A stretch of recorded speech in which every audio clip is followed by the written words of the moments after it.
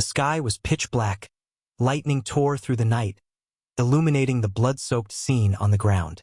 A heavy rain poured down, mingling with the metallic tang of blood, creating a sodden battlefield littered with piles of monster corpses. Amid that desolation, a girl stood motionless under the cold rain, her small hand gripping a blood-stained knife.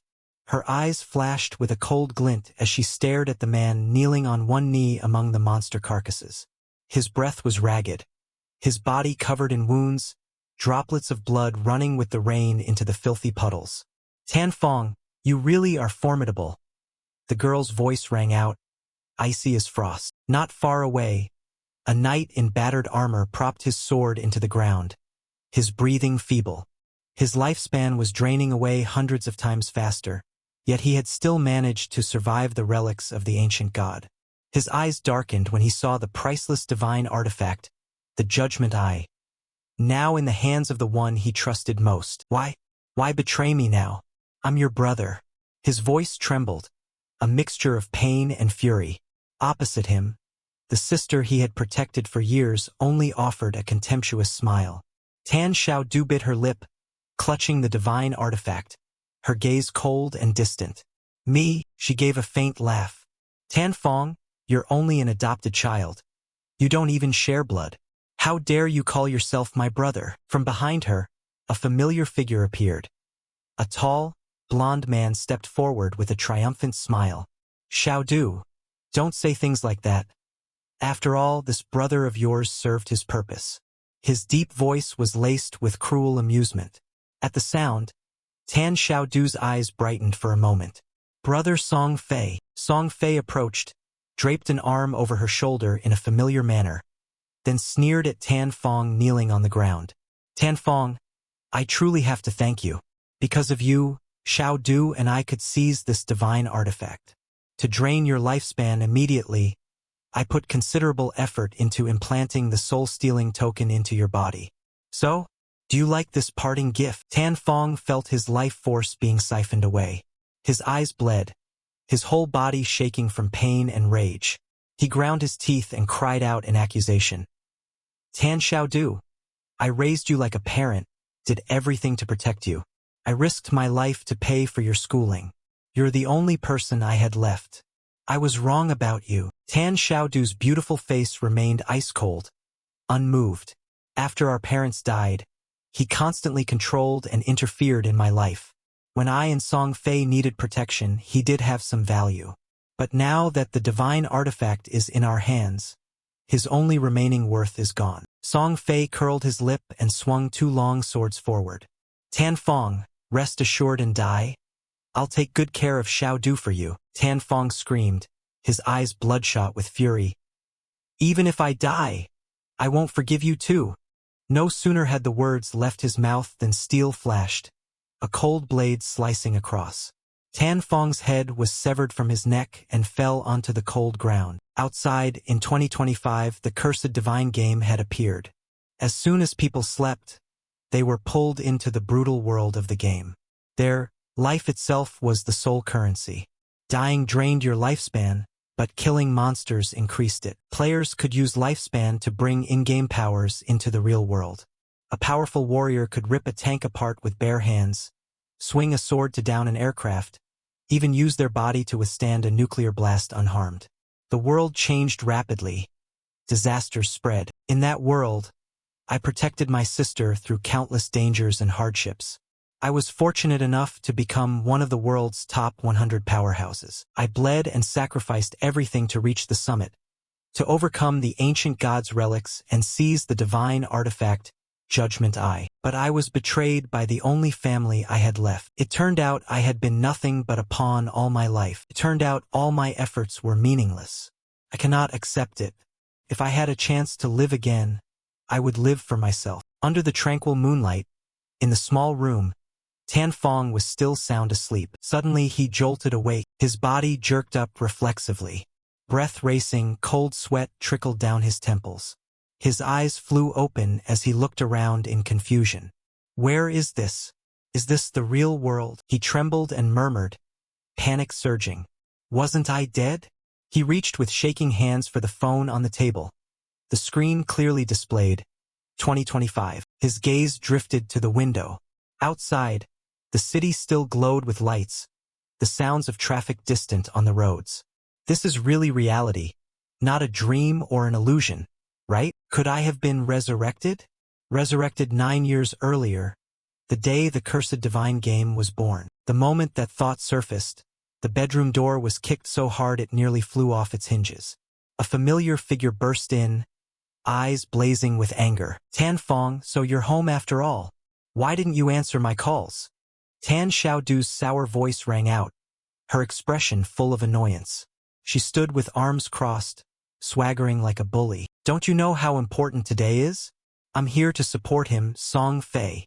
And you want to pull a disappearing act on me? Tan Fong said nothing, silently watching her. Memories of his past life surged like a flood. On this very day, he and Tan Xiaodu had a major fight over Song Fei. Before the cursed divine game appeared, Song Fei had been a famous underground idol. Tan Xiaodu, like many fervent girls, was one of his devoted fans.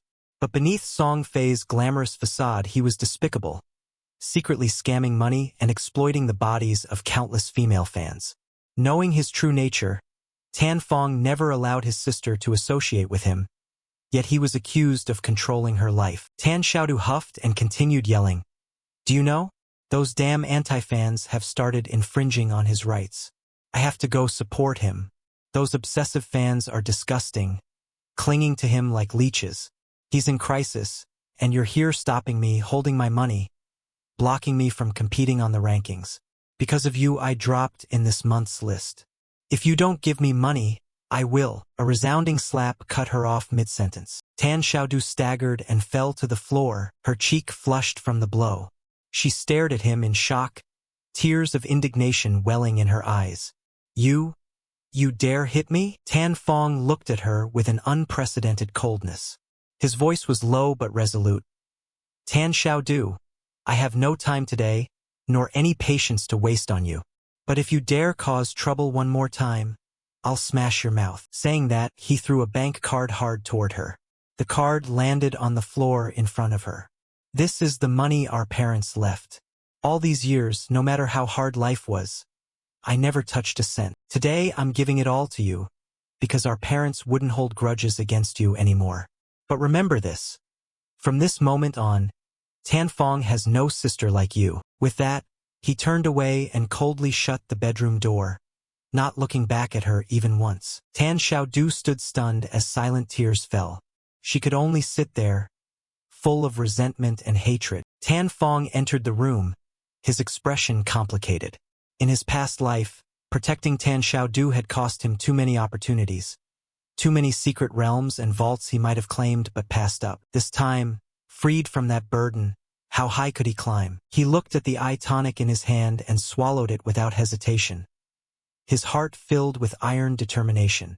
This time, I'll use everything I learned from my past life to rise above it all. He set the glass of water on the table, a deep flash of hatred in his eyes. Tan Xiaodu, rot on your own. As for Song Fei, his voice was ice cold. I'll personally kill you. Sinking into sleep, Tan Fong's soul drifted through the boundless void. When he opened his eyes, he found himself standing before a vast azure gate emitting a mysterious light. Inside was a vast hall filled with countless statues, each representing a different profession. He stepped in slowly, nostalgia rising in his chest. I remember the first time I came here. I panicked and it took hours to finish choosing a profession. This time I must be faster. Tan Fong halted before the knight statue, where in his previous life he had chosen to become a warrior to protect Tan Xiaodu. Although the warrior was not weak, he no longer had to shoulder that responsibility.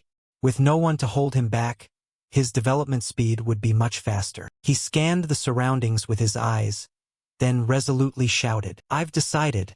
This life I'll choose the assassin. Suddenly, a notification rang in his mind. The divine artifact Judgment Eye had completed its binding. A giant golden eye appeared above his head, emitting a blinding light.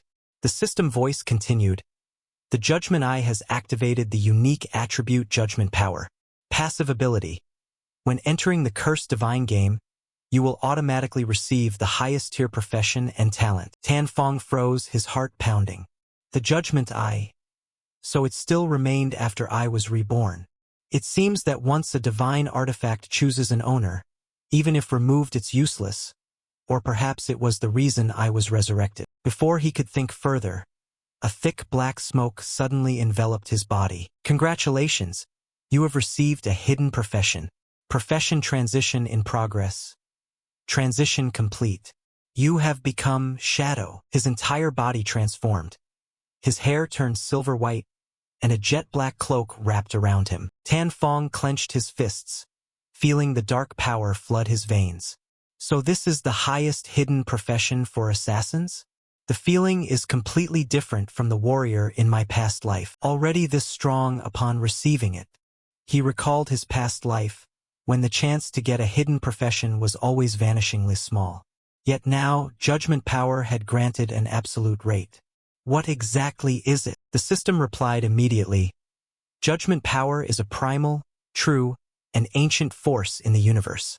It can transcend rules and order. Tan Fong widened his eyes. It can transcend both rules and order? In the previous timeline, humanity only learned of the existence of order power in the 7th year of the game, when a powerhouse escaped the abandoned divine land and entered the land of order. But even after many years, no one managed to possess that power. Unexpectedly, he possessed it right from the start. If I leave the abandoned divine land and reach the land of order, I'll be able to activate this power.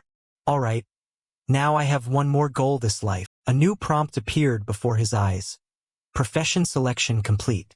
Please enter your in-game name. Tan Fong smiled softly. If my profession is born of darkness, then call me Shadow.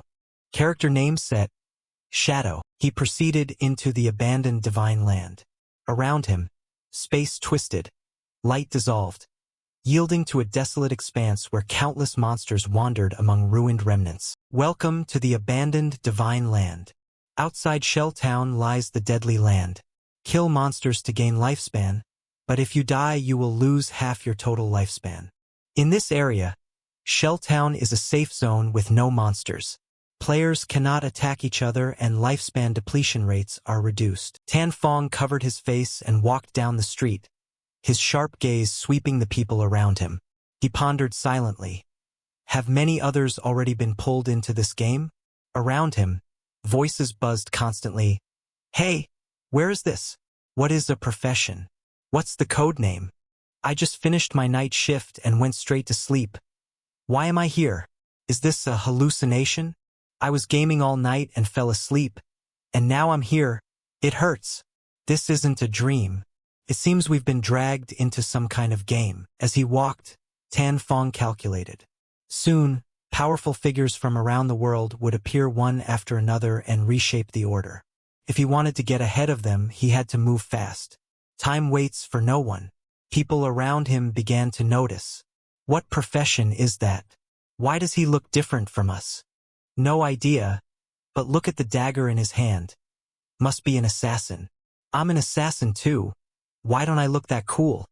Look, he even has a special effect. Suddenly, a blue glow appeared and the crowd in front of him was halted. On the ground, several people writhed in pain. It hurts. So when you die you return to town? Those monsters are brutal. Just one bite and you lose half your health. How can we fight this? It's only a level 1 monster. Even the 3 of us attacking together only took off a third of its health. Ah, my lifespan just got cut in half. A girl in the group, seemingly the leader, called Lutu, was still dazed. What do we do now? Tan Fong inspected her weapon. Normally an archer would use a short bow, but Lutu held a longbow. Looks like this might be a hidden profession too, he thought. Noticing his gaze, Lutu stepped forward to speak. Brother, it seems you have a hidden profession. Form a team with us? Outside are powerful monsters. One person can't handle them. Our team was wiped once, so we have experience. Tan Fong replied calmly. No need. He smiled inwardly. Experience from being killed? Ridiculous. Lutu's companions began taunting. Pretending to be a pro? 5 of us couldn't beat it. Do you think you can alone? Hilarious. Like we said, it's dangerous out there. You really gonna go alone? Want to die? Don't be like that. She has a hidden profession, much nobler than us. Also, assassins can run away even if they can't win. Lutu glanced at his info panel and muttered, Shadow. What an arrogant brat. She waved to signal her teammates and lowered her voice to whisper, Let's go. We'll follow him and see what skills he has. Maybe we can gather some intel about these monsters. She flashed a malicious smile. Yeah, and while we're at it, see how he dies. Tan Fong walked slowly down the foggy road, making everything around him hazy and mysterious. Behind a large tree, Lutu and her underlings carefully watched his every move. The abandoned divine land. This place is truly bizarre and dangerous. Lutu whispered, eyes fixed on Tan Fong's silhouette. Although we don't know why we were pulled here, with years of online game experience I quickly formed a squad. But unexpectedly, the first monster in Newbie Village was strong enough to wipe our team. It's basically not an enemy a level 1 player can defeat. One of Lutu's underlings whispered with envy. Sister Lu, his weapon is different from mine. I only have a dagger, but he has a short sword. Not only that, his speed is much faster. Assassin agility should be the highest. So why do I feel so much slower than him? Lutu frowned, suspicion rising in her mind. This player named Shadow is clearly not normal. Follow him. Maybe we can gather important information about this game. Suddenly, Tan Fong stopped abruptly and turned his head to look straight at them. Lutu jumped and immediately pressed herself against the tree, heart pounding. Were we discovered? She held her breath and waited, but at that moment, Tan Fong's body began to be shrouded by darkness, merging with the surrounding environment. He vanished completely. What the hell? One underling exclaimed in astonishment. He disappeared? Is that a stealth skill? Oh my god. The initial skill is stealth? What kind of overpowered profession is this? Another swallowed, eyes full of admiration. So cool. Assassins have stealth, but it can't be this deadly. Who on earth is he? Lutu frowned and subtly waved her hand. Enough. Let's go back. We'll return to town to look for leveling opportunities. It's too dangerous out here. We've already died once and lost half our lifespan. Don't waste time tailing him. There might be quests or hidden rewards in town that help us grow stronger faster. Meanwhile, under the drizzle, Tan Fong quietly stepped into the dark forest, the corner of his mouth lifting slightly. Can't see me? This shadow profession is truly special, he thought. The invisibility of an ordinary assassin at this level would usually be easy to detect. But with this special profession, he gained a mastery of stealth skill, extending stealth duration and upgrading his stealth to a new tier. In the early stage of the game, almost no one and no monster could detect his presence. Those people are so naive. There won't be anything in town useful for power progression. It's only a temporary refuge for new players. In the abandoned divine game, the weak become prey for the fiends. To grow stronger, there's only one way. Hunt and kill them before they kill you. A line of notification appeared before his eyes. Character information. Character name. Shadow. Profession Shadow. Level 1. Non-tradable lifespan. 75 years. Tradable lifespan 0. Strength 10 plus 3. Constitution 10 plus 3. Agility 10 plus 8. Spirit 10 plus 5. Looking at the attribute panel, Tan Fong smirked coldly. All starting players have base stats of 10. Different professions distribute stats differently. But not me. With Shadow, everything is superior from the start. This life no one can stop me. Tan Fong pondered his attributes. In his previous life, his warrior only had strength and constitution increased by 3 points. But this time, with the Shadow profession, he received bonuses to all stats, and agility was boosted by as much as 8 points. He also had 5 free attribute points to allocate. Most players would choose strength or spirit to increase physical or magical damage. But that's a deadly mistake. Tan Fong didn't hesitate and put them all into agility. His agility stat surged to 13. In the early stages, damage from any fiend is enough to crush a player. Only increasing agility lets me dodge attacks and take down enemies without being hurt. Suddenly, a clack-clack sound echoed in the darkness. Ahead, a creature was hiding. It had blazing red skin and a mouth full of razor teeth. A level 1 monster of common rank. The monster immediately detected Tan Fong and lunged forward like a whirlwind. Tan Fong stepped back, eyes sharp as he observed. The creature's body bore many wounds. Clearly this was the one that had slain that 4-man squad. So when it kills players, it can absorb lifespan to evolve. I can't let it keep growing. As he thought, he nimbly dodged its razor claws. Waiting for the right moment, Tan Fong activated the skill, Phantom Image. His body was instantly cloaked in darkness, merging with the surroundings. The monster grew confused, looking around but failing to find its prey. From above, Tan Fong dove like a razor blade. The short sword in his hand sliced the air and drove straight into the monster's head. You dealt 174 damage. You killed a level 1 monster and gained 10 experience points. Tan Fong's eyes widened in astonishment. A backstab? Even hitting the weak point, it's still too strong. The system immediately displayed a notification. Backstab. If your attack is launched while out of the enemy's sight, your damage is doubled. So that's it. When multiple skills combine, damage escalates to terrifying levels. The shadow profession is truly too powerful. A pale golden light appeared before him, the lifespan orb. Seeing it, he couldn't help but think of his sister. In his previous life, the warrior's critical hit only dealt 40 damage. Killing a monster took half a day, and he would even get injured. Back then, he didn't hesitate to give all the lifespan orbs to his sister. So foolish. He clenched the lifespan orb, absorbing it into his body. A notification appeared. You have gained 3 days of tradable lifespan. You have gained 54 years and 155 days of non-tradable lifespan. Those 5 had lost at least 20 to 30 years each, but when transferred to the monster it only left 54 years. But that's fine. The non-tradable lifespan does nothing for now. The important thing is I'm stronger. Suddenly, a yellow eye appeared above his head. An invisible voice rang out. The power of judgment has been activated. Congratulations. You have gained the talent. Infinite Evolution. Infinite Evolution talent. Primal level. When you kill monsters in single-player mode, you have a chance to receive evolution points. Every 24 hours you automatically receive 5 evolution points. If you defeat a boss-level fiend in single-player mode, you immediately gain 100% evolution points. Current evolution points, 5. Tan Fong tightened his fist, feeling the surge of power in his body. He smiled. This life, I will not repeat the mistakes of the last. He was excited. Infinite evolution. You can upgrade skills with it? In his previous life, he had never heard of this. In that world, equipment or skill books that dropped from monsters kept their initial level and couldn't be changed. But this time, he held a power that transcended all rules and orders.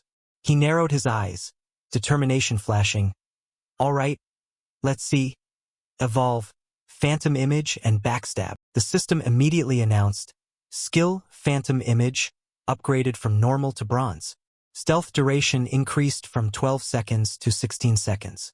Attacking will reveal you, but the first strike after exiting stealth deals 90% increased damage. Cooldown reduced from 28 seconds to 26 seconds. Skill Backstab upgraded from low to normal. Passive effect. When attacking from behind, damage increased from 10% to 15%. Tan Fong gave a cold smile. Stealth time is up to 16 seconds. Combined with stealth mastery, it can stretch to 32 seconds, almost achieving infinite stealth. If I keep upgrading, even a high-level monster could be taken down in one blow. Suddenly, a voice sounded behind him. Look, that scrawny guy just killed a fiend. I told you this game is easy. Tan Fong frowned and turned to look. It was a couple. The burly man laughed loudly, slapping the girl's shoulder with self-satisfaction. Song 2, you're amazing. With your strength, you could take down at least 10 more. The man laughed and thumped his chest proudly. Ha ha. Don't worry. I'm here. Nothing will hurt you. But at that moment, Tan Fong noticed something moving in the tree canopy above them. A pair of blood-red eyes glowed in the darkness. The guardian beast hummed. It was a giant spider, a ferocious creature of bronze rank. It had set its sights on the two innocents. The burly man stepped toward Tan Fong, laughing. "Hey buddy, I see you walking alone looking miserable. Want to join us? I'll protect you." At that instant, Tan Fong activated Phantom Image, his body blending into the darkness. The woman looked around in confusion. "Hey Song too, where did that person go? Maybe he's scared of your muscles." But before she could finish, something terrifying happened. The giant spider lunged down at breakneck speed. "Oh my God! What is that?" The woman screamed in panic, but it was too late. Blade-like legs struck. With a single blow, blood sprayed. Their bodies were torn apart, falling in pieces. The giant spider snarled, its red eyes flashing in the night. Beneath it, a swarm of spiderlings rushed forward, eager to tear at the remaining parts of the two unlucky victims. Tan Fong stood at a distance, eyes cold. The newbie boss guardian, with over 1,600 HP, was far beyond the combat capability of normal level 1 players, and it had a brood of spiderlings under its command. He tightened his grip on the short sword, the corner of his mouth curling. "But that's fine. Let me see how strong this newly upgraded power is." Without another word, he lunged at the monster, delivering the stealthiest strike. The sharp short sword rose and plunged straight into the guardian's eye. A piercing wail echoed through the forest. He entered Phantom Image again. "You dealt 338 damage attacking the weak point. That was dangerous. Good thing I'm agile enough. If I'd been stabbed with over 130 HP, I'd have died instantly. You received 9 damage points. But that last strike still did over 300 damage. Ah, exhilarating. It's gone berserk. These fiends are very smart. They won't just stand there and swing wildly." It looked like it was flailing attacks at the surrounding environment. The spiderlings were on alert, so you couldn't just approach them casually. But if I'm not mistaken, while the giant monster stood there unable to react, a stone flew over, spinning straight into the guardian's body. "You dealt 299 damage, attacking the weak point." Seeing the system notification, Tan Fong grew more excited.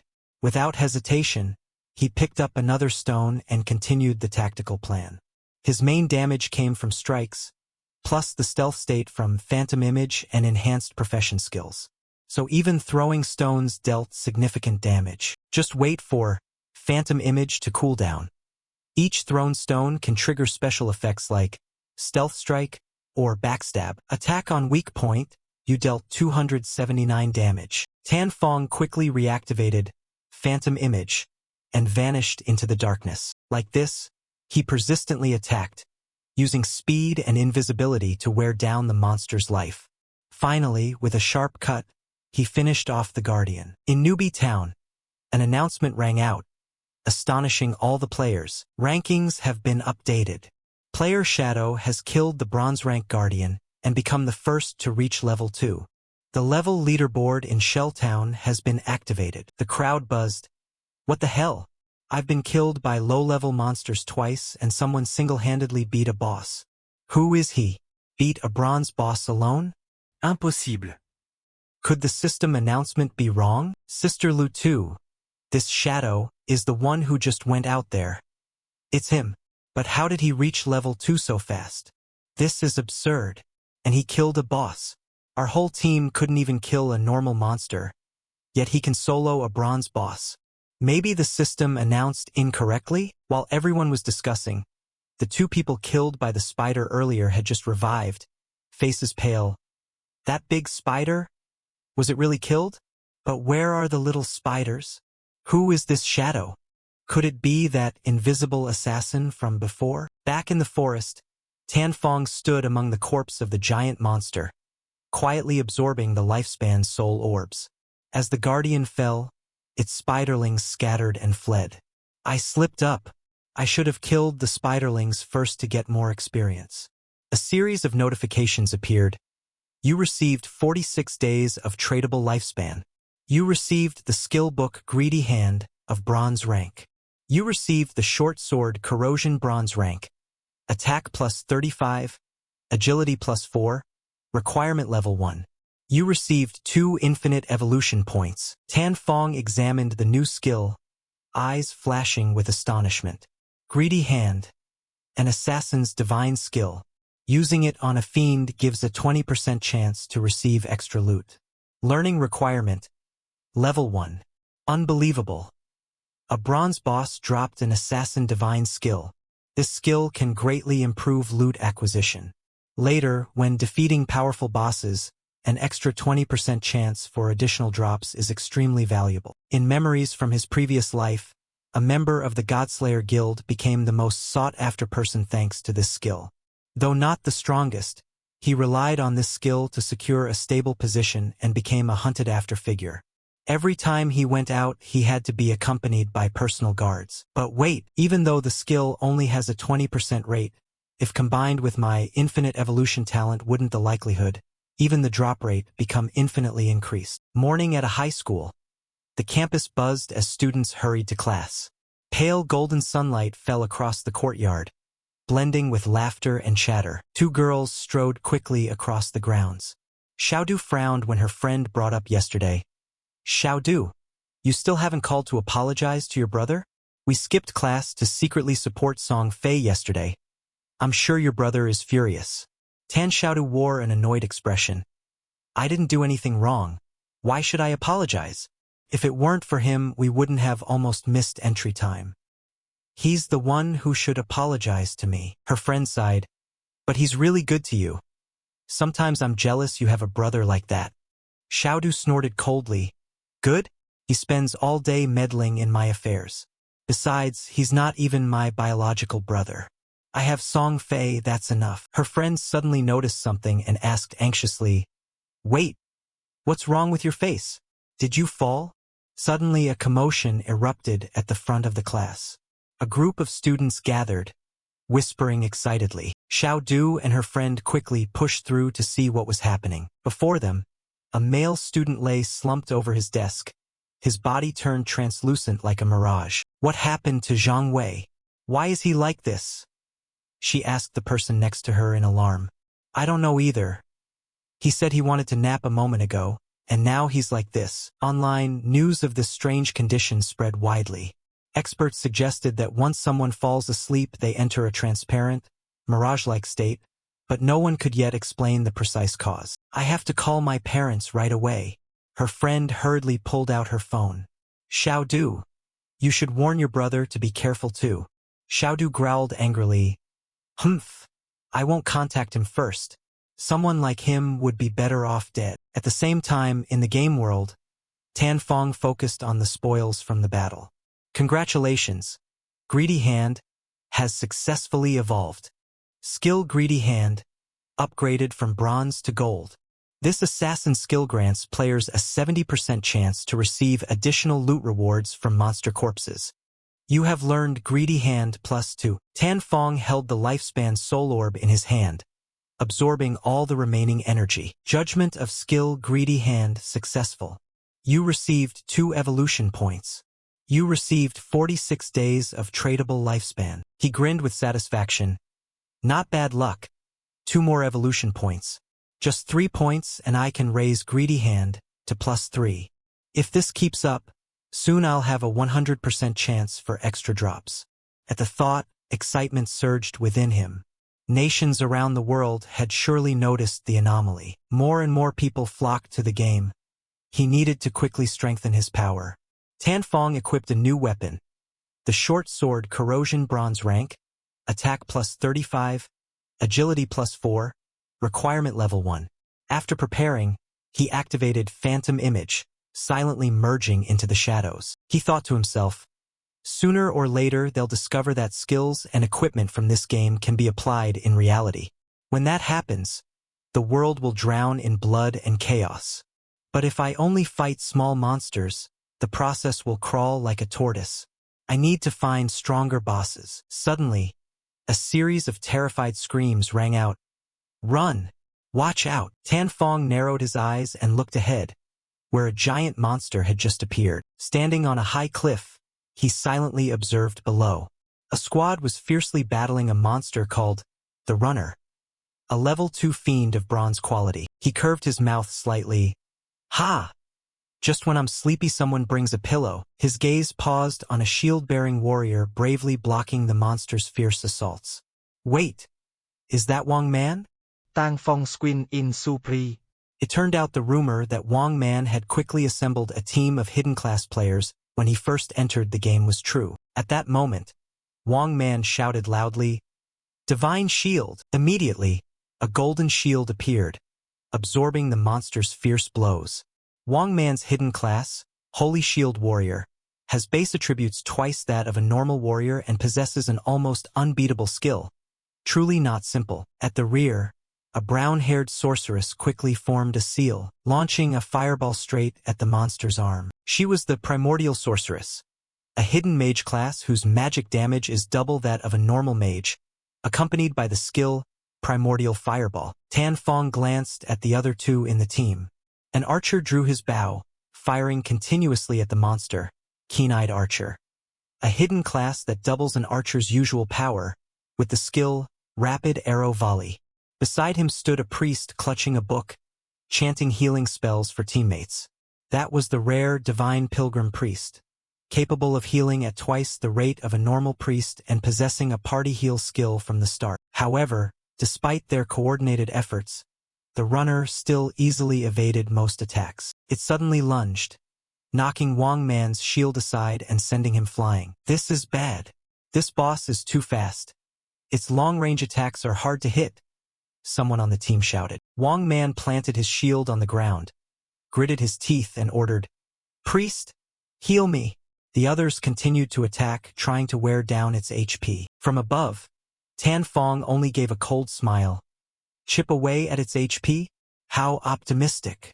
He thought to himself, have they forgotten this is the wild? If the fight drags on, they'll attract more fiends. Just as predicted, in the blink of an eye more monsters began to emerge from the dark forest. A level 2 common fiend called an Infected appeared in the distance, its body coated in dark brown mud. Its eyes gleamed wickedly as it raised grotesque arms, ready to launch ranged attacks. A swordsman in the party recognized the danger and immediately leapt forward to strike the creature. "Careful!" a teammate shouted. The blade struck the target but inflicted only 33 damage. The sword stalled, as if sucked into the slimy mud layer on the monster's body. Damn! Its defense is too high. The swordsman panicked, forcing his strength but unable to withdraw the blade. Before he could react, the monster opened its mouth and spat a spray of foul mud at him. Ah! It stinks! The swordsman braced on his hands, face contorted by the terrible smell. Oh no! It's a bog curse. They used this move to slow enemies. The nearby sorceress was also hit and immediately slowed. While everyone panicked, the infected extended long muddy tentacles toward the sorceress, causing her to cry out in terror. Help! At that moment, Tan Fong used Phantom Image, moving across the battlefield like a gust of wind. In the blink of an eye, his blade severed the monster's head. The group in front of him gasped, mouths agape. What the hell was that? One strike killed the infected? Who is that? Is someone helping us? Even level 1 monsters take us over 10 seconds to kill. How is this level 2 wiped instantly? What the hell is going on? Before he could recover, another contaminated, standing behind the swordsman, was split in two by a slash and died. That's a sneak kill. Die, Lizzie. Did you see who did it? The girl shook her head, voice trembling. I didn't see anything. Wang Man kept his composure, eyes flashing with caution. Let's hope that person came to help us. Don't be distracted. Keep attacking. Now only the runner remains. Maintain the previous tempo. Tan Fong stood on the branch, a faint smile curling at the corner of his mouth. A series of notifications popped up. You killed a level 2 infected, gained 40 EXP. You received 1 evolution point. You obtained the normal grade skill book, Extreme Poison Throwing Star. You received 8 days of tradable lifespan. Tan Fong's eyes flashed with interest. Extreme Poison Throwing Star, a damage overtime skill with mid and long range. Good. Evolve immediately. The system responded at once, Skill, Extreme Poison Throwing Star. Upgraded to Silver. Range, 14m. Adds 120 damage. Poison status lasts 5 seconds, dealing 50% damage each second. Effects cannot stack. Tan Fong narrowed his eyes, excitement in his gaze. Below, the battle continued with intense ferocity. The runner stabbed Wang Man through with a tentacle and hoisted him high. This is bad. Wang Man's HP won't recover in time. Wang Man struggled and roared, "Everyone, run!" At that moment, and jade-green dart shot through like lightning, piercing straight into the monster's eye. Thuck! Blood spattered. The creature howled miserably. In an instant, nearly half its HP was drained. It snarled in pain and collapsed to the ground. Its HP kept dropping by 324 points per second. System announcements rang out. Your damage contribution exceeded 90%. Loot belongs to you. You killed the bronze level, the runner. Gained 600 EXP. Reached level 3. Gained 2 evolution points. Gained 55 days of tradable lifespan. Tan Fong squinted, shaken inside. I didn't expect the DOT from Extreme Poison Throwing Star could trigger my passive. Combined with Phantom Image, I can be invisible and throw darts almost infinitely. In early and mid stages, no fiend will be my match. Wang Man was stunned, voice trembling. Terrifying with this damage? Is he even human, like a ghost? Tan Fong flickered in and out and swiftly snatched the lifespan orb right before Wang Man's eyes. The loot light flashed and then vanished. Wang Man trembled, clasped his hands and bowed. Brother, I don't know what master you are, but thank you for saving my life. Tan Fong replied coldly, No need to thank me. In the wild, don't trust others easily. Wang Man nodded, face serious. I understand. Thank you for the reminder. I won't bother you about loot checks again. I'm Wang Man. If you need help later, come find me. Another excited voice called out, Old Master, I'm Break Bloom, and this is Dai Luzi. Can we friend you? Don't talk so much, let's go. Tang Phong what yet Wan Man Quy. This person could be trusted. Moreover, he had the backing of the Dai Ha government and ample resources. What I lack is a steady sales channel. Later, I can sell him unneeded items. Without hesitation, Tan Fong crushed the lifespan orb and absorbed it. The system announced, Congratulations, you received 3 evolution points. You received 55 days of tradable lifespan.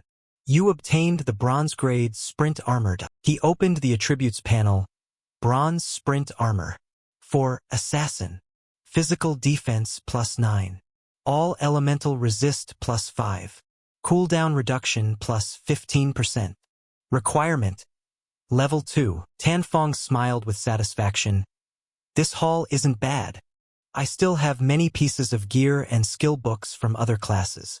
When my bags are full, I'll return to town and exchange everything for tradable lifespan. His eyes gleamed sharply. My growth rate now is 100 times faster than my previous life.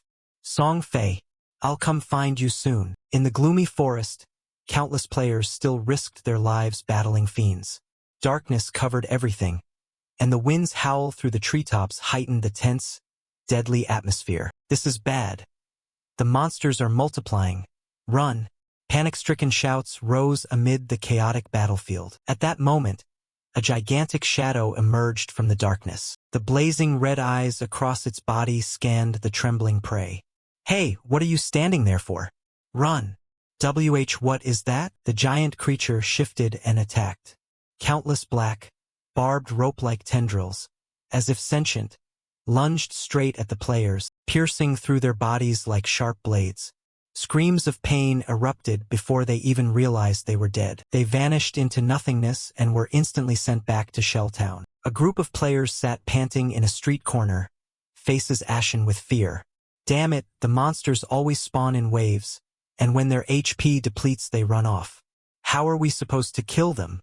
To escape this game, we need to reach level 3 at least. How are we supposed to reach level 3? Then gather more people. If 3 aren't enough, make a 6-man party, even 10. Another sneered mockingly. I doubt that would help. I've seen a group of 10 torn apart by the big monsters. More people just attract stronger bosses. Those words fell the crowd into silence. Too many had died in this game. No one knew if they could ever return. Worse, there's a rumor that a party of 40 accidentally angered a high-level boss called the Cursed One. With a single move it killed over 30 of them. The surrounding players swallowed hard, cold sweat pouring down. The thought of being trapped in the game forever filled them with despair. If we can't reach level 3, won't we starve to death in the real world? A trembling voice asked. They had come here after falling asleep, meaning only their consciousness existed in this world. If they couldn't leave the game, their real bodies would die. Luzi ground her teeth in anger. Damn it. What the hell is this game that it's so hard? Her subordinate behind her spoke anxiously. Sister Luzi, we've died 3 times already. Our tradable lifespan is down to less than 10 years. If this really affects the real world, we can't afford another death. She looked up at the leaderboard. The name Shadow topped it at level 3. How did he level up so fast? She muttered. A thought flashed through Luzi's mind. If Shadow knows how to level, she must find him and ask him to get her group to level 3. First they must escape this game, then deal with everything else. She turned to her subordinates. Voice firm. Broadcast retreat. Tell Shadow that if he can get us to level 3, I'll pay him 10 million in cash when we return to the real world. The subordinates panicked. What? 10 million? Luzi smiled coldly. 10 million for a life, that's a bargain. I don't believe he'd be unmoved by that. Nearby, the mud monster howled in pain as a poisoned arrow pierced its head. Its huge body trembled for a few seconds before collapsing onto the muddy ground. Motionless. You killed a level 2 polluter. You gained 20 EXP. You received 1 evolution point. Tan Fong nodded slightly, eyes flashing sharply. Good. The evolution points are enough. Immediately, he activated the evolution for the skill Greedy Hand. Consume 5 evolution points. Evolution successful. Greedy Hand upgraded from Platinum to Viridian. Tan Fong felt the change. Bonus loot rewards plus 160%. Extra rewards have a 20% chance to increase an item's grade. His eyes brightened as he read the new skill info. Viridian Greedy Hand. Assassin skill. Can be used on fiend corpses. Chance to receive. He clenched his fist, barely able to contain his excitement. A 20% chance to upgrade loot grade? If I keep evolving this skill, can I raise that to 100% or even 200%? If I truly reach that, wouldn't I become unstoppable? Lost in thought, his gaze suddenly turned cold as he spotted a gigantic shadow in the distance. The whole space seemed dyed in a gloomy, malevolent hue. It was the Cursed One, a bronze-level boss. Faint specks of light circled it, the souls it had devoured. Just by looking, one could tell it had killed at least 40 players. It appeared to be digesting their lifespans to evolve into a silver boss. If action wasn't taken soon, its power would become even more terrifying. He glanced quickly at his inventory and frowned. Too bad, the backpack is full. Even if we kill it now, I can't pick up any more loot. Thinking that, he quickly opened the map and marked the boss's location. It will take some time for it to evolve. First I should return to town to clear my bag, then come back to deal with it. It's not urgent. With that, Tan Fong immediately activated Phantom Image. His body gradually dissolved into the darkness, leaving no trace. Shell Town was livelier than ever. Crowds gathered, buzzing about shocking news. Have you heard? Someone's willing to pay 10 million to hire the top-ranked Shadow to level them up. Really? Are the rich already looking for ways to escape this game? A green-haired girl stood nearby, tears streaming down her face. She sobbed. Ordinary people like us could never afford that price. Amid the crowd, a figure silently materialized from the shadows. Tan Fong stepped out, saying nothing, and quietly opened his system panel. His fingers moved and he confirmed opening sales for gear and skills. On sale for 10 minutes only. If you want it, be quick. After setting it up, Tan Fong sat down on the ground. When did this person show up? He's only wearing 2 bronze items and yet wants to sell 2 more? Is this the one who killed the bronze-level boss? Look at his name. Shadow. He's the top-ranked Shadow. Really? But why can't we see his face clearly? He turned on full conceal. And avatars in this game match real life exactly. If he didn't hide, he'd be easily recognized. The atmosphere tightened as curious gazes fixed on Tan Fong. A girl stepped out of the crowd. She had a seductive figure. Every movement radiated confidence and mystery. Her cold eyes fixed on his trade window. How much for this ice tracker skill? She asked softly, testing the waters. Tan Fong glanced at her and immediately recognized her identity. Gray Rose. Rank 11 in Shell Town. He thought briefly and answered curtly. 100 days of tradable lifespan. 100 days? That's too expensive. Can you lower the price? Tan Fong replied coldly. Although Ice Tracker is only normal grade, it's extremely useful for mages. With the current monster clear speed, this price is already cheap. The girl hesitated for a moment, then asked, Can I pay in cash in the real world? If you have cash, you can buy lifespan from others first and then trade with me. If no one outbids you, I'll reserve the item for you. Gray Rose sighed. She quickly opened the group chat and messaged her teammates. What do you all think? We can reach level 2 quickly under my leadership. I want to buy this skill. Any objections? No objections. Right, if we have Ice Tracker, our team can reach level 3 faster. Getting out of the game is the priority. Okay, transfer tradable lifespan to me. Once we return to reality, I'll reimburse you in cash. Within minutes, Gray Rose had gathered the required 100 days of lifespan. She confirmed the transaction with Tan Fong. You sold the Ice Tracker skill book and received 100 days of tradable lifespan. Your tradable lifespan increased from 268 days to 368 days. Tan Fong looked at the system panel and the corner of his mouth twitched upward. Just as he expected, most level 2 teams had killed at least 30 to 40 monsters and had even more lifespan. This was only the beginning. In the noisy shell town, a figure suddenly rushed over, breathless. Finally found you, Shadow. Lu Zi stood before Tan Fong, her gaze sharp. She swept her long hair to one side and arrogantly declared, I'll give you a chance to get me to level 3. When we return to the real world, I'll transfer 10 million in cash immediately. Those words detonated like a bomb through the crowd. Nearby voices murmured in shock. So the rumor about someone willing to pay 10 million to hire Shadow was true. This guy just casually earned that kind of money? Lu Zi folded her arms, a confident smile curling her lips. I'm the chairwoman of Daijiang Enterprises. You can check as you like. I'm not short of money. Just help me. And I guarantee your future will be brilliant.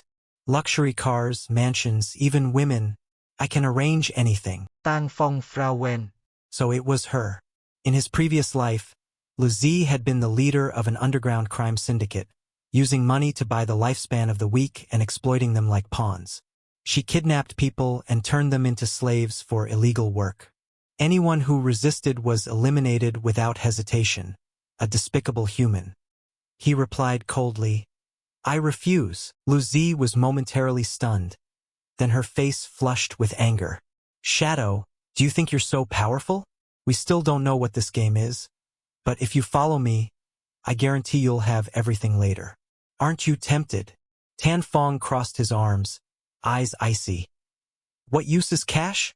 Right now, the only thing of value is tradable lifespan. If you're not buying items, don't interfere with my work. Lu Zi bit her lip, irritation flashing in her eyes. Are you joking? I offered because I value you. If this were the real world, I'd teach you a lesson. Before she finished, a murderous aura erupted. Tan Fong narrowed his eyes, voice low and imposing. Say one more word and I'll send your lifespan straight to the afterlife. A sense of death suddenly squeezed Lu Zi's heart. She involuntarily stepped back, trembling. Her followers were pale with fear. Let's go. She gritted her teeth and ordered, then spun and left, not forgetting to snap back angrily. Humph. Just wait and see. Tan Fong paid no heed, focusing on the trade panel. You sold a bronze-level radiant cloak. You received 19 days of tradable lifespan. Total tradable lifespan, 546 days. Those who had just bought his gear chatted excitedly. Getting Shadow's gear this time will definitely make us stronger. Tan Fong didn't care. He quietly stood and his gaze grew solemn. Task done. Now it was time to deal with the cursed one. No one in town knew that tradable lifespan was the key to making in-game skills real. No one knew this game would completely change the order of the real world. Tan Fong's figure faded. He entered Phantom Image and vanished completely. The crowd gaped. Huh? Where did he go? So mysterious. He disappeared right before our eyes. What profession is that? Tan Fong left calmly, inwardly thinking. Only strength is the root of everything. Under the crimson sunset, the last rays fell over the road strewn with broken cobblestones. Lu Zi's group, after narrowly escaping the encounter with Tan Fong, finally stopped at the roadside. Breathing heavily, chests heaving, sweat damp on foreheads. One by one they collapsed to sit, exhausted and worn out. Lu Zi ground her teeth, anger flashing in her eyes. That shadow bastard not only refused my offer but dared to threaten me. Humph. Wait until we return to the real world. I'll make you pay. Her voice was full of hatred, but deep in her eyes flickered an indistinct unease. The atmosphere around the group was suffocating. Suddenly, from a narrow dark alley, a thin man stepped out with a flattering smile. Under his cloak his eyes gleamed with craftiness. Hello, Sister Lu Zi. I'm Mao Li Tuan. Call me Old Mao. I'm currently level 2 and have some tricks to level up quickly. If you need, I'm willing to help. So is that 10 million promise still valid? Lu Zi glared at Old Mao with contempt. Tricks? What tricks? Scamming people. Mao Li Tuan snurta confidently. I don't share secrets casually, but for you, Lu Zi, it's different. As a token, I'll break my rule this once. He stepped closer, lowering his voice as if afraid of eavesdroppers. In the current situation, if you want to level up fast, put all 5 initial attribute points into agility. Only then, when you sprint at full speed, will you have a chance to escape the monsters. Understand? Lu Zi was briefly stunned, both astonished and regretful. So that's the correct way to play. Damn, I put all my attribute points into strength. But she quickly regained composure, a cold smile curling her lips. All right, you do have some ability, Old Mao. However, you're not as strong as Shadow, so your value isn't as high. I'll give you 5 million, except get me to level 3, and I'll transfer the money as soon as we return to the real world. Mao Li Tuan curled his lips, smug satisfaction obvious. No problem, that Shadow may be strong, but he seems a bit stupid. Turning down 10 million. What an idiot. Lu Zi looked at him coldly, though a knowing smile tugged at her mouth. In the gloomy forest, pale moonlight filtered through thick foliage, casting over ground strewn with weeds and rotting leaves. The chirring of insects blended with the whispering wind, composing a haunting nocturne. From a high branch, Tan Fong stood still, sharp eyes fixed on the monster lurking in the dense gray mist. Before him was the cursed one, a creature that had evolved to white-silver rank. A gloomy mist swirled around its body, exuding a cold, deathly stench. Tan Fong frowned in thought. As expected, it's evolved to white-silver, and it's still evolving. If it goes from white-silver to golden, it'll take at least 7 or 8 hours. Waiting that long is really annoying. Without hesitation, he took out a poison dart. A blue-green glow seeped from the toxin into the air, giving a chilling sense of danger. Tan Fong flicked his wrist. The dart shot through the air, slicing the wind toward the monster. A sharp sound rang as the dart embedded in the cursed one. The poison quickly ate away, reducing its HP by 659 points. Is it working? Tan Fong's eyes brightened. Seizing the moment, he immediately used the skill Stealth Break Strike. The blade flashed, lightning-like slashes tearing through the night. Each precise strike landed, consecutively removing 219 HP from the creature.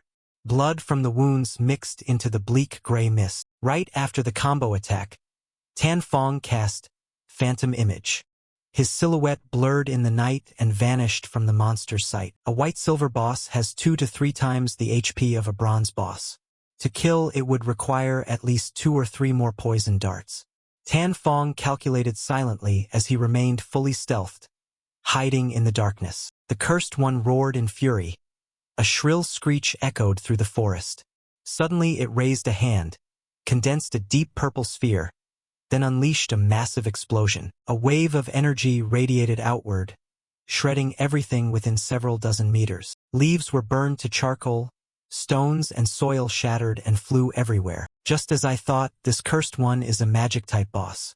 Most of its skills are wide-area attacks with extremely high damage. If you get hit by one with current HP and defense, you die instantly. Just as the purple smoke from the explosion hadn't yet cleared, the cursed one lunged with surprising speed. Its sharp claws extended amid furious growls. Tan Fong retreated quickly, moving while timing the cooldown of Phantom Image. He clenched his teeth. Must stall until the skill cooldown. First get out of its attack range. The cursed one's rage continued for a while longer, but its attacks gradually weakened. Taking the opportunity, Tan Fong dashed forward like a flash. The sword in his hand blazed brilliantly as he struck down on the monster's crown with a powerful stealth break strike. The sharp blade took 600 HP, followed by successive blows that further reduced its HP by 219 points. Each time it was gravely wounded. The cursed one howled pitifully and flailed as it tried to flee. Tan Fong smiled coldly. Good. Compared to going berserk before dying, dying obediently is less trouble. Without hesitation, he poured his strength into the sword. A killing stroke swung down, light flashing in the dark. The cursed one screamed one last time before its body turned into gray smoke and dispersed. The system chime rang crisply. You have killed the white-silver rank cursed one. You gained 1,800 experience points. Congratulations, you have reached level 5. Congratulations, you received 4 evolution points. You have obtained 124 days of tradable lifespan. Hearing the announcement, Tan Fong burst into loud, excited laughter. Ha ha! I didn't expect to level up 2 ranks this time, and to get 4 evolution points as well. He didn't hesitate, opened the skill panel, and upgraded Greedy Hand. Notifications kept appearing. Greedy Hand skill adjudication successful. You received 4 evolution points. You received 124 days of tradable lifespan. Tan Fong was astonished. 2 rounds of bonus rewards? He looked at the skill panel, unable to contain his joy. This white-silver boss is really generous. A full 12 evolution points and 372 days of tradable lifespan. Silver moonlight washed over his back, a powerful aura radiating from him. He muttered, eyes alight with desire. Only absolute strength is the root of everything. The system suddenly chimed. Greedy Hand's additional effect activated. One of your loot items will be upgraded from white-silver rank to golden rank. Tan Fong's eyes lit up as he saw an item drop from the cursed one's corpse. A golden rank item. A satisfied smile curved his lips. No wonder Greedy Hand at Jade Thief rank has a 20% chance to upgrade additional loot by 1 rank. It dropped 7 or 8 pieces. However, looking at his already stuffed inventory, Tan Fong frowned. My backpack has no free slots now. I can't always kill bosses and run back. It's really a waste of time. He sighed and muttered, glancing at the glittering items scattered on the ground. Hopefully this cursed one will drop a storage ring or something to expand inventory space. No sooner had he spoken than a brilliant radiance burst from the pile of loot, illuminating the dark forest. Tan Fong exclaimed in surprise. This is cut to a hidden corner of the town, the air buzzing with excitement as Luzi's group returned safely from the dangerous hunt. Her face brimmed with joy as she shouted, Finally made it back alive. 2 members beside her cheerfully replied. Luckily Brother Vong Man led the way. We were able to level up to 3 and return to town safely. Luzi nodded excitedly, voice full of pride. That's right. That's right. Brother Vong Man is truly amazing. She hid her face shyly, cheeks flushed. Sob. It's a pity I didn't get to befriend that elder. Maybe he looked down on me because I'm so rustic, covered in mud. So he... Hearing this, another member laughed teasingly. Maybe if you had been wearing that new set, the elder would have agreed to be your friend. The group burst into laughter. Suddenly, the leaderboard popped up before everyone. At the top spot was a commanding name, Shadow, Level 5 Assassin. Right below was Vong Man, a Level 3 warrior. Exclamations rose throughout the town. The leaderboard just updated. Shadow is Level 5 now. Jumped from Level 3 to Level 5 in under 10 minutes. What kind of boss did he kill? He was selling gear just over 10 minutes ago. How did he level up so fast? A man in the crowd sighed regretfully. My sister is only 18. She really wants to befriend that elder. If he helps me level up, that'd be great. Someone beside him scoffed. He didn't even care about 10 million. How could he care about your sister? Another young man clutched his head and shouted in despair. Damn it. I just reached Level 3 and the elder's already Level 5. Is there any room left for the rest of us to survive? Vong Man calmly reassured them. Don't overthink it. Each of us will return to reality and tell our relatives and friends about this holy game. Sooner or later, the world will fall into chaos. At least we should prepare those close to us first. The group nodded in agreement.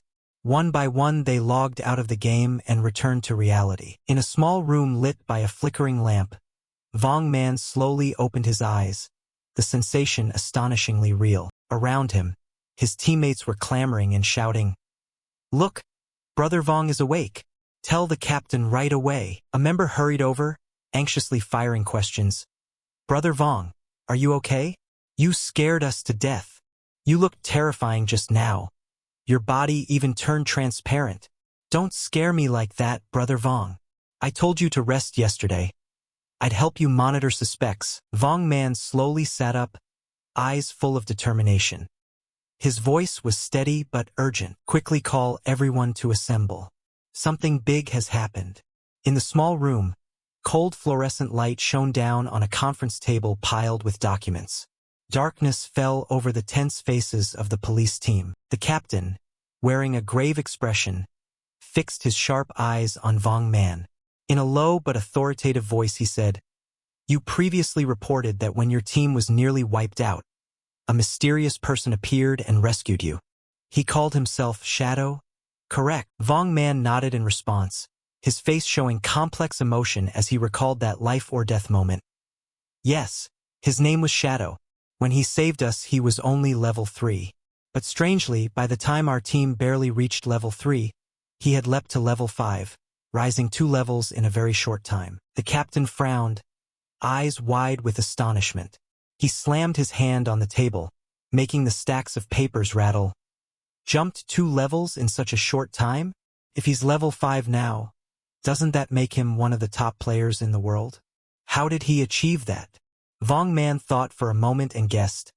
I think it's highly likely he defeated an extremely powerful boss. A member sitting nearby, face showing doubt, squinted and said, But by your account, Shadow reached Level 3 an hour ago. So why hasn't he returned to reality yet? Could it be that he has no relatives in real life and doesn't need to notify anyone? Vong Man sighed, sadness appearing in his eyes. I don't know about that, but it's possible he really has no family. At this moment, Envu, a young female member with a delicate face but sharp eyes, snorted coldly and spoke with a skeptical tone. Could this Shadow be someone displaced in time? In novels, time-displaced people are often orphans with no family ties, which makes it easier for them to rise unencumbered. As soon as Envu finished speaking, the room fell silent. Everyone's gaze turned to her, full of surprise and a hint of disbelief. Am I wrong? The captain glanced at Envu, his eyes stern with a touch of rebuke. Envu, I've told you to read fewer novels. In a situation this serious, don't joke around. Envu blushed, lowered her head, realizing she had spoken inappropriately given the tense circumstances. The captain pondered briefly, then turned to Vong Man with a serious tone. The information you provided about the holy game exactly matches reports from higher-ups. A recent study discovered a strange phenomenon. Some elderly people have died immediately after going to sleep. Data collected from players who returned to reality confirmed that all these victims had died multiple times within the game. The captain paused, his voice growing heavier. In other words, if a player's lifespan in the holy game is reduced to 0, that player will truly die in real life. The room suddenly turned icy.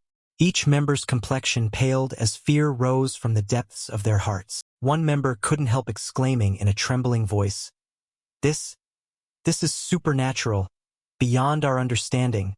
The captain looked at everyone solemnly, eyes full of resolve. "Exactly.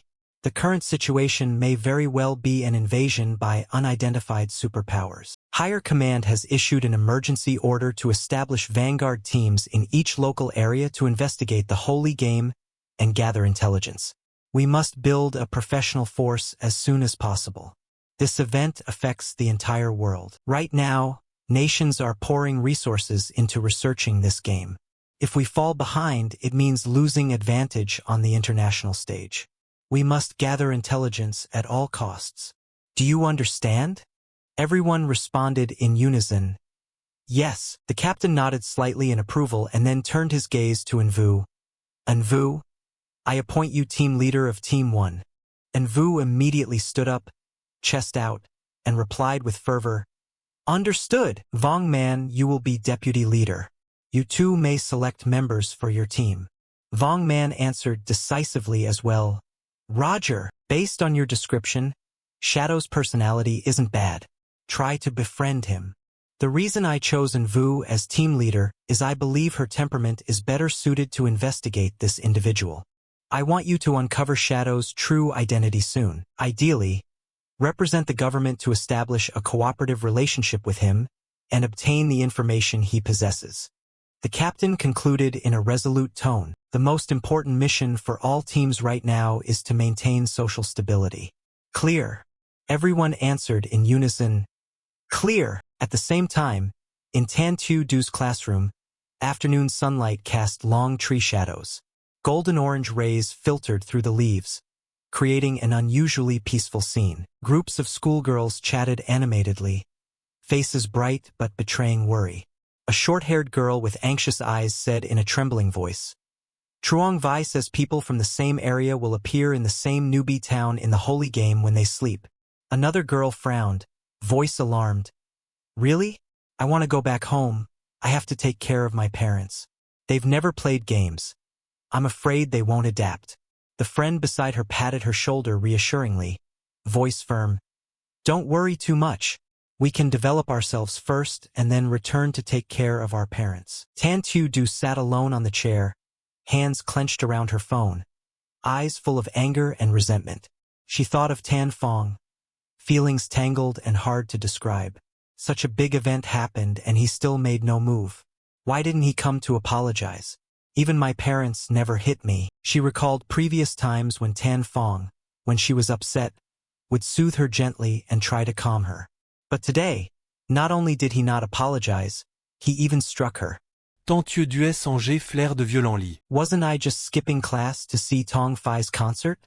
Tan Fong deserves to die. If he doesn't apologize to me 1,000 times this time, I will never forgive him. Fortunately, I went to see Tong Fai last night. Otherwise, once the holy game incident happened, it might be very hard to get another chance. Thinking of that, Tan Tu Du recalled Tong Fai's concert last night. The stage glittered with lights. Tong Fai stood there with godlike presence. His warm, deep voice flowed through each line and touched people's hearts. Tu Du clearly remembered her heart racing when she stood so close to him.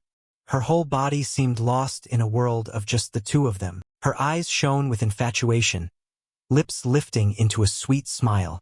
She whispered to herself, "Tong Fai, I miss you so much." In Tan Tu Du's bedroom, soft yellow light fell, creating a warm yet slightly melancholic space. She scrolled her phone, lost in thought. Her eyes brightened, recalling friends' gossip about the holy game. Right? If sleeping takes you into the game, then Tong Fai will definitely be in there too. The thought made Tan Tu Du unable to contain her excitement. She giggled, eyes sparkling with determination. "As long as I enter the game, I'll find him." Tu Du jumped up, tossed her phone aside, and quickly changed into her school uniform. While tying her glossy black hair, she hurriedly messaged Truong Vai, the so-called expert in the class. "Truong Vai, expert, do you have any strategy to teach me?" On the other side of the screen, Truong Vai was sprawled on the desk, eyes glued to his phone. When he saw Tan Du's message, he immediately sprang up. A crafty, greedy gleam lit his eyes. Oh my! Even a noble goddess like Tan Du came to ask me for tips? This is a golden opportunity. If I can catch this girl, then... Heh. He quickly messaged back with a smug look. Du, you asked the right person. Let me tell you a secret. When you first enter the game, put all your initial attribute points into agility. If your speed isn't high enough, monsters will beat you to death. Tan Du hesitated slightly, fingers tapping on the screen. What if I play a mage? Do I still need agility? Truong Vi sneered and replied confidently, yes, even mages need agility. It not only helps you dodge better but also speeds up casting, which is crucial early on. Tan Du asked skeptically, but what if I still can't fight, even after boosting agility? Truong Vi curled his lips, reassuringly but secretly scheming. Don't worry. Du, once someone in town reaches level 5, the teleport formation will activate. Then you can form teams at will to level up. When the teleport activates, I'll find you and protect you wholeheartedly. Tan Du's eyes lit up, lips lifting in smug satisfaction. Great. These clingy guys finally serve a purpose.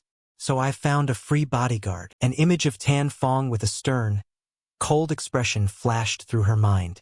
Anger surged involuntarily. She bit her lip and ground her teeth. Humph. Tan Fong. Keep pretending then. I'll enter the game right now. By the time you get in, who knows how many levels I'll be ahead of you. Then I won't help you level up. She flopped onto the bed, eyes blazing with determination. In that moment, excitement, irritation, and pride intertwined, making her heart race. Tan Du closed her eyes, ready to enter the world of the holy game with fierce longing. In the darkness of the gloomy forest, black treetops interwove like demonic arms blocking the sky. Weak moonlight slipped through the leaves, casting faint beams over Tan Fong. In his hand, a burst of golden light suddenly flared. Information lines appeared in his view. Cursed golden ring suitable for all classes, all attributes plus 8 dark element resistance plus 26% critical spot attack multiplier plus 0.1 times equip requirement. Level 4. Tan Fong was astonished and calculated silently. Each attribute rising by 8 points equals 32 free attribute points. That's nearly all the attribute points others only get after reaching level 3. Moreover, dark element resistance will be extremely useful against the undead. The base critical spot attack multiplier was already 1.5 times. With the ring it increases to 1.6 times, which is not bad at all. No sooner had the thought finished than a silver light flashed before Tan Fong. A new skill panel unexpectedly appeared. Phantom Shield / Silver. Assassin skill. Dash forward instantly up to 15 enter stealth for 5 seconds, and deliver 3 slashes to all enemies along the path. Cooldown 12 seconds, decreases with level. Requires skill rank B. /width, 2.1 Each slash adds 100 attack power, counts as a back attack but cannot deal critical hits. Tan Fong clenched his fist excitedly, eyes flashing with resolve. This was truly a powerful area damage skill. Mobile and stealthy, perfect for hit-and-run tactics. He had to learn it immediately. I still have unused evolution points, so evolve the Greedy Hand skill first. As soon as he finished speaking, a blue light flashed. Greedy Hand, Diamond. Assassin skill. Can be used on undead corpses. Increases chance to receive additional loot by 160% to 220%. Additional loot has a 20% to 40% chance to automatically upgrade 1 tier. A notification appeared. You have consumed 8 evolution points. Remaining points. 4. Tan Fong smiled confidently, just as he expected.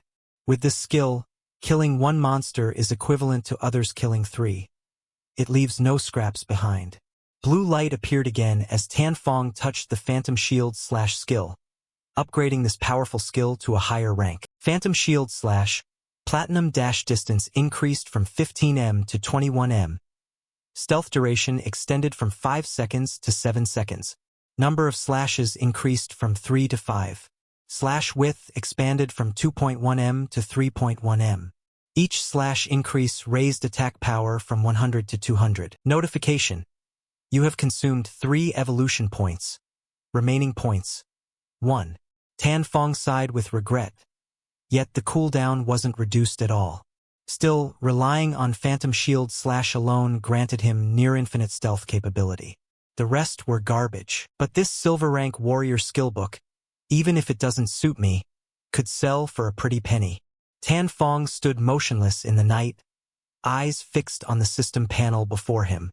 The light from the display lit his face, revealing a pensive, slightly cold expression. Suddenly, rustling sounds came from the nearby bushes, breaking the tense silence. Branches and leaves trembled violently.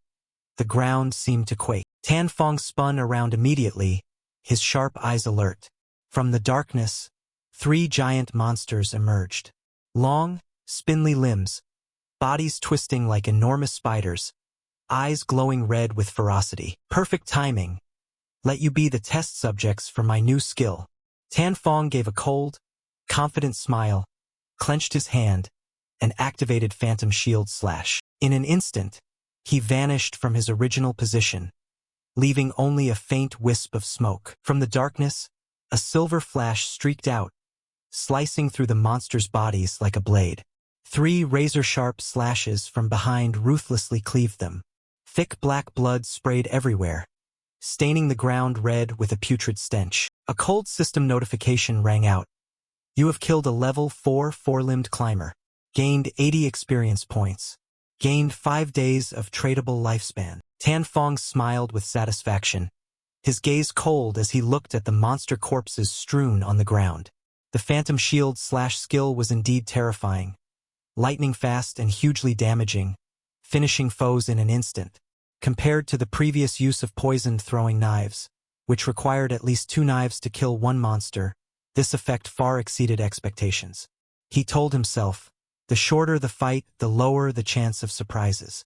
In a world full of danger, speed and damage are the most important survival factors. His eyes glanced at the lifespan status bar. 618 days of tradable lifespan. To transfer skills and equipment from the game to the real world, he needed at least 2.5 years, about 400 days of lifespan. If he returned to town and sold everything in his backpack, his tradable lifespan would almost meet the withdrawal requirement. Once I reach level 10, I can convert skills and equipment into reality. Then the power in the game will be mine, truly mine. Tan Fong told himself, his eyes flashing with fierce determination. Lost in thought about the new skills and equipment he'd acquired, a sharp, mocking voice suddenly rang from afar. Congratulations, Miss, reaching level 3. Is it time for you to fulfill your promise? The voice was accompanied by hurried footsteps. Not far away, Lutu and Mao Lipshuan's group stood silent in the darkness, smiles of triumph on their faces. Don't worry, our Jiangdai industry won't miss out on your money. Now let's return to reality. Here's my phone number. You can contact me directly. Right, sell me all your tradable lifespan. I'll pay 10,000 per day. Hearing that, Mao Lipshuan snorted, his tone full of contempt. Ha ha! No problem. I told you that Shadow is a blind fool. Even a big boss like this miss doesn't value him. The smart ones are those who turn in-game abilities into real money. Like me. After finishing negotiations, Lutu turned and left, calling back, then we'll wait for you in the real world. Mao Lipshuan gave a cold laugh and thought to himself, lifespan is just a number. You can always get more. What matters is money and power. Those are the things that truly exist in this world. Meanwhile, in a secluded corner of the forest, Tan Fong quickly finished his business and headed back to Shell Town. At the teleport gate, he reached out and touched the formation. A pale blue light flashed, spreading into eerie concentric circles. Then a system notification appeared before his eyes. Congratulations! You have illuminated the instant teleport formation of Shell Town. Received 1 reputation point. You are allowed 1 free instant teleport per day. Multiple teleports in a day will consume tradable lifespan. No other instant teleport formations were found activated in Zhanghai City. Tan Fong's eyes lit with contemplation. The teleport formation was inherently two-way, Lighting one was useless if the other side hadn't been activated. People in other towns also needed to reach level 5 to activate it. He frowned slightly as memories from his previous life surfaced vividly. Tong Fai used to be in Firefly Town. If I set a reminder, the moment the teleport there activates, I'll know immediately. Although teleporting between towns initially held little strategic value, he understood this was only the beginning. His true goal was to reach level 10 and open the gate, to enter the continent where the real game begins. Tan Fong left and casually returned to the bustling streets of Shell Town. He stood on the smooth stone road amid countless other players, scanned the crowd, and announced coldly, "I'll only be selling for 10 minutes. If you want to buy, be quick." A murmur of excitement rose as people noticed him. "Oh my! The great Elder Shadow is here again. Finally! I've prepared 150 days of lifespan, just waiting for the Elder to sell items." Last time the Elder sold the Ice Shackle skill and Gray Rose shot to number 2 on the leaderboard. Hopefully this time there's a mage skill book. Excited chatter filled the air. When Tan Fong placed a skill book on the counter, disappointed groans echoed everywhere. "It's only a silver rank warrior skill book?" An excited player pushed forward, panting, "I want to buy this crimson battle book." The system immediately announced, "Transaction successful. You have received 300 days of tradable lifespan." In the crowd, a curious player frowned and whispered to the person beside him, 300 days of lifespan just to buy a skill book? Worth it?" The person next to him scoffed, "Short-sighted. If a warrior gets this book, monster killing efficiency doubles. 300 days. 2 days of grinding in the national instance and you'll earn it back." No sooner had he finished than other players shoved and scrambled forward to grab the remaining items in Tan Fong's hands. "I want the red cloak. I'll take those boots. Elder, sell more." In less than a minute, all items were sold out. Tan Fong checked the system info with satisfaction. Total transaction time, 650 days. Current tradable lifespan, 2,174 days. Although he had amassed a huge amount of lifespan, Tan Fong still felt it was insufficient. He silently calculated to extract level, attributes, class, equipment, and skills from the holy game into reality. This lifespan was far from enough. He needed much more. Outside the crowd, some disappointed players looked regretful. One sighed sadly, "Sob, missed out twice already. Please sell here next time too. I beg you, Elder." At that moment, a confident-looking girl stepped forward. It was Daily Tuesday. She smiled lightly and waved at Tan Fong. Elder, I have a treasure. Do you want it?" She raised her hand, revealing an intricately engraved silver ring that glittered in the dim light. Information appeared before Tan Fong. Space ring, adds 12 inventory slots, does not occupy the ring equip slot or backpack slots. Tan Fong's eyes widened in amazement, an indescribable emotion rising within him. The space ring was a special storage item that didn't take up backpack or equip slots. Each player could carry at most 3 storage backpacks, but this item could drop from any monster at an extremely low rate. Previously, a 12-slot ring like this was worth up to 3,600 days of lifespan. Tan Fong immediately asked seriously, "How much are you selling it for?" Dai Li Tu smiled and replied, "I don't need your lifespan, Elder. I just want to befriend you, and by the way ask you to lead our group to kill a boss." Tang Fong snort. This proposal was nothing but a lucrative deal. He didn't hesitate and pressed the friend request button. Player Black Cloak Dai Li Tu has accepted the friend request. Tan Fong turned to look at her, curiosity in his eyes. "Which boss?" Dai Li Tu stepped up eagerly and explained, "A gold rank boss. Not far away, in the dark swamp, an old, terrifying-looking boat lay moored." Tang Fong Sugar suddenly sharpened. A shabby boat in the swamp? Could it be the Gold Phantom ship? Memories from his past life flooded his mind. The Gold Phantom ship was an exceptionally rare boss that could appear at any level but with extremely low probability. Whenever it appeared, guilds of all sizes fought fiercely because this boss always dropped special, highly useful items. To encounter the Gold Phantom ship at this level. At level 5 it's easiest to kill. Such luck. Could this be the lucky carp? from the legends of my previous life. He turned to Dai Li Tu and asked, "How did you discover this gold boss?" Dai Li Tu recounted, "After I logged out and ate dinner, I wanted to log back in quickly to level up with the captain and others. They were late. With nothing else to do, I wandered around sightseeing and unexpectedly saw the gold boss hiding beneath a cliff." Hearing this, memories of his previous life came to mind. Rumor had it that in Vong Mana's team there was a member with unbelievably good luck, like a carp turning into a dragon. She once wandered in the wild and found Bao Duong in the Divine Tomb, a type of exceptionally rare boss. At the time, he had taken the rumor for a smokescreen the authorities deliberately spread to mislead players. Unexpectedly, the rumor was true. Sure enough, she was the legendary Lucky Carp. Dai Li Tu noticed Tan Fong staring and asked in surprise, "Elder, why are you staring at me like that?" Tan Fong was startled and quickly returned to his usual cold demeanor.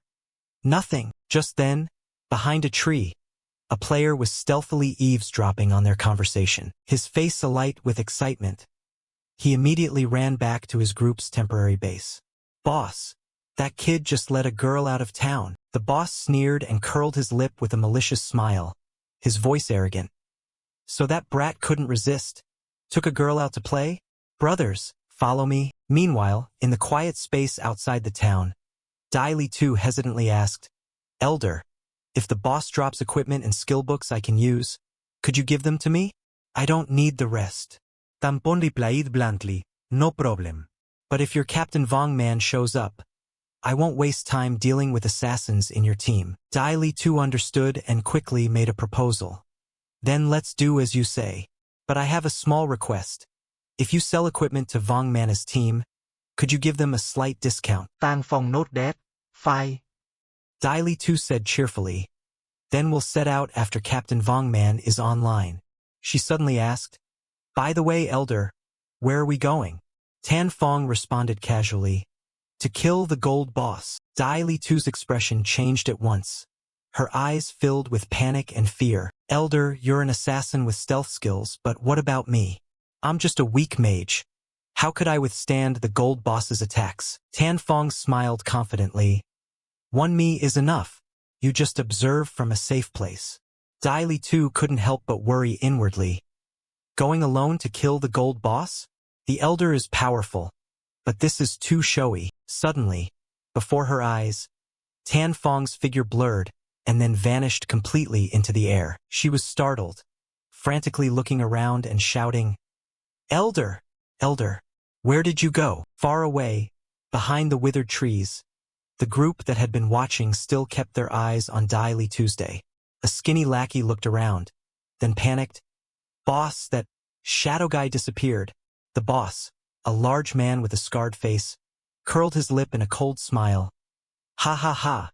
He's probably abandoned that girl out here in the wild. Brothers, let's go. Capture the girl and have some fun. Do whatever after that." He snapped an order with a smug tone. "I told you. Follow me and you'll eat well and live fine. Look, isn't that woman standing there?" Hearing this, the lackeys cheered excitedly. "Boss, you're brilliant." They laughed as they stepped toward Dai Li Tu, greed flashing in their eyes. Suddenly, a shadow dimly appeared, blocking their path as if stepping out of nothingness. That shadow was Tan Fong. Without a word, Tan Fong coldly swung his hand. Dark chi surged from his body, black smoke curling and coalescing into razor-sharp blades. In an instant, slashes from the Phantom Shield /skill were unleashed in succession, filled with killing intent. The men fell without even screaming, their bodies quickly dissolving into pale white light. A cold system notification sounded in Tan Fong's ear. "You have killed 5 players and received a total of 12 days of tradable lifespan." Looking at the corpses as they vanished, he sneered, "Pathetic. Only worth killing 2 small monsters, huh?" He quickly returned to Dai Li Tu's side. Seeing him appear, she cried out happily, "Oh, Elder, where did you go? There were some tailing us. I just sent them back to town." Dai Li Tu nodded in understanding, then squinted at him suspiciously and teased, "Ah, I thought you went to the restroom. Now that you have stealth, it must be convenient for bathroom breaks." You can relieve yourself anytime without anyone seeing. Saying this, she suddenly thought of something, curiosity on her face. Wait, if the elder is invisible, does the poop go invisible too? Or does it still fall as usual? Tan Fong frowned, feeling the conversation had gone too far. He spoke coldly and sternly. Enough. Lead me to the boss you mentioned. The pale late afternoon sunlight shone down on the small village, covering the rough wooden houses, worn thatched roofs, and the long, dry dirt road. A blink of system teleportation brought a young woman here. In her hand appeared an ancient staff, exquisitely carved with mysterious patterns that glowed faintly. The surge of spiritual power from the staff into her palm made her exclaim in amazement. Amazing! I can actually feel it. Around her, a few players glanced secretly and quickly whispered, another new arrival. I didn't expect to get the hidden class life ritualist. This must be an extremely powerful class. With this ability, I'm totally a good match for Tong Fai. I wonder how Tong Fai is doing now? Does he know the secret to initial stat allocation? The smile drained from her lips as she remembered someone. Her gaze grew cold and she gritted her teeth in hatred. Where the hell has that bastard Tan Fong gone?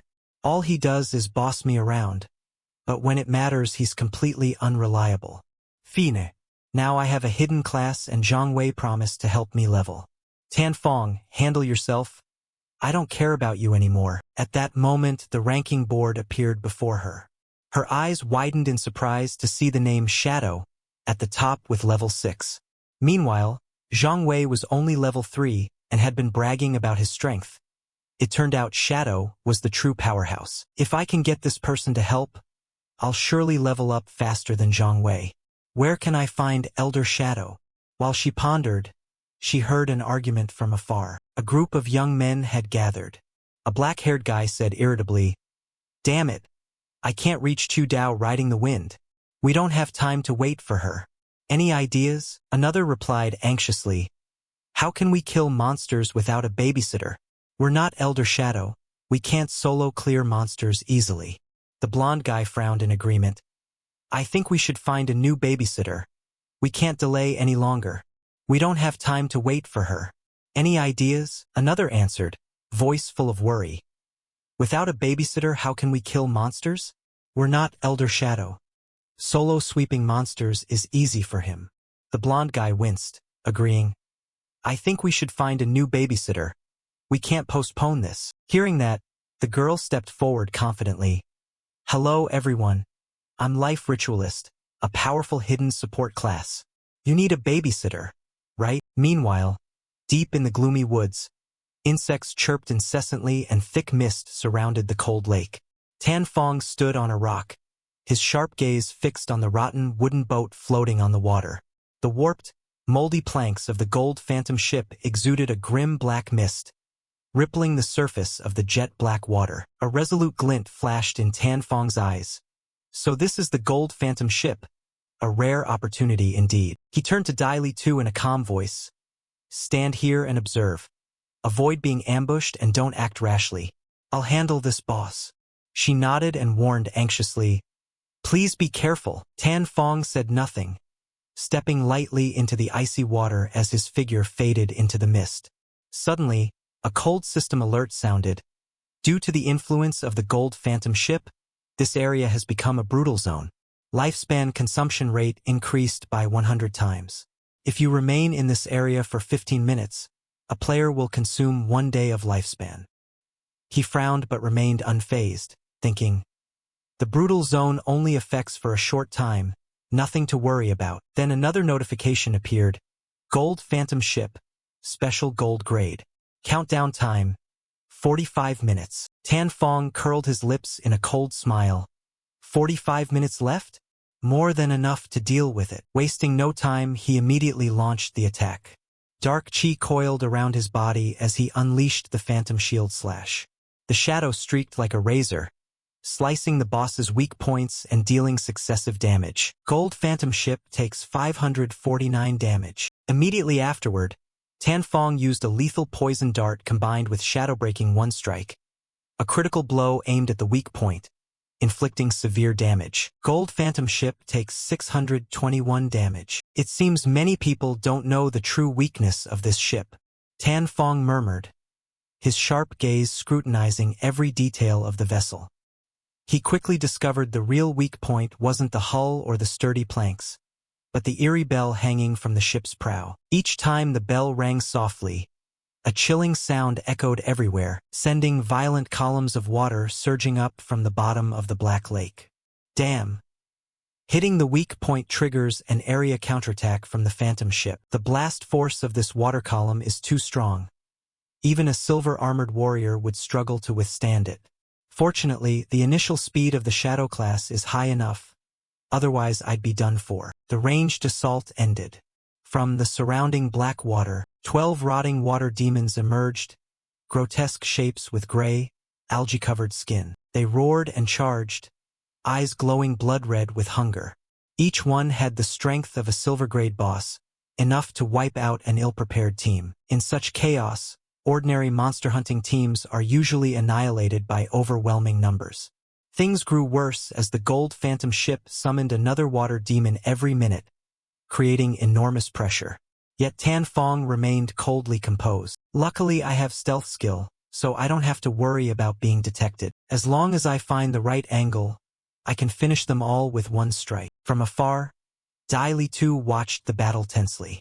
Seeing Tan Fong's precise attacks, she couldn't help exclaiming, "Is this the Elder Shadow who tops the rankings? Incredible!" He attacks and disappears like a phantom.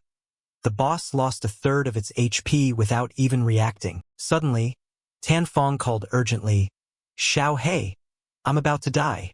Hearing this, she froze and asked in alarm, Tan Fong replied calmly, "Don't do anything. Just wait for me to revive." She stared in bewilderment, trying to understand his words.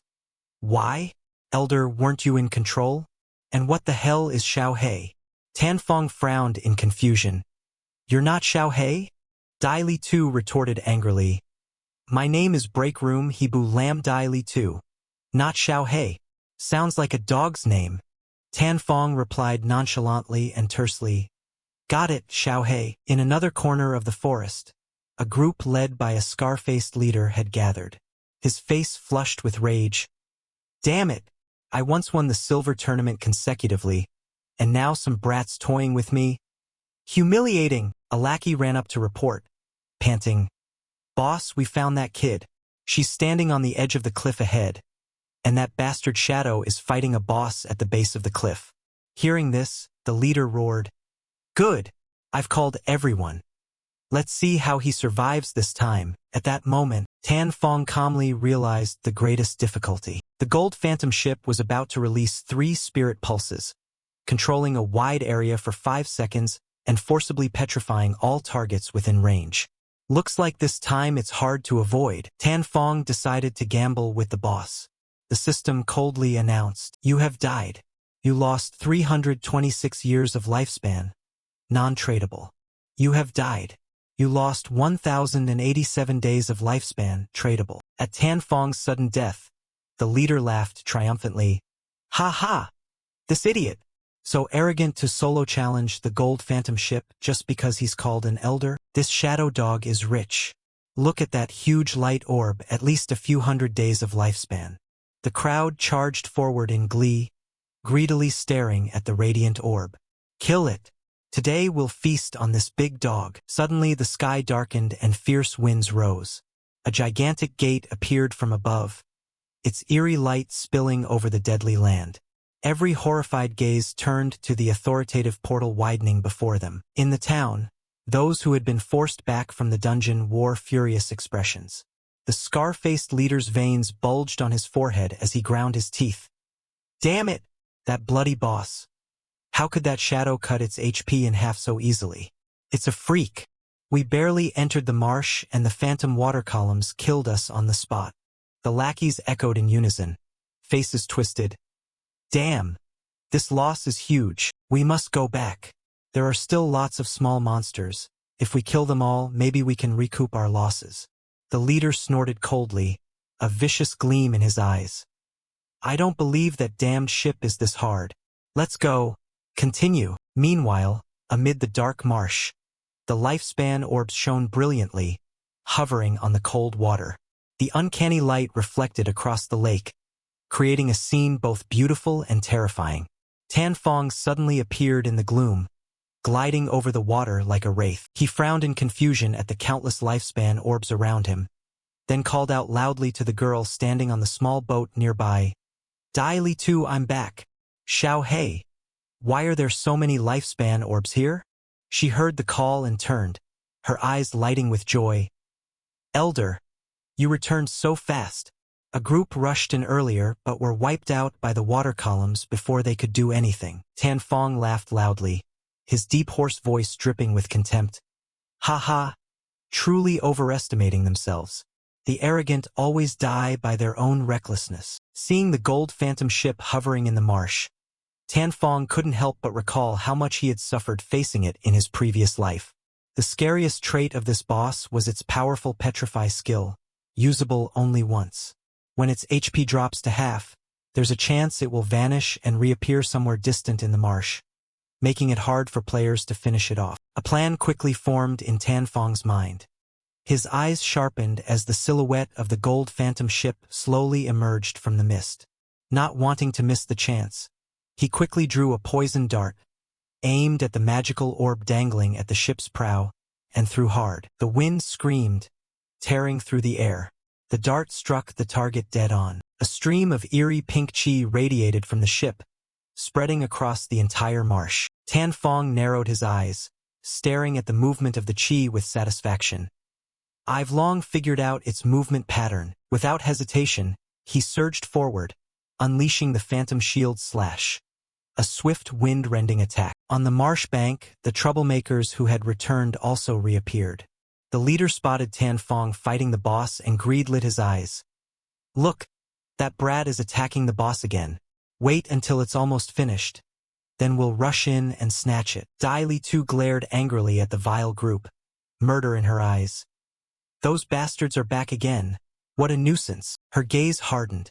She murmured an incantation, her staff blazing as tiny sparks of lightning danced around it. She raised the staff high and shouted, "The gods decree that thunder will strike the traitors today."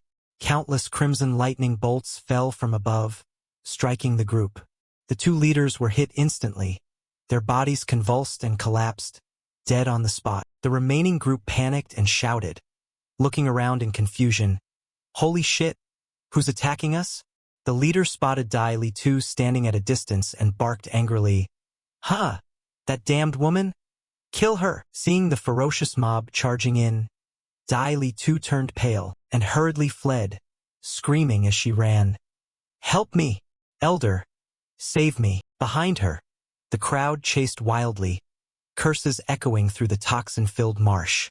A brutal pursuit was about to unfold in the dangerous swamp. In the distant darkness, two mysterious figures hid behind a giant tree with rough bark and tangled vines, silently watching the events and whispering to each other. Their eyes flashed with curiosity and caution as they looked toward the gold phantom ship glowing eerily in the marsh. As for Tan Fong, he breathed a light sigh of relief when he saw the giant phantom ship dying. A cold glance passed with a hint of satisfaction. Finally about to die, he thought inwardly, still amazed by how terrifying this boss was. Although the gold phantom ship was only level 5, taking it down alone was truly overwhelming. His damage was still low, so the fight lasted longer than expected, drawing the attention of many greedy onlookers. Tan Fong scanned the area, the corner of his mouth lifting when he noticed the arrival of others. On the high cliff beside the marsh, a group of recently deceased people watched the scene, their eyes full of envy and lust. Not only that, an ambush guild had been lying in wait on the other side of the marsh, their cold gazes fixed on the dying boss. They were plotting to snatch the loot as soon as he finished off the boss. Tan Fong curled his lips in a cold smile and muttered, "Not a bad idea, but unfortunately, you've miscalculated." Wasting no time, he used the stealth skill and lunged toward the gold phantom ship. The jet-black blade radiated a gloomy aura like its owner, tore through the night, and plunged into the weak point on the hull. A veil of dark mist rose, The ship emitted a terrifying groan before completely disintegrating. A series of notifications rang in his mind. You have defeated the Gold Phantom ship, Gold, gained 4,800 experience. You reached level 8, gained 7 evolution points, and received 216 days of tradable lifespan. The shadow player in Shelltown is the first on the server to defeat the Gold Phantom ship, receiving 3 reputation points. Immediately, a server-wide announcement echoed. The shadow player in Shelltown has defeated the Gold Phantom ship first. The news spread like lightning. In nearby towns, players everywhere buzzed. What the hell? Someone already killed a Gold Phantom ship this early in the game. The first to kill a Gold Phantom ship must be a powerhouse from our Great Han. Earlier there was a notice that Shadow single-handedly defeated the bronze boss. I didn't expect he'd take down the Gold Phantom ship too. Is the gap between people really that big? In the crowd, a beautiful girl named Tan Tu-Du frowned upon hearing the news, scheming inwardly. This Shadow is truly formidable. If I can borrow his strength to level up, I might soon meet Tong Fai again. Back in the marsh, after the boss was slain, countless valuable items dropped, glittering with brilliant light. The ambushers laughed gleefully. The leader shouted excitedly, "Ha ha! This boss really dropped a lot of loot. That guy ran off, probably scared of us, so he didn't dare pick anything up." He flicked his chin and ordered, "A Kwong, use your tracking skill to find him, kill him, and take all the Gold Phantom ship's rewards." An archer bowed and replied, "Understood." He drew his bow and the arrow shot out like lightning. A sharp whistling sound rang out, and the silhouette of a gigantic soul hawk appeared, its cold eyes sweeping across the marsh, searching for any trace of Tan Fong. In the darkness, Tan Fong barely narrowed his eyes, coldly assessing the opponent, a contemptuous smile curling his lips. A soul hawk?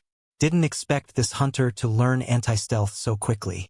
No wonder he's confident enough to try to kill me for the loot. His high-level shadow profession didn't just have stealth level 11. He also had anti-stealth level 1. No matter how sharp the soul hawk's eyes, it couldn't see through him. Confidence flickered in his gaze. He tightened his grip on his weapon and quietly waited for the chance to counterattack. In the distance, the archer Kwong frowned, recalled the soul hawk, then turned to the leader and reported, "Boss, no sign of him. That brat probably saw our numbers and got scared off." The leader laughed with satisfaction, a smug look appearing. "Good, you knew better than to mess with us. Let's go protect the loot. Don't be careless. Be ready to fight at any moment. Loot ownership will be protected for 5 minutes, after which everything will belong to us." At the command, the guild members burst into loud laughter, faces alight with delight, eagerly awaiting the moment to seize the precious spoils. However, just as they were about to step forward, cold streaks of light suddenly flashed from the darkness. A barrage of razor-sharp slashes shot in from all directions like lightning, tearing through the night and plunging into each of them. Horrific screams rang out as the men collapsed in despair, their bodies fading and vanishing into nothingness, logged out of the game in an instant. A cold wind blew. Tan Fong materialized from the shadows, his eyes cold as he watched the bodies disappear. He snorted softly, inwardly pleased. Much quieter here now. He involuntarily thought of the girl Xiao Hei and murmured, "Where did that girl go? Never mind, I'll look for her later. First I need to deal with these corpses." His gaze rested on the countless flickering light orbs scattered among the victims' loot. A greedy smile curved his lips. He checked his remaining evolution points. With the reward from the Gold Phantom ship, it was enough to evolve Greedy Hand once more. System notifications quickly sounded. Greedy Hand has evolved from Diamond to Reaper. Assassin Tree skill. Damage increased from 220% to 300%. Chance to obtain additional loot increased by 100%. There is a probability to level up when using additional loot. Reading the notice, Tan Fong frowned thoughtfully. 100% chance to level up? That's a complete transformation. He quickly activated Greedy Hand. The hand was cloaked in jet black light, veins writhing like poisonous snakes. A stream of light orbs was sucked into the palm, torrents of energy pouring into his body. System messages cascaded one after another. You have received 7 evolution points. You have received 216 days of tradable lifespan. You received a special item, Demon Fire Spirit Bead. You received an additional Demon Fire Spirit Bead. Tanfong's eyes lit with surprise and excitement. I didn't expect to get 2 Demon Fire Spirit Beads at once. Item information appeared before him. Demon Fire Bell, Special Item, Passive, Soulshi. When defeating undead, the drop rate of lifespan increases by 20%. If you have 2 bells, the effect doubles. Active skill, Soul Shock. When rung, immobilizes all enemies within a 100 m radius for 3 seconds. Cooldown, 521 seconds. Special effect, no lifespan lost on death. Cooldown, 1,565 seconds. Tanfong nodded in satisfaction. The Demon Fire Bell is not equipment but a tool. It doesn't occupy an equipment slot, only 1 backpack slot. Very convenient indeed. At that moment, a girl's terrified, despairing scream rang from afar. Elder! Elder! Help me! Dai Li Tu's voice trembled with panic. At the same time came the clash of swords and the enraged shouts of the attackers. Tanfong startled, his heart tightening. He called out urgently, voice tense. Xiao Hei, where are you? Ahead. The lustful men's eyes gleamed with greed. They pressed close to Dai Li Tu, closing in step by step like wolves surrounding an exhausted prey. That damned girl fights back fiercely. At this point, just come with us quietly. We'll make you scream with pleasure. The leader sneered lecherously, his tone vile. Dai Li Tu tightened her grip on the staff, breathing rapidly, but her eyes remained resolute. Her back was pressed against the sheer rock face, cold sweat running down her spine. The group closed in, enveloping her like a web trapping a desperate prey. In that life-or-death moment, she pressed her lips together, determination flashing in her eyes. Suddenly she turned toward the cliff and threw herself over. Her body plunged downward, the wind roaring in her ears. The moment she hit the ground, blood spattered. Her pale skin stained red. Her body slowly dissolved into nothingness in a silver light. Those standing on the cliff gaped in shock. The leader shook his head and laughed coldly. That girl is tough. She'd rather die than be captured. Truly gutsy. In an instant, Dai Li Tu resurrected back in Shelltown. Pain still smoldered through her body, but her eyes were resolute. She immediately messaged Tanfong. Elder, you don't need to save me anymore. I died and returned to the town. I had hurts. Luckily, our team's tradable lifespan was all left with our Captain Vong man. Reading the message, Tanfong breathed a sigh of relief and replied, All right, wait for me in town. I'll bring your stuff back when I return. Dai Li Tu quickly answered with gratitude. Thank you, Elder. Sorry for the trouble. Tanfong looked down at his greedy hand, excitement welling up. After the battle with the Gold Phantom ship and the ambushers, his tradable lifespan had reached 3,175 days and he had accumulated 21 evolution points. He squinted in thought and made a decision. A notification suddenly appeared before him. Greedy Hand has reached Reaper level. To evolve further requires 10 times your current evolution points. Do you want to consume evolution points to evolve this skill? Tanfong was briefly surprised, then gave a bitter smile. 200 evolution points. As expected, the stronger it gets, the harder it is to evolve. Never mind. I'll focus on raising my damage skills for now. Higher damage makes it easier to kill powerful bosses and obtain more loot. Determination flashed in his eyes. He closed them. A surge of power erupted from his body as his hand emitted a brilliant golden light.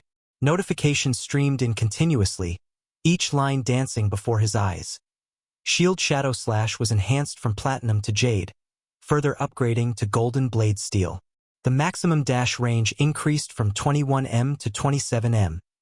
Stealth duration extended from 7 seconds to 9 seconds. Number of slashes increased from 6 to 7, damaging all enemies along the path. Cooldown reduced from 12 seconds to 10 seconds. Cleave radius increased from 3.1 m to 4.1 m. Each slash gained an additional 200 to 300 attack power. Tan Fong's breathing grew heavy as the pain of evolution spread through his body. Still, his gaze remained sharp, showing clear satisfaction. Notifications continued. Backstab skill has been strengthened. Normal bronze, silver, gold. Passive effect when attacking from behind. Damage increased from 15%, 20%, 25%, 30%. Tan Fong opened his eyes, which gleamed with the chill of death. The power from the newly upgraded skill made him keenly feel a cold, murderous aura radiating around his body. After evolving Shield Shadow Slash to Golden Blade Steel, the skill had become extremely terrifying. Even without stealth or a stealth-breaking activation, a single one of his skills could deal 3,000 damage. If he broke stealth and attacked from behind, the total damage from 7 slashes could reach 6,000 to 7,000 in the blink of an eye. With this power, even a gold-tier boss was just a fat prey. Tan Fong murmured, eyes cold and confident. He glanced over the pile of loot. Thanks to Greedy Hand's special effect, the rewards from the Gold Phantom Ship exceeded expectations. Besides 11 gold-tier items and skill books, he also obtained 2 platinum items and a platinum skill book. One hunt yielding 3 assassin-exclusive items. Not bad at all. He nodded with satisfaction, then waved to summon the 3 newest items. Silver light flashed in the dark as 3 weapons appeared, radiating sharpness and destruction. First was the Demon Boat Twin Blades, Platinum, a pair of assassin specialty weapons. The blades gleamed with cold light, carved with eerie, sinister patterns. Attributes: Attack plus 136, Agility plus 22, Attack speed plus 24%, Armor penetration plus 7%. Equip requirement: Level 5, Special effect. Each normal attack deals ×2 damage. Tan Fong smiled faintly, fingers trailing along the cold blade.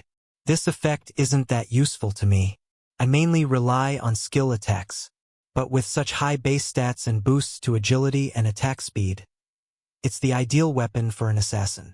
Higher attack speed lets me execute moves faster, shortening skill cast times.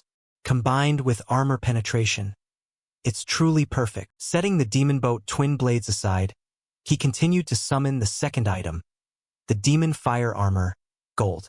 Phantom flames flickered around the armor. Hardened plates covered in sharp spikes radiated a terrifying killing intent. Attributes: Physical defense plus 25, Fire resistance plus 50, Damage block plus 14, Vitality plus 419.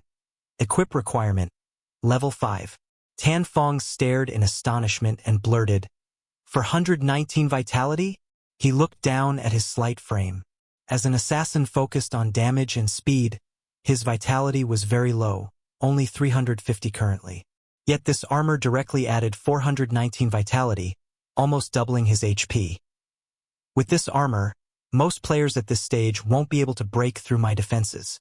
He smiled confidently, a surge of strength filling his body. A fleeting thought crossed his mind and he muttered, "I should stick with the original Shadow Profession outfit. That way others wouldn't be able to gauge his true strength. The best gear should be saved for the decisive moment." He opened the system panel and lightly tapped the stow command. The gold-tier equipment quickly vanished into his storage. An unexpected notification appeared, making Tan Fong's brow twitch. Special item detected. Vague Shadow Phantom, Gold tier, passive assassin system skill. Increases evasion chance by 15%. When a dodge is successfully triggered, immune to all damage for a short time. Tan Fong curled his lips in interest and smiled. Finally, an assassin system skill. In this game, however, evasion is very hard to raise. Players who focus too much on evasion must trade off other important attributes. If you fail to dodge one strike, the price can be devastating. Confidence and coldness flashed in his eyes. But he's different. With Greedy Hand's unlimited evolution potential, he can raise evasion while sacrificing no attributes, a purely beneficial gain. Indeed, this skill would only reveal its true power in his hands. Thinking that, Tan Fong closed the system panel with satisfaction. He strolled out of the forest. He decided to return to the small town to deal with excess gear. The warrior, priest, and archer items could be sold to Vong Man at a 10% discount. Although they currently couldn't afford them, he was willing to sell on credit. Vong Man was honest and reliable, a long-term investment. He mentally thanked Xiao He, thinking of the carp that led him to the level 5 gold phantom ship. He knew he wouldn't have harvested so richly without it. His footsteps gliding lightly through the night, Tan Fong suddenly sensed that the air felt a bit off. At that moment, shadows suddenly stepped out from behind a withered old tree. The thugs who had hunted Dai Li Tu now stood before him, faces ashen, full of fear as they recognized Tan Fong's cold gaze. Both sides faced each other for a moment. The group immediately went pale, eyes wide with terror. Without a word, they turned and fled. Ah, it's darkness. Run. Don't block me. Get out of the way. Goddamn. Don't chase me. Help. The shrill screams echoed through the gloomy forest. Tan Fong only gave a cold chuckle, a ruthless gleam in his eyes. Humph. Where do you think you're running? He activated Mirror Shield Slash, his body becoming a sharp streak of light as he lunged toward the fleeing group. He struck repeatedly. Each flash of light sliced through the air. The screams cut off in ragged bursts. The weak ones quickly turned into black smoke and vanished. The ringleader thug was knocked sprawling by Tan Feng's skill, his whole body trembling as if his life force had been drained. He crawled forward, his face ashen and desperate. Don't kill me. I was wrong. Big brother, father, please spare me. I only have 1 year left to live. Tan Fong pressed his face coldly close to the thug's, his low voice like the roar of death. When you harmed others, did you ever think this might be the outcome? Before any remorse could show in his eyes, Tan Fong delivered a finishing blow. A pitiful scream rang out as the thug's body dissolved into nothingness. A sudden notification appeared. Due to actively killing too many people, you have received the mass murderer status. At the current level of mass murderer, upon death you will drop 75% of your current lifespan. Tan Fong raised an eyebrow but quickly sneered. Mass murderer, huh? No problem. With the spirit lamp demon flame in hand, even if he carelessly died once, he wouldn't lose any lifespan. In the small town, people bustled about. Groups of players gathered and chattered. Amid the noisy crowd, a tall figure with a cold aura appeared.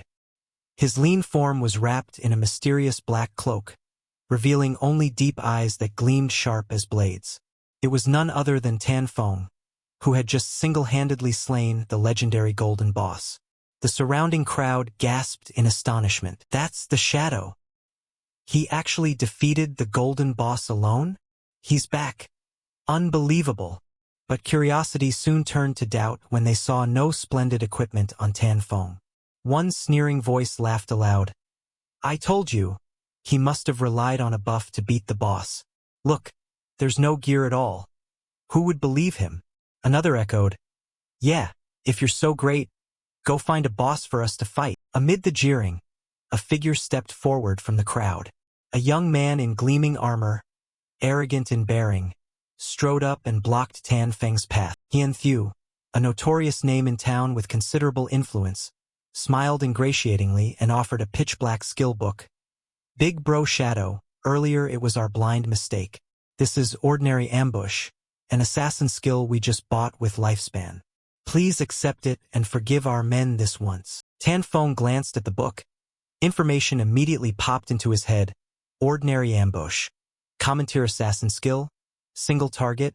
Plus 20 attack and stuns for 2 seconds. Cooldown. 22 seconds.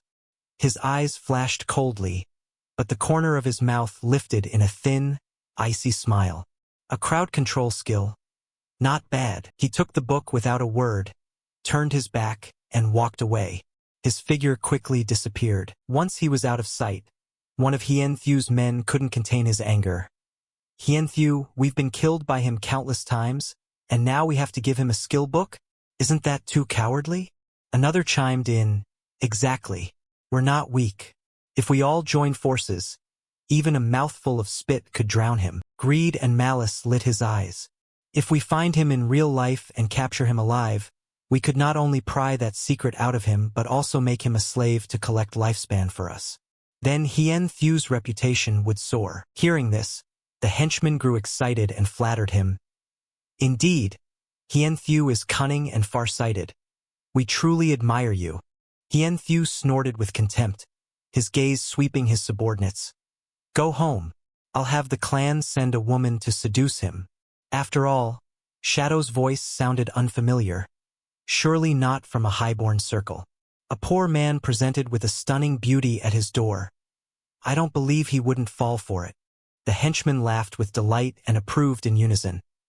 This move of Hien Thieu's is truly deep, genius. On the tree-lined road, golden sunlight filtered through the leaves, casting shimmering streaks on the uneven ground.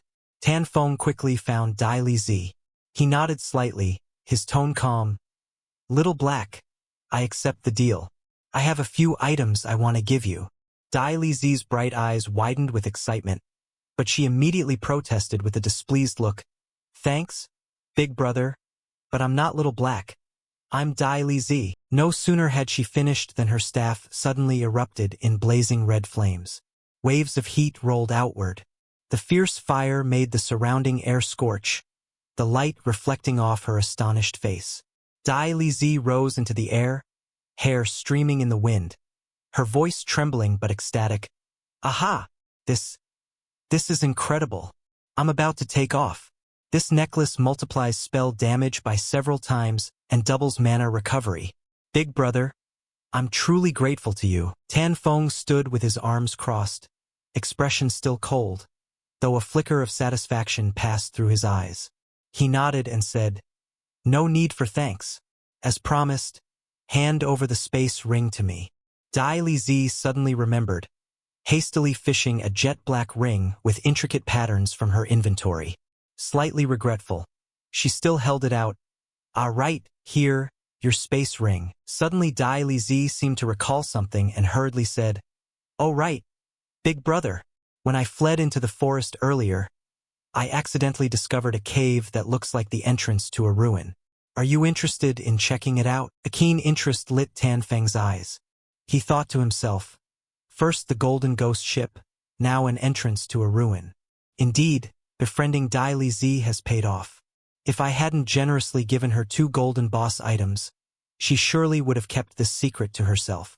A space ring with 27 slots is truly valuable. Having it will make future journeys much smoother. He asked calmly, Where is Wang Mang? After he finishes selling items to everyone, I'll go to the ruin with you. Dai Li Zi replied imediately. Alright.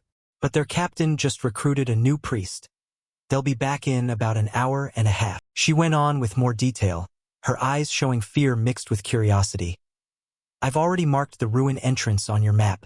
It's behind a large bush, hidden by a slab of stone. When I moved the stone to hide inside, I heard chilling screams echoing from deep within. Sounds like demonic wails.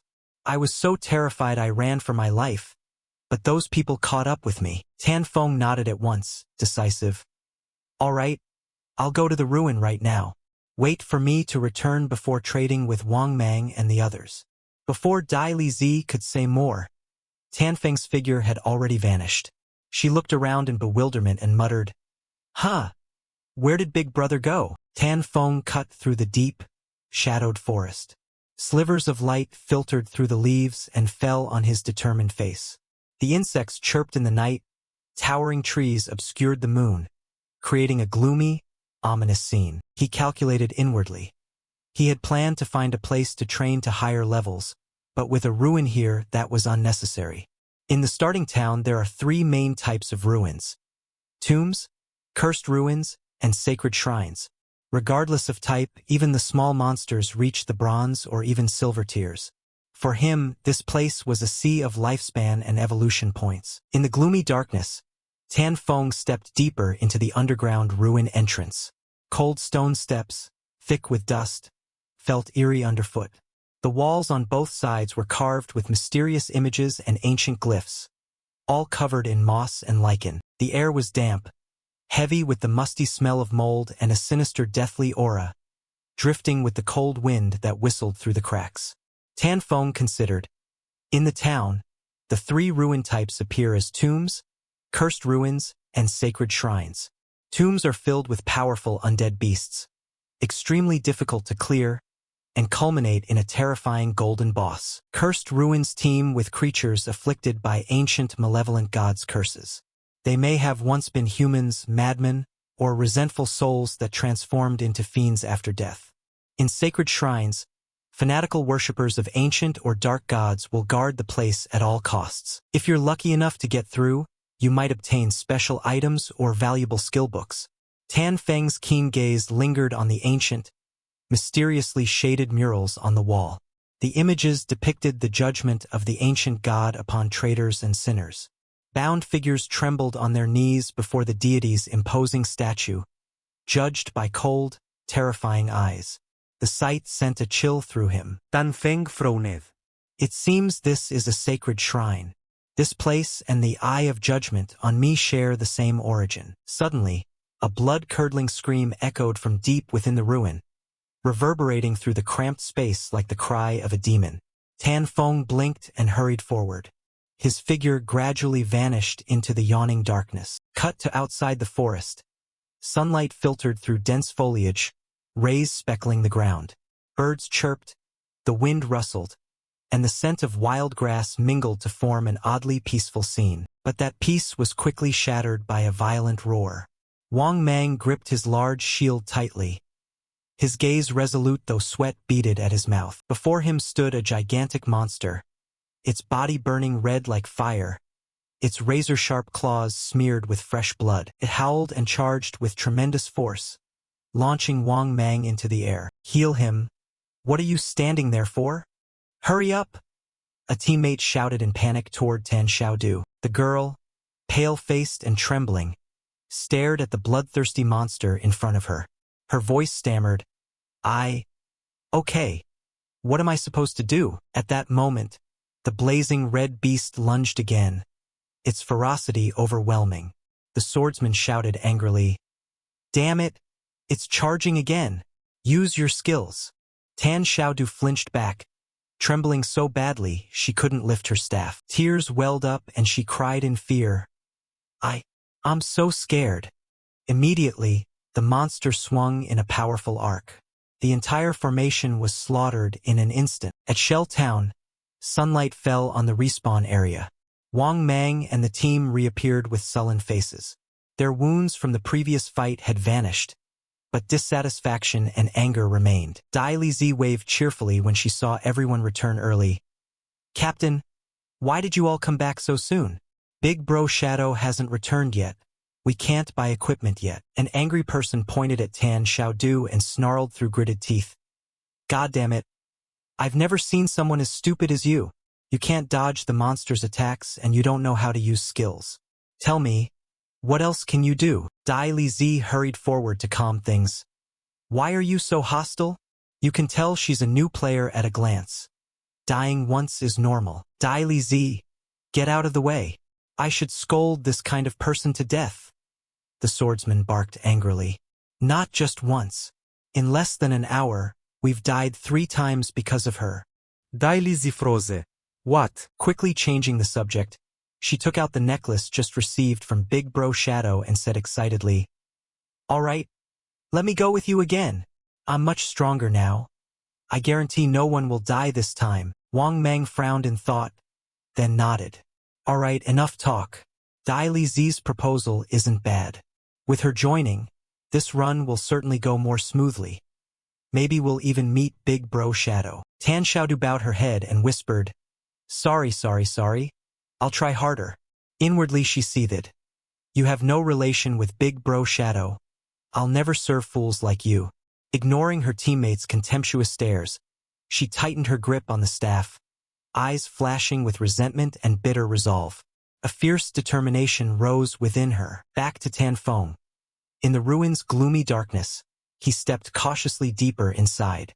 The space was cold, damp with the smell of moss and rot, and an ancient deathly aura lingered in each breath. The cold stone walls were carved with mysterious patterns and ancient curses, creating an oppressive and terrifying atmosphere. While walking, Tan Feng suddenly stopped when he heard a strange sound. He strained his eyes forward. The weak torchlight reflected off 2 desiccated corpses kneeling reverently before a majestic statue of an ancient god. The judged figures bore twisted faces, their hollow, soulless eyes filled with endless suffering and resentment. Above them appeared the text, "Loyal follower of the judged ancient god. Level 10, silver grade." Tan Feng's gaze turned cold, a sardonic smile curling at his lips. "Humph, level 10 silver bosses? Let's see how tough you really are." Tan Feng lunged like a gale, shield shadow slash cutting a razor-sharp blade across the two followers. However, their health only dropped a little insignificantly. He frowned, caution flaring in his eyes. Even using backstabbing pierce, their HP only fell to half. A level 10 silver boss is truly not to be underestimated. The combined HP of these two followers even exceeded that of the Golden Ghost ship boss. Suddenly both followers dropped to their knees simultaneously, facing Tan Feng with reverence. Their vacant eyes stared straight at him, as if worshipping something on his person. Tan Feng was briefly startled, then snapped awake. Could it be because of the eye of judgment I carry? Does this artifact make them recognize and revere me? He narrowed his eyes, voice low. "You know the way, right? Lead me."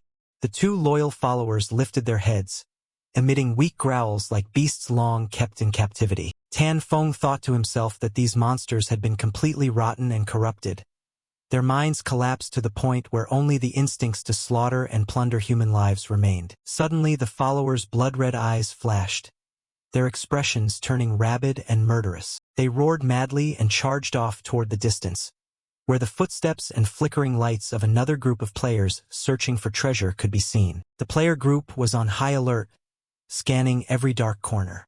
The swordsman brandished his long blade and warned, "Careful, monsters incoming." The two loyal followers of the ancient god, like living nightmares, charged the players in a frenzy. Their powerful attacks struck like a storm, razor claws tearing through the player's armor in an instant. "These are two level 10 silver bosses. We couldn't handle one, and now there are two. Run, run now," a player shouted in panic. But it was already too late. In a split second, the team was slaughtered by the overwhelming power of the two bosses. In the cold darkness, Tan Feng remained hidden and watched from afar, his eyes cold as he looked at the slain group. He snorted. The group that bought the ice corruption spell from that girl, seems her name was Grey Rose, had come to this ruin too.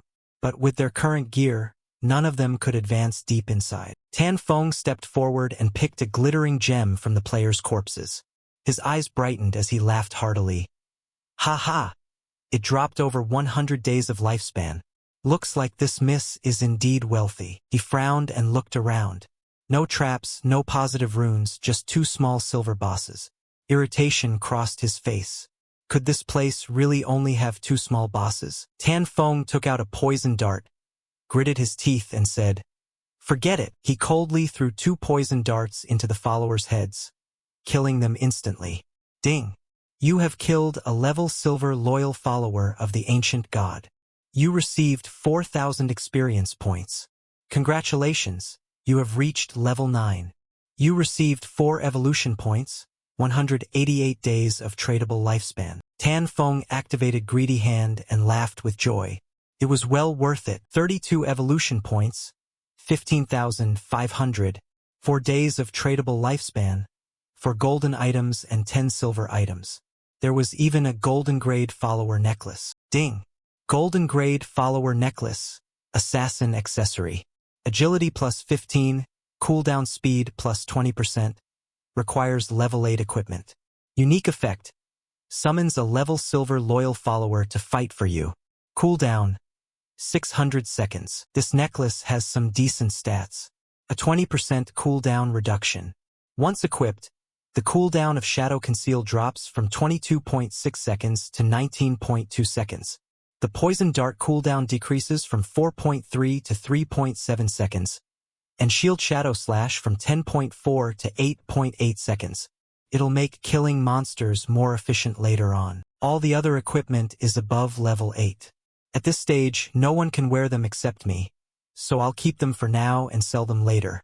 While happily looting, Tan Feng suddenly heard a strange noise from behind. An ancient stone pillar unexpectedly rose from the ground, emitting a strange radiance. He narrowed his eyes and said, "As expected, Clearing all the monsters here triggered a mechanism, an underground mechanism. Tan Feng quickly stepped toward the stone column. A constant click sounded like a cold rhythm in the ancient space. Immediately after, the ground beneath his feet began to tremble violently. Dust and small stones fell from the cracks in the walls, as if awakening something that had slept for 100 years. The floor slowly descended, forming a giant elevator hidden deep underground. Tan Feng squinted down into the black abyss, thinking, is this an up and down elevator? After a few minutes, the mechanism finally stopped. It felt as if he'd descended 3,400 meters. Silence returned. Only the faint whistle of wind through the rock crevices remained. He stepped off the elevator and looked up around him. Before him lay a dark maze, the smell of damp mold and ancient ash filling the air. This is the maze hidden beneath the shrine, which, according to memories from a past life, can only be found with very small probability. Inside the maze are countless traps, but if someone goes first as bait, exploration isn't too dangerous, just requires patience and time. However, with his current attributes, accidentally triggering a trap would likely mean death. So Tan Feng carefully took out a newly obtained item, the Golden Follower Necklace. It's an accessory for assassins, granting plus 15 agility, plus 20% cooldown reduction, and requires level 8 equipment. Its unique effect summons a level silver devout follower to fight beside you for 600 seconds. Fortunately, it had just dropped. Perfect timing. Tan Feng activated it. A loyal follower appeared, gloomy in form, its eyes vacant as if its soul had been eroded. He ordered it to go ahead and scout while he followed behind, feeling much more at ease. Still, to be safer, Tan Feng decided to evolve his passive dodge skill first. The system message rang in his head. You have spent 1 + 2 + 3 + 5 evolution points. Remaining points, 24.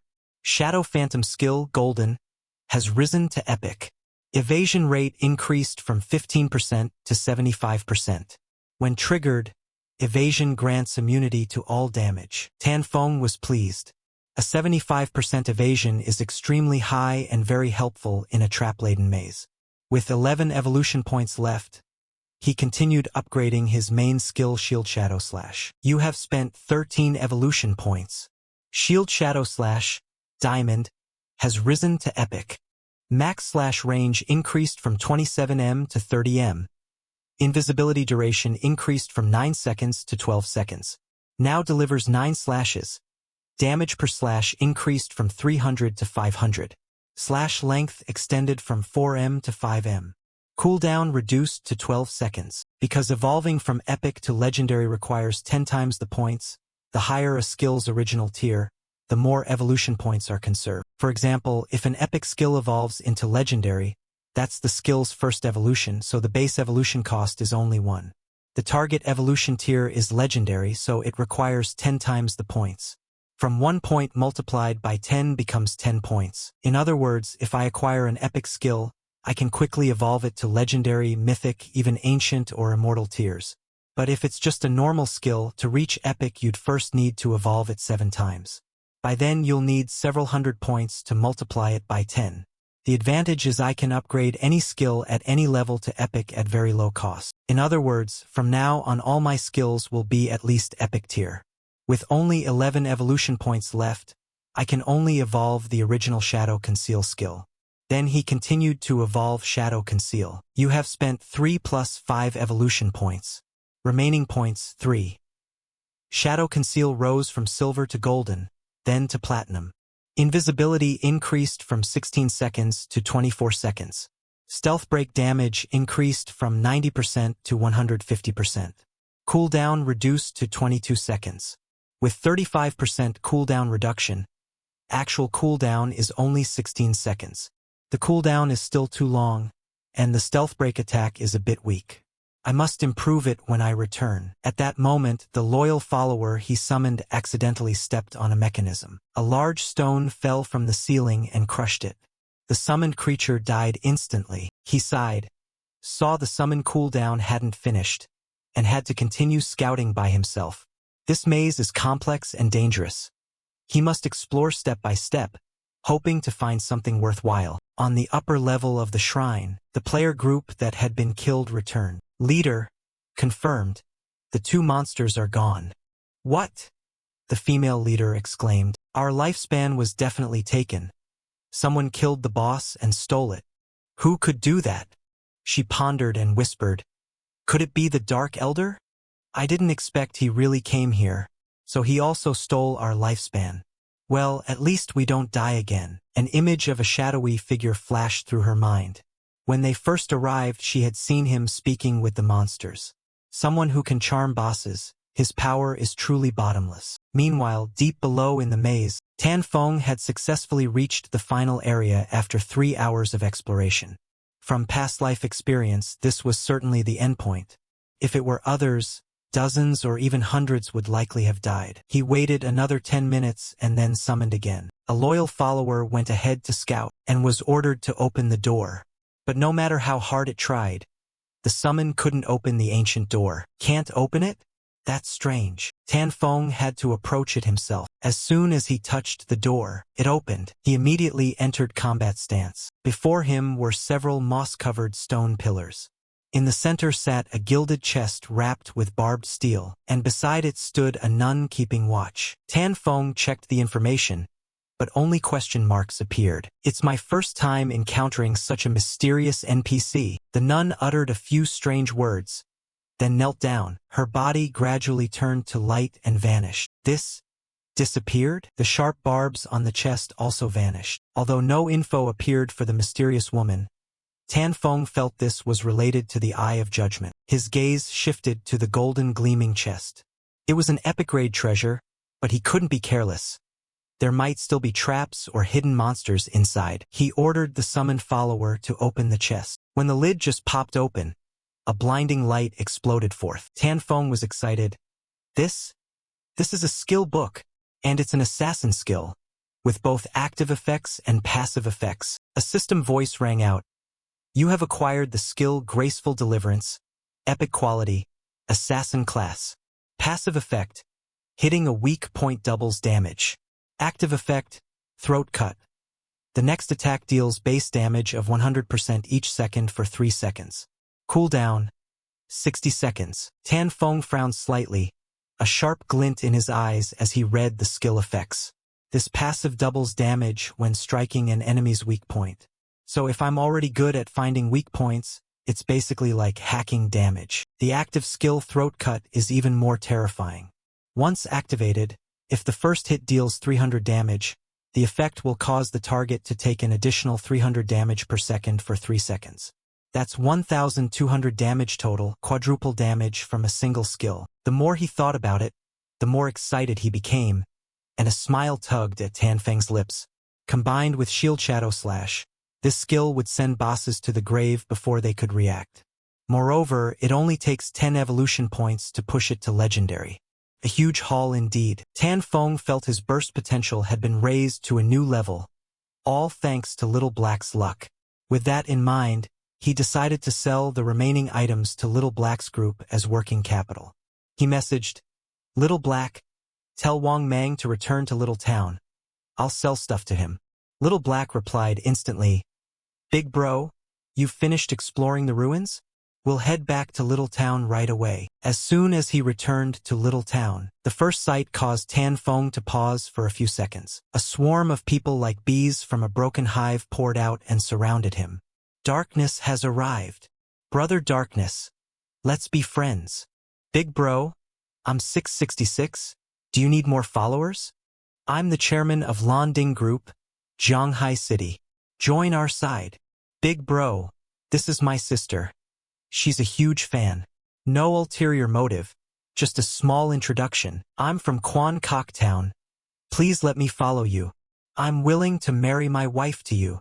I'm from Bitch Van Dao Town. Tan Feng thought to himself that the teleport gates to other towns must have opened. Now he could go to Firefly Town to look for that Song Fi. Without hesitation, he used Shadow Conceal, instantly turning into a wisp of smoke and disappearing before everyone's eyes. He's gone, damn it. Who told you to bother him? You talk? You were the one rushing in like a moth. Your sister's uglier than a ghost and you dared to introduce her to Big Bro. I'll beat you. Who's afraid of whom? Tan Feng arrived at the meeting point. Little Black, I'm here. Big Bro's here. Captain, Big Bro's here. Tan Feng glanced and spotted a familiar figure. Tan Xiaodu was standing behind Wang Mang's group. He frowned slightly. Why did this girl join Wang Mang's group? Don't they know she has a knack for causing trouble? Be careful, sooner or later she'll bring disaster. Tan Feng also reminded himself. The name Darkness has spread worldwide, but his true identity must never be revealed. He still can't transfer his power into the real world, and now countless eyes are fixed on him. One mistake, even a dull knife, could be fatal. On the side, Tan Xiaodu was quietly watching. Is this the Darkness? Incredible. Compared to the bratty gang like Wang Mang, it's a world of difference. She pressed her lips, determination flashing in her eyes. If he helps her level up, she could meet Song Fi in just a few days. Tan Feng opened the trade window, skimmed the loot, and said calmly but firmly, "These items perfectly fit your group's professions. There are also some basic skill books to enhance combat effectiveness. Altogether, this lot is worth about 2,200 days of lifespan." Wang Mang froze, eyes bulging as if they might pop out.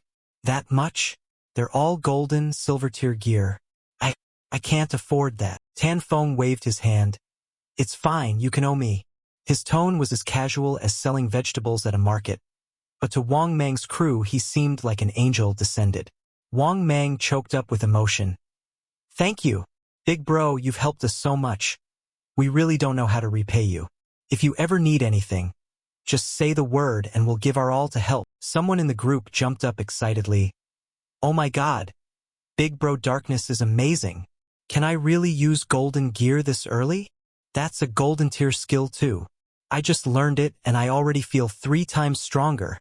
And it's even on installment plans. Sob sob. This is absolute faith. Big Bro really trusts us now. Wang Mang suddenly looked around, frowning. Huh. Why isn't there any gear for the cleric? A team member shrugged and curled his lip. What? So what? She's lucky to get experience with us. What else is she expecting? At that moment, Tan Xiaodu stepped forward, sent a friend request to Tan Feng, and spoke softly. Hello, Big Bro. I'm the cleric in Wang Mang's team. May I ask? There's no cleric gear for me? Tan Feng only glanced once, his gaze cold as ice. Without a word, he activated Shadow Conceal, turned into a wisp of smoke, and vanished without a trace. Huh. Where did he go? Tan Xiaodu stood there dazed, as if she'd lost her soul. Wang Mang patted her shoulder, trying to reassure her. Maybe Big Bro just didn't have cleric gear this time. There'll be some next time. Someone nearby sneered. Ha! I think he just didn't bother with her. Little Black sighed with admiration. Big Bro, Darkness is like a mythical dragon. Only the head is seen, never the tail, and he's handsome too. In another corner, Tan Feng strolled, a depth of thought flashing in his eyes. In his backpack sat a golden tier cleric staff, even an advanced cleric skill book. He snorted. Such precious things, how could he possibly give them to Tan Xiaodu? As he levels up, he'll surely collect a large amount of unused gear and skill books. But selling them takes time, and the government behind Wang Mang needs large quantities of equipment to train forces. He can't let one Tan Xiaodu jeopardize cooperation with the government. He must quickly find another cleric for Wang Mang's team and kick her out. Ambition flashed in Tan Feng's eyes.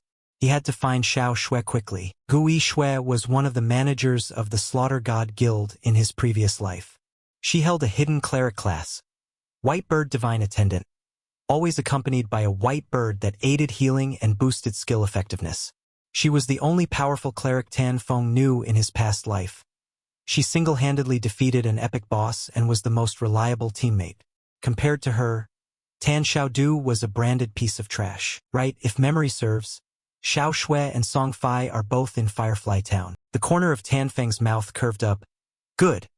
I can meet Xiao Shui on the way and bring her into Wang Mang's team. After teleporting to Firefly Town, Tan Feng remained hidden. He threaded through the noisy crowd unnoticed. While moving, he came across a group of players rushing back to the battlefield. Hurry! The silver tier boss is about to die. It's below half HP. Don't let it get the advantage or it'll be a stupid death. One guy muttered. Damn it. That bastard Song Fi has brought another flock of little sisters. Who wants to compete with him? Just one small star. Yet his brain-dead fans swarm like hornets. Another ground his teeth. I won't stand for it. Today I must kill that pale-faced bastard to feel better. Tan Feng frowned slightly. They've tracked Song Fi's whereabouts so quickly?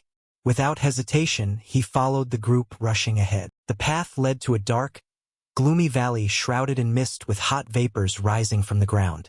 This was Kot Tang Mountain Gorge, a notorious level 5 zone. Most of the monsters here are flame sprites and ember sprites, all fire elemental with extremely high destructive power. Ahead, a crowd was charging in to fight the boss.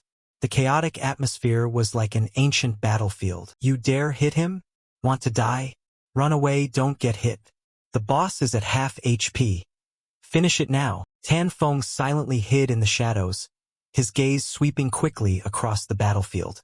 They were besieging a two-headed flame sprite, a silver tier boss, but the scene was utterly chaotic. Not only were monsters present, but players were slaughtering each other too.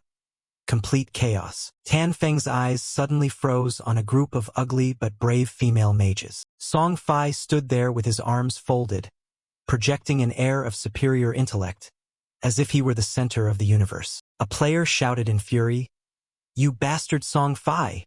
Last time you ambushed and stole my lifespan. Today I'll play you to death. You think those female mages behind you are safe? Ha! I have a divine skill tailored for mages. You're dead for sure." Unfortunately, before he finished speaking, a female mage.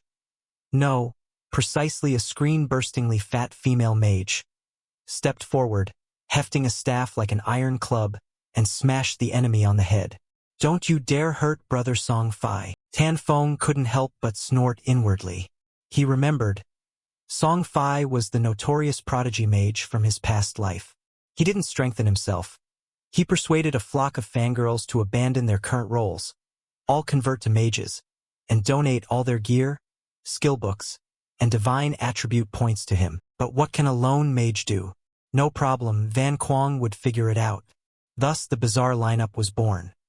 One pumped everything into divine attribute, becoming a glass cannon mage with massive damage but fragile. One poured all into agility, becoming a harass mage who runs like the wind and spams skills like mosquitoes. One dumped everything into physique, turning into an imagined flesh shield mage to tank bosses. Some even invested all into strength, using a staff as a melee weapon called combat mages. Initially, this strange mage formation proved surprisingly effective, sweeping everywhere and stealing the lifespan of countless players. This mage stew lineup became a nightmare for casual grinders. But as the game dragged on, the stupidity became obvious. These variant female mages were wiped out one by one, while Song Fi helplessly watched his fangirls fall like kites with broken strings. Tan Feng sighed. A good show must come to an end.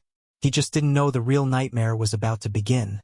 And its name was Darkness. Song Fi stood amid his circle of female mages like a living saint, his expression a blend of compassion and sorrow. "My sisters, you've worked so hard.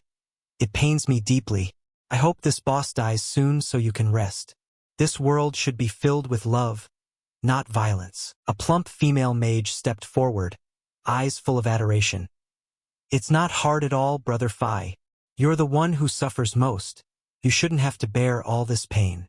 Then she raised her staff and screamed like the commander of a suicide charge. "Sisters, charge! Kill this ugly monster. Don't let it hurt our idol." The female mages chanted in unison, fervor like a fan club in full force. The monster maddened. Song Fi became king. From now on, there was only Song Fi. "Brother, slowly ascend. We'll follow you forever." But at that moment, the boss suddenly roared and launched a pillar of blazing fire toward Song Fi. Before Song Fi could react, a young female mage leapt forward to intercept the attack for him. Her hair singed, clothes tattered, she still smiled brightly. Song Fi immediately knelt beside her, embraced her shoulder, feigning deep emotion. "Oh my you!" the girl whispered, eyes shining. Brother Phi is always like this, madly devoted to us. The plump mage yelled again.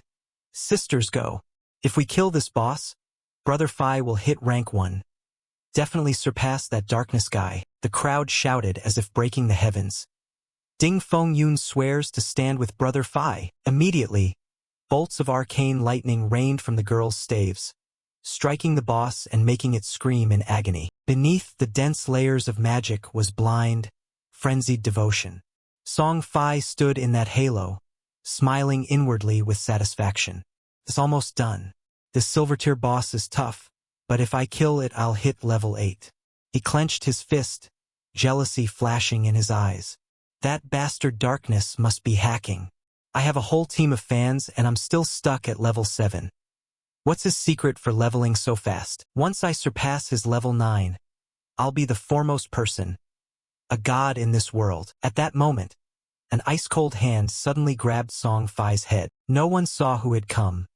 All anyone knew was that while everyone else was still looking up, Tan Feng was already behind Song Fi. Shield shadow slash. A streak of lightning flashed. Before Song Fi could scream, his head was lifted clean off his neck, blood spraying everywhere. His eyes vacant as if unable to believe he'd been logged out like that. Tan Feng silently gripped the head, glanced at it for a moment, then crushed his face like squeezing a ripe tomato. The plump female mage turned around and screamed in panic, "Brother!" But before she could run over, Tan Feng moved like a shadow through the ranks of mages. So fast there was no time to react. The system announced, "You have killed the two-headed flame sprite. Received 1500 EXP. You have killed the player magic god Gitian. You have killed the player Song Fi Miao Miao. You have permanently killed the player Fi Vin Vin Theoan. You have killed the player Xiao Fi Yue." Damage numbers kept popping over the boss and players. 1985, 1985, 1990, 1990. The rest of the crowd fell silent. What? A one-hit stealth assassination? Damage in the thousands? My strongest skill only does a bit over 100. This is 10 times a normal person. And it's an area attack. Song Fi and his fangirls were wiped out completely. Someone blurted, "Who is this assassin? Could it be Darkness? Someone who uses me without suspicion." Surely it was Big Bro Darkness, the first to kill a golden boss. If it wasn't him, who could terrorize like this? The crowd immediately dispersed automatically, rolling out the red carpet, stepping back to yield the boss loot to him. Just finishing off Song Fi's guilty lot felt satisfying. Big Bro forever supreme. Big Bro keep it up. Big Bro I love you. Stop staring. Go get it. Tan Feng smiled faintly, thinking, these people only flatter me because they're afraid I'll turn on them. In the previous life, if I showed my face they'd probably mob and tear me apart without waiting for armor. Firefly Town, the low-level respawn area in the primordial forest. Song Fi opened his eyes, his body sitting up on the resurrection altar, a few glimmers of spiritual energy still clinging to his head. The system rang out coldly like an executioner's voice. You were killed by the player Darkness. Lost 1,106 days of tradable lifespan. Lost an additional 18 years, 113 days of non-tradable lifespan. Song Fi froze as if struck by lightning, eyes dim, mouth agape. I'm dead? And killed by Darkness? He immediately sat bolt upright, horrified like bitten by a snake. Why did that Darkness appear in Firefly Town? Zhanghai City has hundreds of primal towns. Why did he pick my spot to steal the boss? At that moment, the group of female mages also respawned one by one, faces dazed as if they'd undergone a reincarnation disaster. I'm dead? Brother's dead too? It was Darkness, but why did he kill both Brother and us? A short, stocky girl screamed, resentful. He must have wanted to steal the boss, cowardly attacking when Brother wasn't paying attention. Shameless shrimphead. Just as the air seethed with hatred, a shy blue-haired girl stepped forward. Brother, I'm an archer with the eyesight skill. I can see even hidden enemies. Can you let me join the team? Before Song Fi could answer, a female mage sneered and cut in. Move aside. Brother Song Fi already said we only need mages. Archers are too slow at killing monsters and will affect his rank climbing. Song Fi spread his arms and smiled a captivating smile. Magnanimous like a god descended. Don't say that. I still believe love can bridge all differences. He took the archer's hand, his eyes shining like someone acting in a TV drama. I feel your intense affection. It's fine even if you're an archer. Come grow with us. The girl was moved to tears, choking like someone reading a love letter by moonlight. Brother, I love you. Then came the collective vying for favor. Brother Song Fi, I'm an assassin. I also have stealth and can ambush him like he ambushed you. I learned an area control skill that can freeze him so you can personally cut him down. Song Fi gestured to everyone, his eyes like he was reading the UN's Declaration of Peace. Everyone, we are one big family. Love one another. Anyone who wants to join is welcome. Come. Together we'll be united forever. The atmosphere was so touching it could be canned and sold as comfort food. The female fans cried tears of joy, hugging each other as if rescued from a blizzard. So warm. Follow him, and Song Fi would never regret it. Then a roar of fury rose like a tidal wave. That darkness dared to ambush brother. If Vuduk catches him, he must be killed by brother, so he knows the consequences of provoking Song Fi. Revenge. Revenge for brother. Kill that dog darkness. In a hidden corner of the town, some unfamiliar players murmured, Hey, what's going on? This whole little village looks like it's about to start a war. Heh. You don't know? That guy was killed by an outsider. Remarkably, killed in the midst of dozens of girls' surrounds. And yet he still died. Died horribly. The one who killed him was Darkness. You heard that name? Unbelievable. Darkness? That level? Seriously. Darkness actually dared touch this bunch of unstable girls? I'm utterly impressed. Song Fi stood among his crowd of fangirls like sunflowers facing the sun. In this case, the sun was himself. He curled his lip, eyes full of smug certainty. Good, very good. With so many witnesses, when I personally kill that darkness, everyone will admit that however strong he is alone, he's still a shrimp. Especially an assassin, a sneaky brat. How can he compare to a noble mage like me? On the other side, Tan Feng was quietly operating in the system interface, his face cold as if killing a silver-tier boss had been mere breakfast. The greedy hand system activated. You received 16 evolution points, 217 days of tradable lifespan, 6 silver-tier spoils, 1 golden-tier spoil. Without hesitation, Tan Feng upgraded his system skills, spending 10 evolution points to emancipate. Grace rose from epic to legendary. The new effects made his eyes flash cold. Passive effect. Weak point attack bonus increased from plus 100% to plus 200%. Weak point hit chance doubled. Active skill Throat Cut. Now deals 150% damage per second for 3 seconds. Cooldown reduced from 30s to 25s. Tan Feng frowned slightly.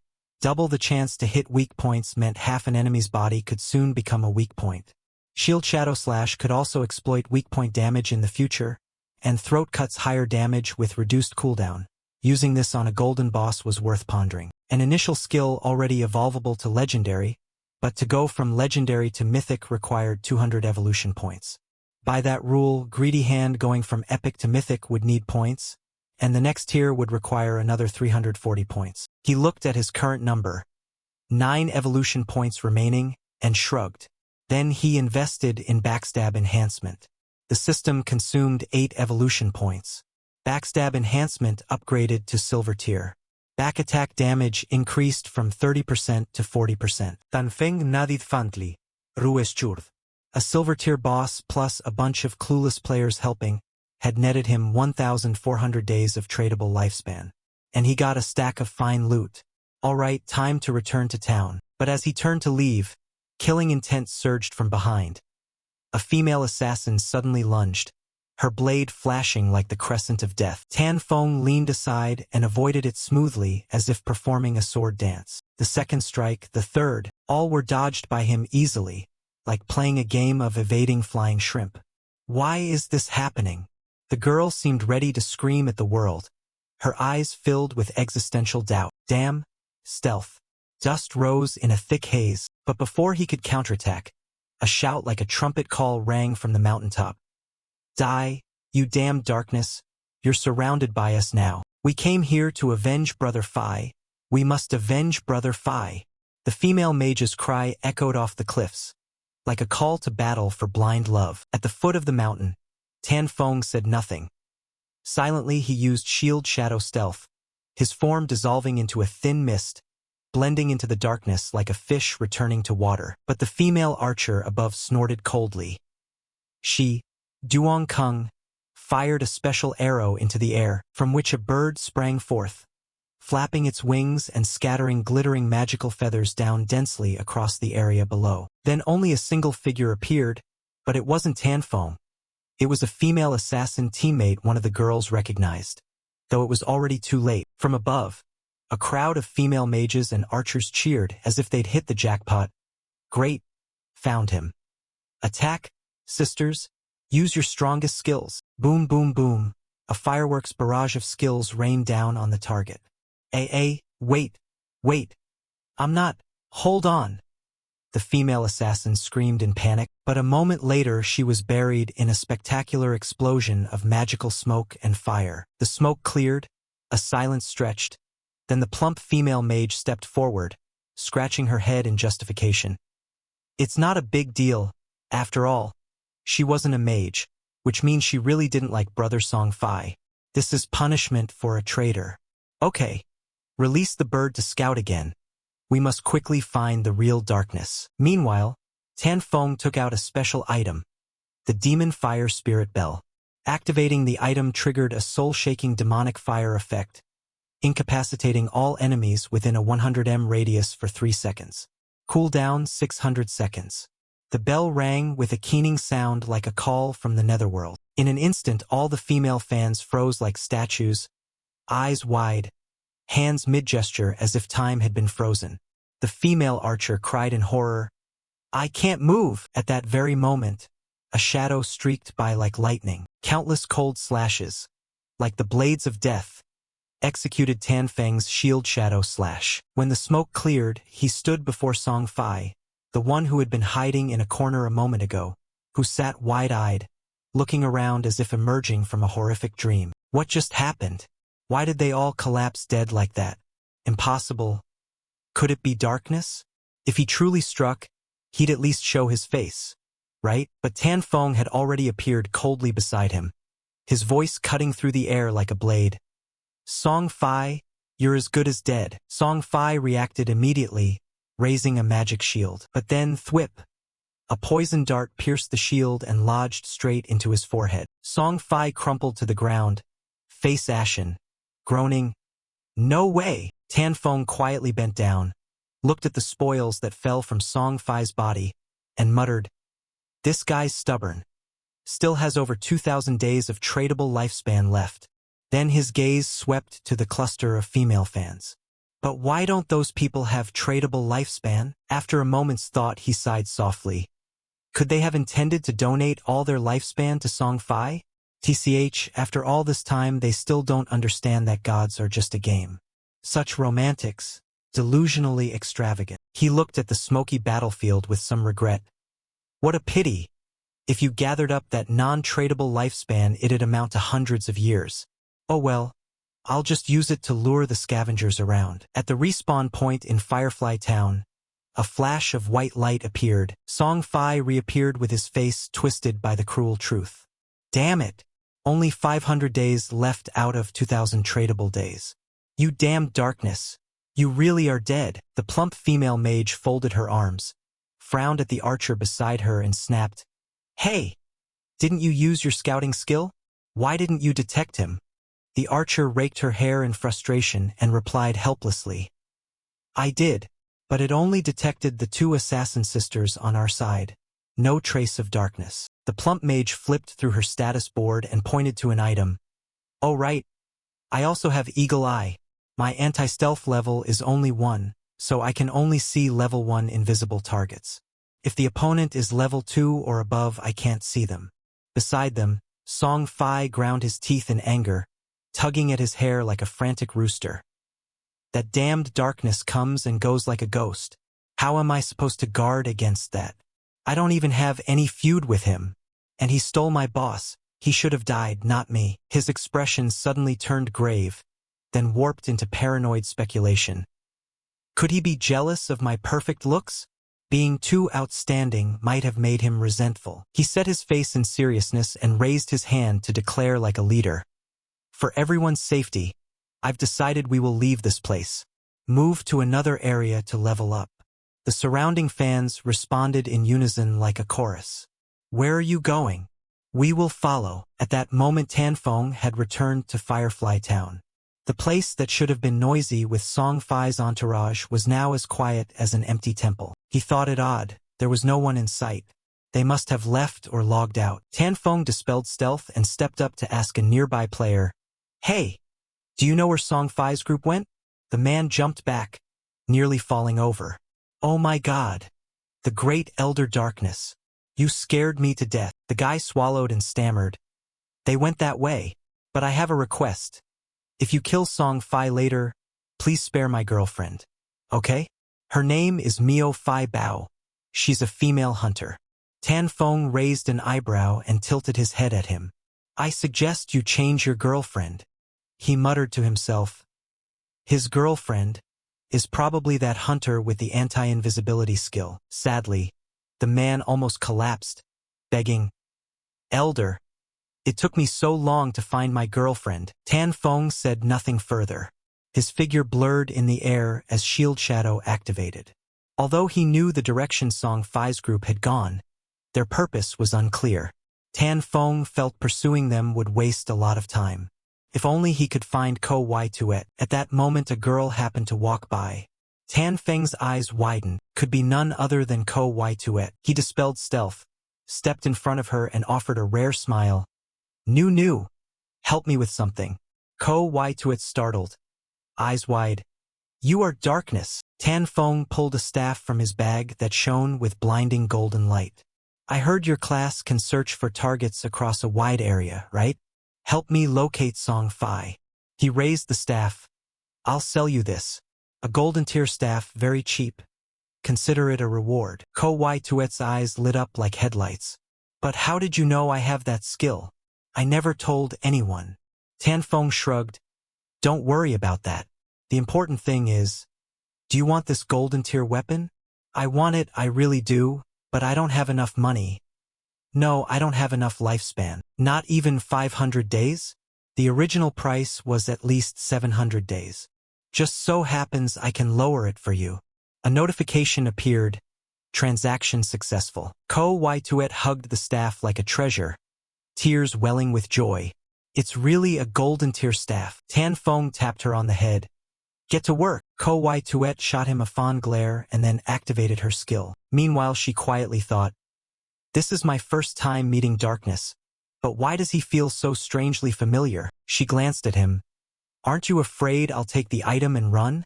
Tanfeng raised an eyebrow. "What? Aren't you the one who hates that Song Fai?" Ko Wai Tuet froze, eyes wide as she stared at Tanfeng. "Elder, how did you know I also hate Song Fai? Could you be someone I know in real life? But your voice doesn't quite match." Tanfeng curled his lips in a cold, mysterious smile. Ah, gas. "I'm too lazy to guess." She shrugged and pulled out a scouting bird. "Release the bird." The bird shot up into the sky, its bright eyes sweeping across the expanse. Through its vision, Ko Wai Tuet felt like she was piloting a modern drone. A few minutes later she had results. Found Song Fai, coordinates 386, 9527. But I can't guarantee they won't move. By the time you get there they might already be gone. Tanfeng turned and waved. "Send a friend request. Keep watching. If they change location, tell me immediately." "Huh? If I have to monitor them for a long time then He cut her off decisively, only for a moment. No sooner had he spoken than Tanfeng shot off like a wisp of smoke. But when he reached the forest, he suddenly stopped mid-path. On the other end, Ko Wai Tuet tilted her head in puzzlement. "Huh? Why did the elder stop?" Tanfeng stood before an ancient tree and asked in a low voice, "Look around. Are there any trees nearby that look like this one? Wait a moment, she answered, eyes flicking over the scouting bird's view. There's an identical tree 100 meters ahead, and another one 100 meters to the left. Without a word, Tan Feng placed his hand on the first trunk and traced a faint mark with his finger. He then quickly moved to the other two trees and did the same. Ko Wai Tuet's eyes widened in amazement. It's a Phi Tui grade mirror. Ko Wai Tuet stared, curiosity lighting her eyes. What kind of mark is this? Tan Feng glanced at her and smiled softly. Guess. The moment the three trees were linked by the ancient sigils, the space trembled. A gentle tinkling sounded in the wind. Before him, a jade mirror appeared, emitting a blue-green light like an autumn lake. Ko Wai Tuet's eyes widened in astonishment. It's a Phi Tui grade mirror. Tan Feng smirked, a smile tinged with self-admiration. Who would have thought to find one of the ancient gods' bamboo blessings in Newbie Village? My luck isn't bad at all. He straightened, eyes narrowing as if recalling something distant. An ancient god's blessing can appear anywhere on lands abandoned by the gods. Activating enough hidden symbols will open treasures, summon bosses, or grant unique skill rewards. Ko Wai Tuet gawked, her gaze glued to the mirror. Elder, this mirror must contain at least 1,000 days of lifespan. Oh my god. Converted to money, that's millions.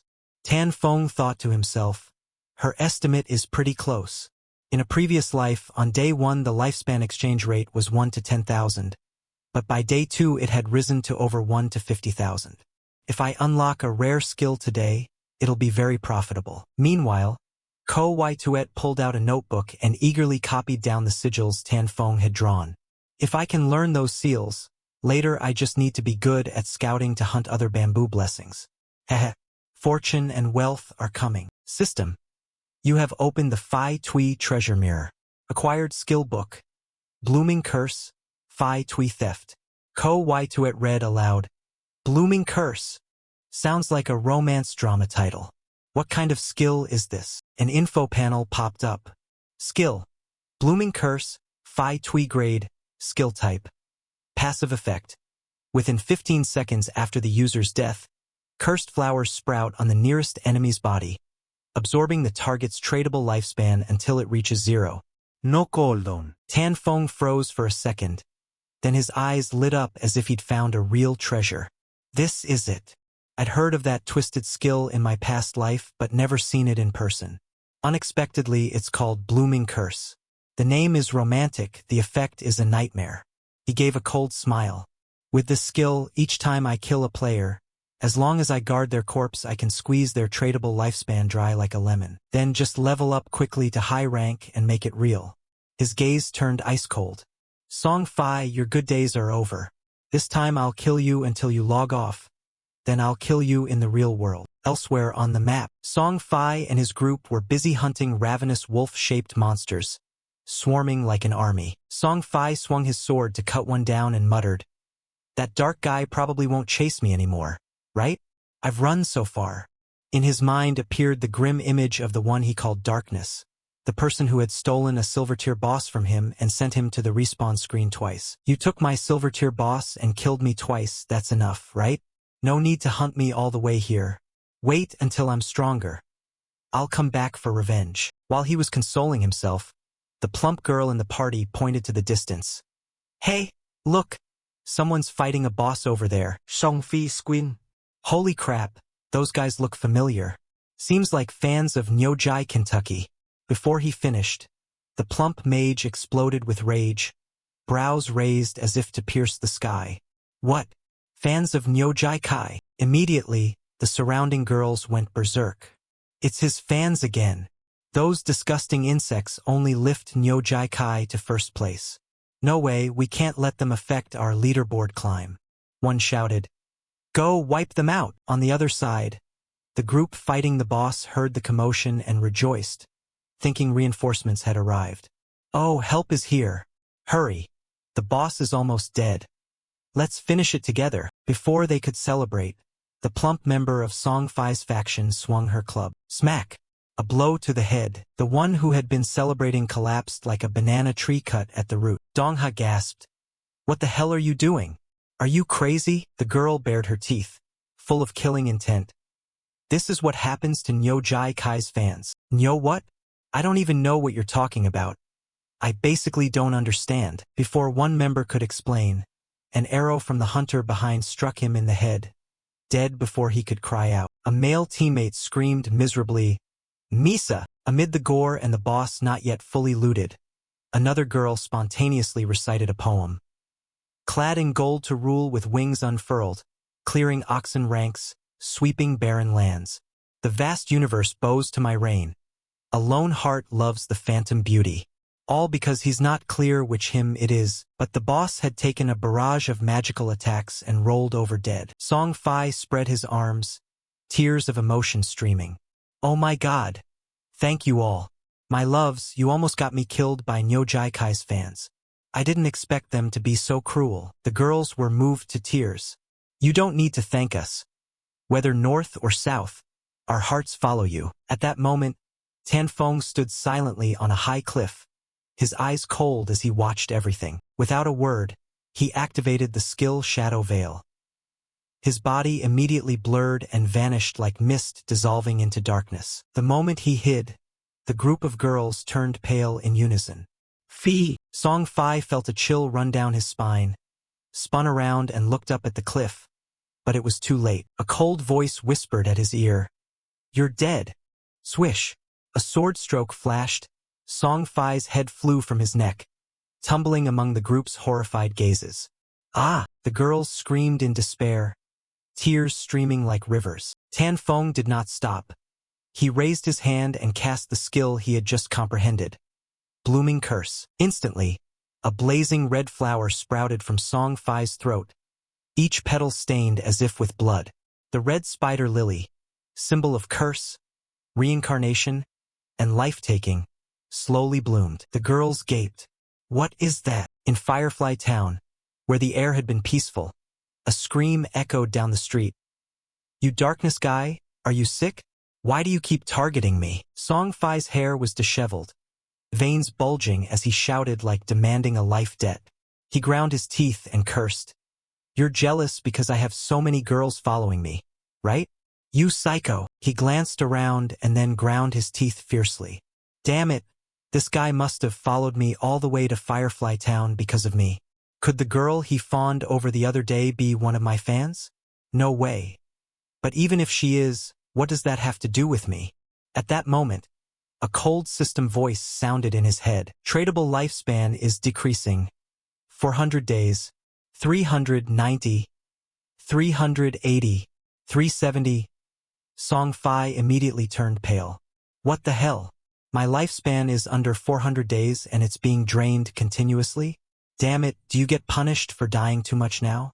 Is this a game or a horror movie? Just then, his fanatic girls were resurrected in the safe zone. A pale-faced girl said, Brother, this is bad. When that darkness guy used the skill, I saw a red flower like blood grow on your body. It looked like it was sucking something from you. What? Song Fi snapped his head around, eyes bulging as if about to pop, watching his lifespan plummet like apocalypse stocks. A flower grew on your corpse? And that flower is draining your lifespan? Damn you, darkness, you really want my life? Huh. The cold system voice continued. 350 days, 340, 330. Panicked, Song Fi slammed the table and shouted, Go offline! Go offline now. If I get killed again, my lifespan will hit rock bottom. He shouted with all his heart. Listen to me, everyone. Log off first, go buy lifespan points in real life, then come back. Re-equip, raise your combat power and launch a coordinated attack on that guy. The brainless girls raised their fists in unison. Wherever Brother Fi goes, our hearts follow. Immediately after, Song Fi hurriedly logged out, eyes wild. You darkness, just wait. Took me more than 2.5 years to achieve what I have today. I don't believe the gods won't let me smash you. Elsewhere, Tan Feng stood motionless atop a hill. Around him lay piles of players' corpses, each with a blood-red spider lily blooming from it. The system coldly announced the player had killed too many others and was now at level 4 murderer status. Upon death, 96.875% of current lifespan would be lost.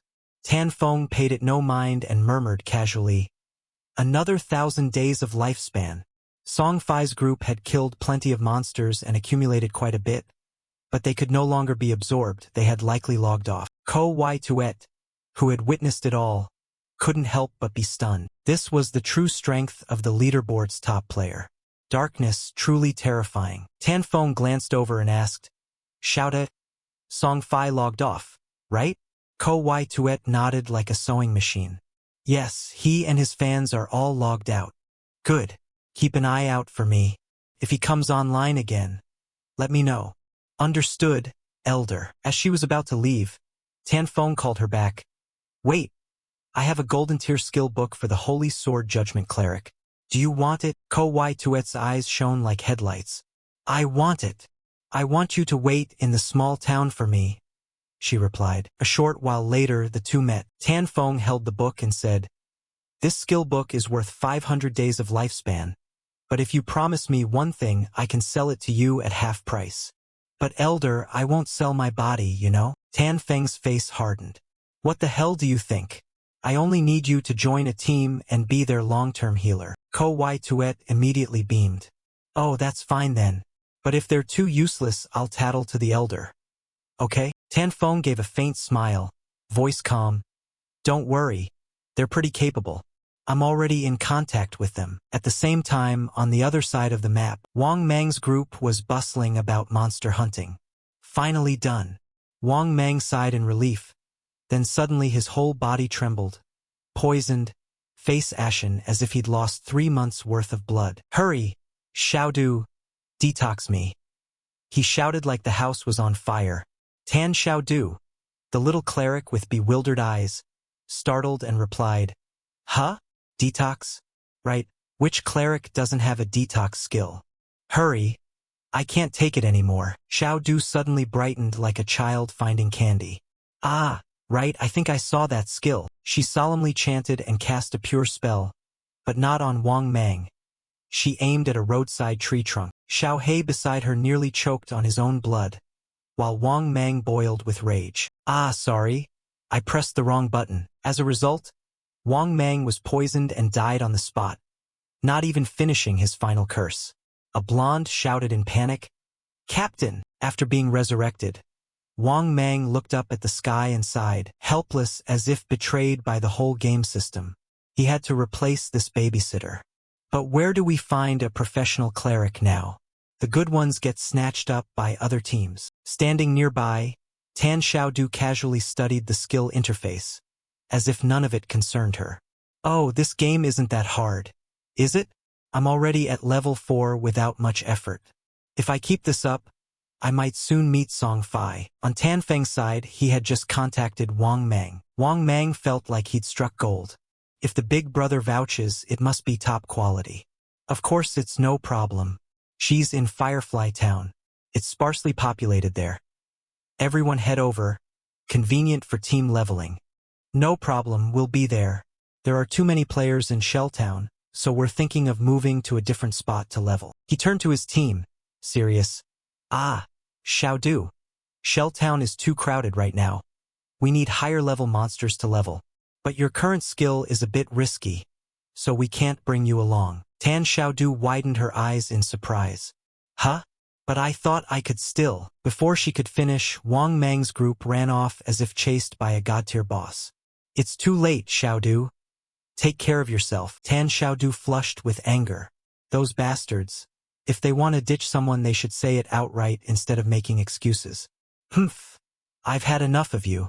I'm going to find the Elder Darkness. A short while later, Wang Mang's group arrived at Firefly Town. Wang Mang respectfully transferred 800 days of lifespan. You have received 800 days of lifespan. You have received 800 days of lifespan. He added, This is the remainder from last time. Soon my captain and will come to give the remaining 500 days. In this game, lifespan is truly hard to come by. Tan Feng thought to himself. Captain and... could it be in you? He nodded slightly and pointed to one side.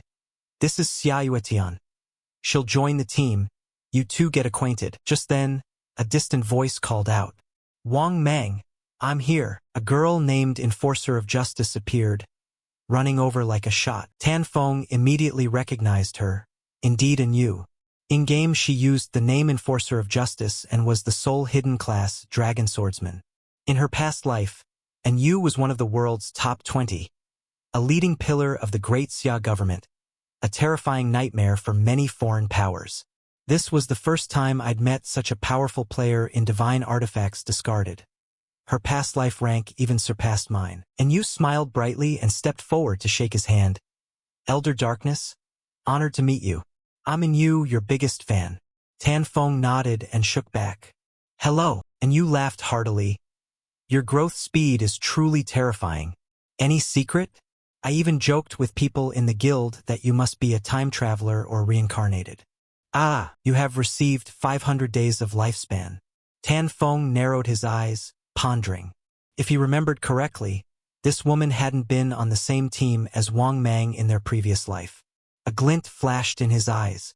It seemed Yu had, on behalf of Zhanghai City's authorities, purchased a sizable amount of lifespan this time. Not just simple buying and selling, but enough for strategic transactions. The Dragon Swordsman class itself is extremely special, possessing super survivability, almost impossible to eliminate in the hands of a mid-tier player.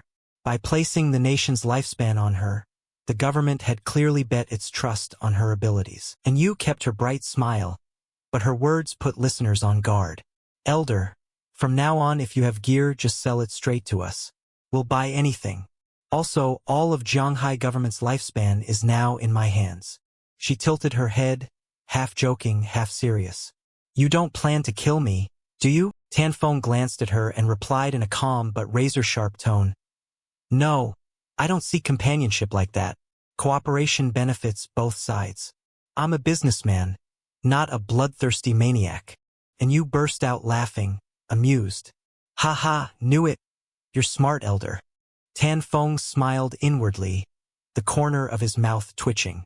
Indeed, every sentence of hers seemed like a probe. Beneath that sunny, innocent appearance was a crafty mind and a heart that trusted no one more than 30%.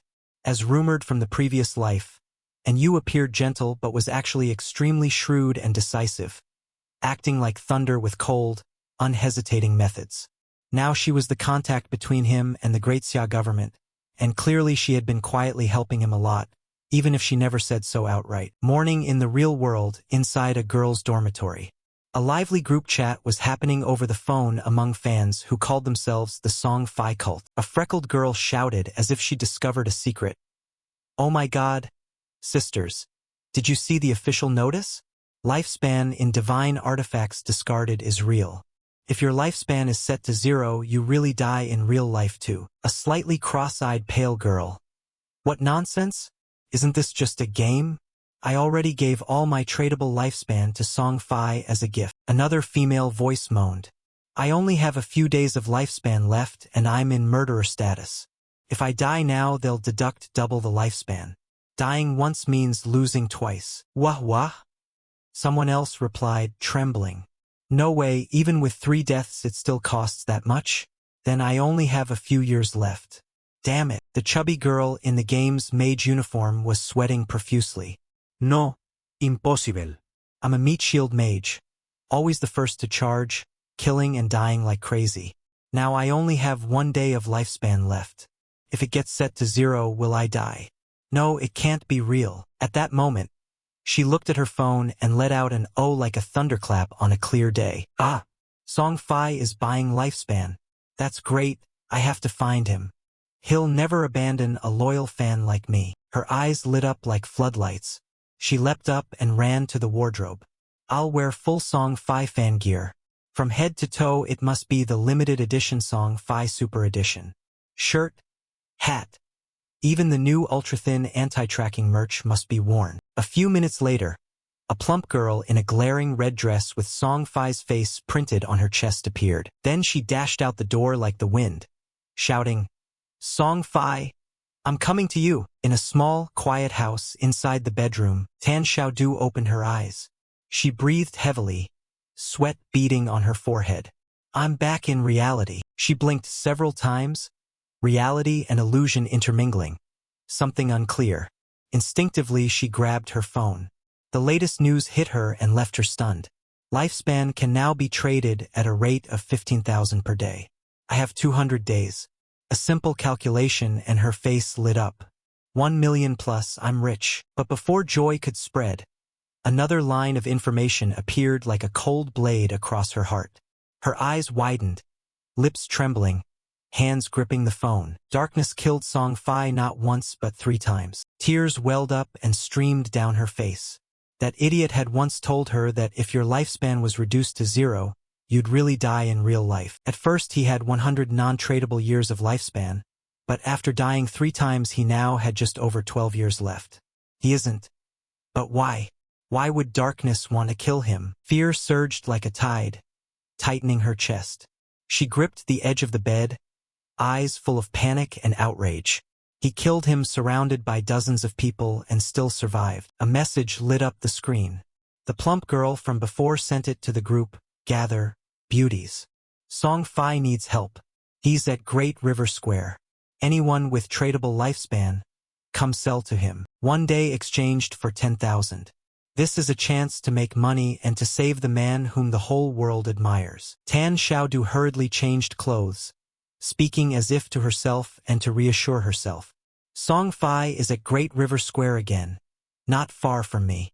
No, I can't just stand by and watch his lifespan slip away. She clenched her fist, eyes hardening with resolve and a flash of steel. Luckily those idiots offered lifespan like a sacrifice, so I managed to get over 200 days of tradable lifespan. Enough to help him. Having said that, Tan Xiaodu shoved the door open and ran off, her long hair flying, the wan moon casting her elongated shadow along the empty road. Inside the game, the eastern coastal outskirts of the starter town, Tan Feng, under the name Darkness, was still engrossed in hacking at the seafood monsters on the shore.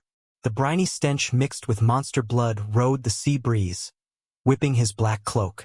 Corpses lay strewn like ruthless trophies. Suddenly, a string of system notifications rang out in succession. Congratulations on reaching level 10.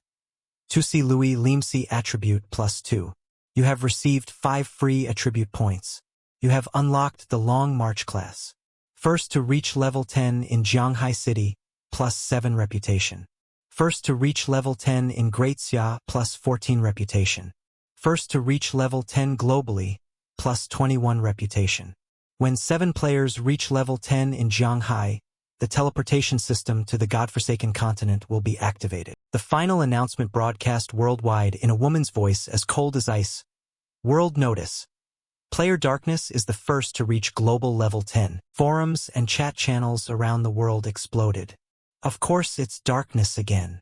He killed the first golden boss too. Now he's the first to level up. This elder is unreal. I heard he even killed a notorious streamer named Song Fi 3 times. A player in Tianzhu raged, "You monkey! Darkness is from Great Xia, and I'm the only one with a hidden class and I'm only level 8. So what is that guy? Among 1.5 billion Tianzhu citizens, can't anyone surpass him?" At the seaside, Darkness stood motionless on the white sand, face expressionless. The system continued. You have consumed 13 evolution points. Skill Backstab Enhancement upgraded from Platinum to Phi Tui. Passive effect. Back attacks increase from 40% to 50% damage. Tan Feng's personal info screen appeared. Name: Darkness class. Obsession: only hidden class. Level: 10 non-tradable lifespan. 1,219 years 128 days tradable lifespan. 7,455 days strength. 39 constitution. 39 agility. 111 spirit. 41 reputation. 47. Tan Feng muttered in a low voice, cold as the night wind. Tradable lifespan is just over 7,000 days. Still not enough. He slowly looked up, eyes lighting. To leave the starter town requires 7 level 10 players to trigger the teleport, and the highest right now is only level 7. They'll have to wait. He turned and reached for the logout icon. Conveniently, there was an issue in reality that needed resolving first. The game screen dimmed, and Darkness, the first to reach the level cap, disappeared as if he'd never existed. Shanghai City. In a small room, Tan Feng lay motionless on a single bed. After a while, his lashes trembled and his eyes slowly opened. The system appeared before him, a line of text cold as steel. Do you want to use tradable lifespan to extract abilities into reality? Tan Feng didn't hesitate, his voice low and resolute. Yes, immediately. The interface opened, detailed like a military control panel. Extract class? Extract level? Extract skills? Extract bloodline? Temporarily locked. Extract divinity? Temporarily locked. Tan Feng coldly chose to extract class. Confirm. You have consumed 1,000 days of tradable lifespan. You have extracted obsession, the sole hidden class. Innate effects activated. Strength +3, Constitution +3, Agility +8, Spirit +5. His body trembled slightly as black, smoke like air spread through his limbs. The transformation began deep within his neural structure. This was no longer a sensation but a fact, as if darkness had signed a pact with his flesh. Extract level. He said again, confirm. You have consumed 1,000 days of tradable lifespan multiplied by 2. You have extracted double levels. Current actual level is now 3. Additional attributes. Strength +4, Constitution +4, Agility +14, Spirit +4. Tan Feng nodded slightly and continued in a low voice. Extract skills. He paused and began to calculate. Reason worked like a cold machine. Logically, the higher the skill rank, the more lifespan the extraction should consume, possibly increasing exponentially. Unexpectedly, the extraction cost was based on the original grade, not the post-evolution rank. Too good to be true. The skill Shadow Veil only cost 900 days and is platinum grade in the game. You have consumed 900 days of tradable lifespan. Extracted skill, Shadow Veil, platinum grade. You have consumed 2,262 days of tradable lifespan. Extracted skill, Extreme Poison Throwing Stars, silver grade. There remain 1,292 days of lifespan, but no other skills can be extracted for now. Paying such a bargain to extract skills and yet obtaining this platinum Shadow Veil, truly a steal. Tan Feng sat up, clenched his palm, and black air coiled around his arm like a living creature. He muttered, voice soft but cold as ice. Now strength and constitution are twice that of a normal person. Agility is 32 points, surpassing human physiological limits, coupled with unlimited invisibility and poison-tipped throwing stars reaching 14 meters. He narrowed his eyes, a cold curve forming at the corner of his mouth. Killing Song Fi is now entirely possible. Tan Feng scrolled his phone. Song Fi was frantically buying lifespan. Did he intend to use it to continue the game and come settle accounts with him? He checked the location. Great River Square was only 7 to 8 kilometers away. At his current speed, it would take just over 10 minutes to arrive. He stood up, gripping his phone tightly. A message popped up. Hu Chiban, the manager who rode on the company's coattails and bullied him, had sent it. Tan Feng, are your wings working? Not answering. Being noticed by Miss Lu's family is a blessing, yet you dare ignore me. Call back immediately or don't expect to read any more messages. Tan Feng sneered, voice icy. What a fool! That guy's been put on the blacklist. He tossed the phone aside without looking back, then vanished into the air. Shadow Veil activated. No one remained in the room, only a faint darkness lingering on the wall. Soon, his voice echoed from the void. Great River Square was packed with people, chants crashing like waves across the space. Song Fi. Long live Song Fi, the first to pass the life and death trial, the heartthrob of my dreams. Tan Xiaodu also stood in the crowd, cheeks flushed, shouting no less enthusiastically than a true fanatic. Go Song Fi! Long live Song Fi! On the central podium, Song Fi sat cross-legged with arrogant composure. Beside him was a blonde woman in a tight black dress, her demeanor as cold as ice. The cheers below were like waves of worship, but to the two of them it was merely excitement manipulated from gullible masses. Song Fi smiled faintly, a calculating, triumphant grin. The blonde leaned in and whispered in his ear, her voice sharp as a blade. Darling, I heard that in the game that darkness killed you 3 times. Don't worry, I sent people to investigate.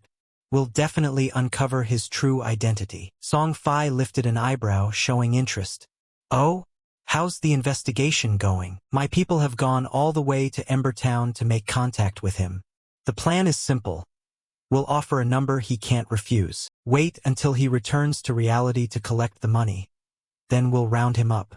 At that moment, we must make sure to call you to witness him begging for his life. Song Fi asked slowly, I heard your Great River Company has quite a few tricks to control players and force them to work unpaid for the shareholders? The girl shrugged, smiling without smiling. They're just fools with no lifespan left. Nobody cares. But someone like you is different. There are countless women volunteering to donate lifespan, even willing to die for you. Song Fi laughed, a flash of arrogant pride in his eyes. He knew he wasn't just a player but a symbol of power and allure. Just then, a loud shout rose from the crowd, cutting through the atmosphere. Can you people please restrain yourselves? Are you selling your lifespan to someone else without thinking? A man rushed into the center of the square, pointing at the podium, his voice trembling with anger. Don't you read the government's reports? If your in-game lifespan runs out, you'll really die in real life. He spun toward Song Fi. And you, Song Fi, you know lifespan is a matter of life and death, yet you brainwash your fans to buy up lifespan. You're not just scamming people. You're killing them. We'll sue you. I swear it. Song Fi's indifferent gaze swept the crowd. Not angry, not rebutting, just a faint, contemptuous smile. Sure enough, someone came to cause trouble. He narrowed his eyes at the man who had shouted. There was no fury in his look, only a chill like a calm lake before a storm. He rose, stepped to the edge of the stage, took the microphone from his assistant, and smiled courteously. His voice boomed through the speakers, steady and magnetic. Hello, everyone. I'm Song Fi. His tone brimmed with sincerity as if confiding in close friends. I've noticed some recent debates. My purchasing of lifespan may have depleted shared resources and made some people uneasy. For that, I offer my sincere apologies. The crowd beneath the stands immediately erupted. No, you're not at fault. Song Fi didn't do anything wrong. He doesn't need to apologize to anyone. Song Fi raised a hand gently, signaling calm, then continued in a warm, resonant voice like reading a love letter. I am deeply grateful for your support and love, but I urge you to love rationally. At this critical time, with the divine disposal game affecting the whole country, it's important for everyone to learn how to protect themselves. I have always tried to cooperate with officials, participate actively in the system, and keep striving. My using personal funds to buy lifespan is a small effort to become a top-tier player worthy of your expectations. He paused, looked up with reddened eyes, voice choking. I do all of this to repay the love you give me. I don't want anyone to be harmed in-game or in real life. I only wish for everyone to live happily and peacefully. I didn't expect these actions to cause some people such hurt. A single tear fell down his cheek. Just one at the right time and place. The crowd exploded with emotion. Some wept, some covered their faces, some knelt and reached toward him as if praying. No, don't cry anymore. You did nothing wrong. How can you be so kind? Song Fi is the light of my life. The atmosphere suddenly became frenzied, like a cult witnessing the descent of a deity. The crowd's rage turned on the man who had dared criticize Song Fi earlier. You madman! Get out of here. How dare you insult his sincerity? Are you even sane?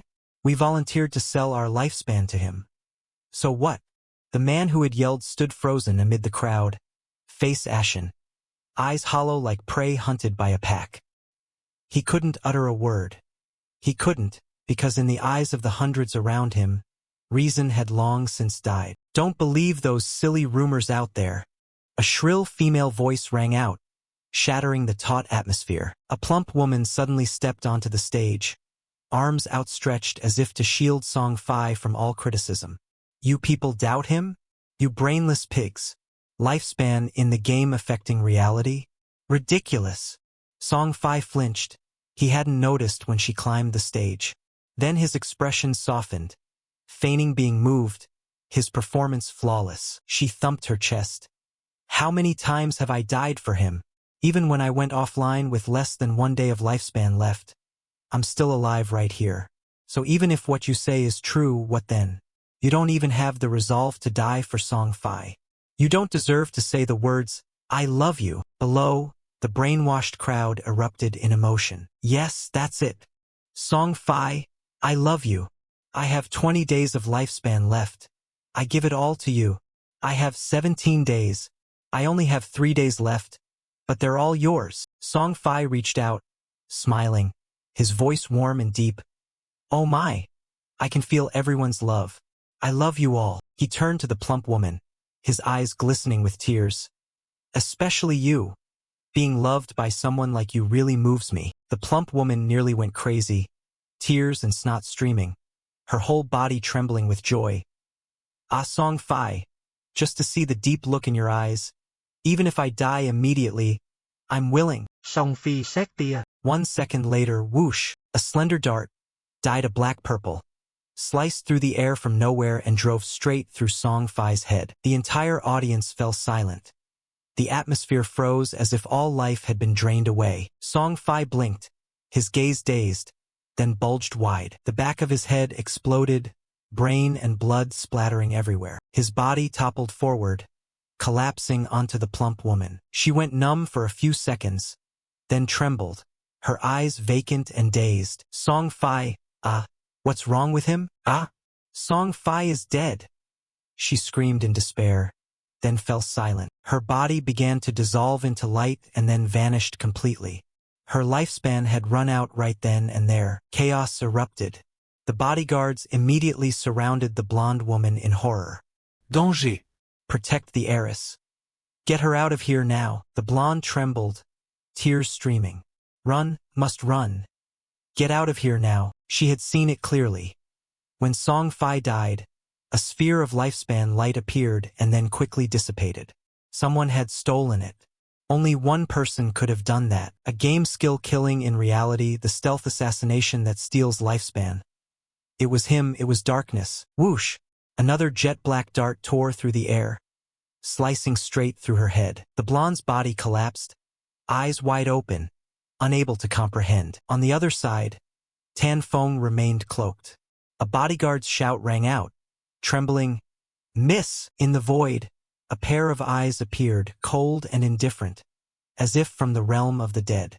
Tan Feng stood there, his eyes like bottomless abysses, watching the desperate, panicked crowd. The next afternoon, the city seemed covered in a faint red mist, thin and cold, like dried blood not yet washed away. Tan Xiaodu sat in a taxi, eyes glued to her phone. On the screen, the latest headlines scrolled wildly.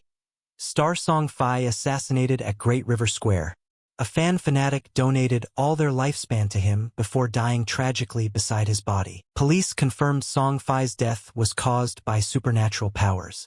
Tan Xiaodu gripped her phone, her throat feeling strangled, eyes rimmed red but not yet crying, fingers trembling as she swiped through the last photo of Song Fi. The smile still bright, the eyes still shining, as if he had been at the concert just yesterday. She couldn't believe it. Her voice choked. We clearly heard him sing yesterday, and now he's... The friend beside her was also trembling, stammering about the invisible darts. That's a skill from the Divine Disposal game. Xiaodu, do you really think it's darkness? She stopped, her eyes filled with fear. I heard darkness killed Song Fi 3 times in the game, but how could an in-game ability possibly manifest in real life? Tan Xiaodu clenched her hand until her fingernails dug into her palm and drew blood. But she felt no pain. Only one name echoed in her mind. Darkness. That's right, he was the darkness who killed Song Fi. In the game he had killed him no fewer than 3 times, and now in reality only he could act so decisively. The invisible dart, the assassin's signature skill, no mistake. Tan Xiaodu took a deep breath. Her eyes grew unnaturally calm, but a fire burned deep within. I will endure and go mad. My world has no light left. If darkness can bring in-game powers into reality, then I'll get close to him. By any means necessary, I will become stronger. The car stopped at the curb, the traffic light blinking red like blood. Tan Xiaodu opened the door and stepped out. The evening wind tossed her tangled hair against her cheek, tears falling silently without a sob. Her friend in the back scrambled out in panic, trembling as she called, "Xiaodu, what's wrong with you?" Tan Xiaodu turned her head, eyes wet but no longer grieving. Only a cold, tranquil calm, like a thin blade about to be sharpened. "From today on, my only goal is to kill darkness." Her friend shook, took a step back, eyes full of fear. "You look terrifying." Tan Xiaodu said nothing. She looked away, lips pressing into a thin, icy line. At the same time, elsewhere, Tan Feng sat with one leg crossed, shadowed by faint light that reflected off his cold face. A bowl of steaming noodles sat before him.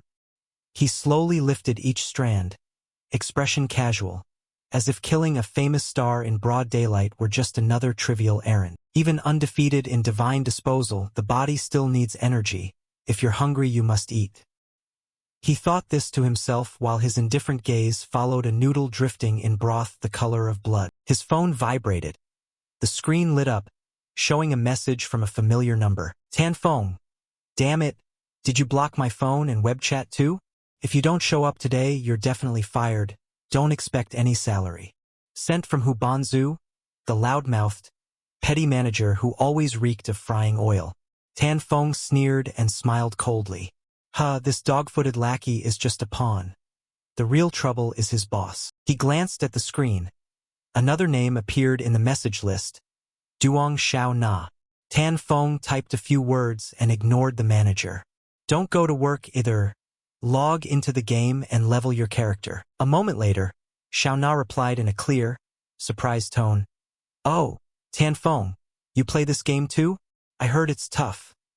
Lots of people have exhausted their lifespan." Tan Feng held his phone, his eyes flashing serious.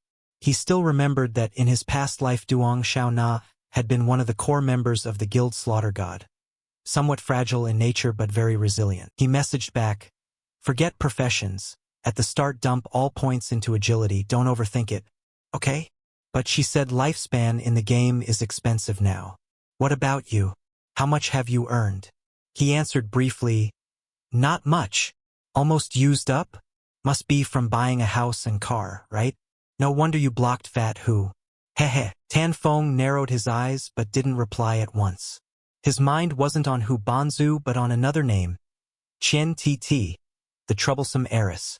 Chen Tt, associate of the Chen conglomerate that once oversaw the company he worked for.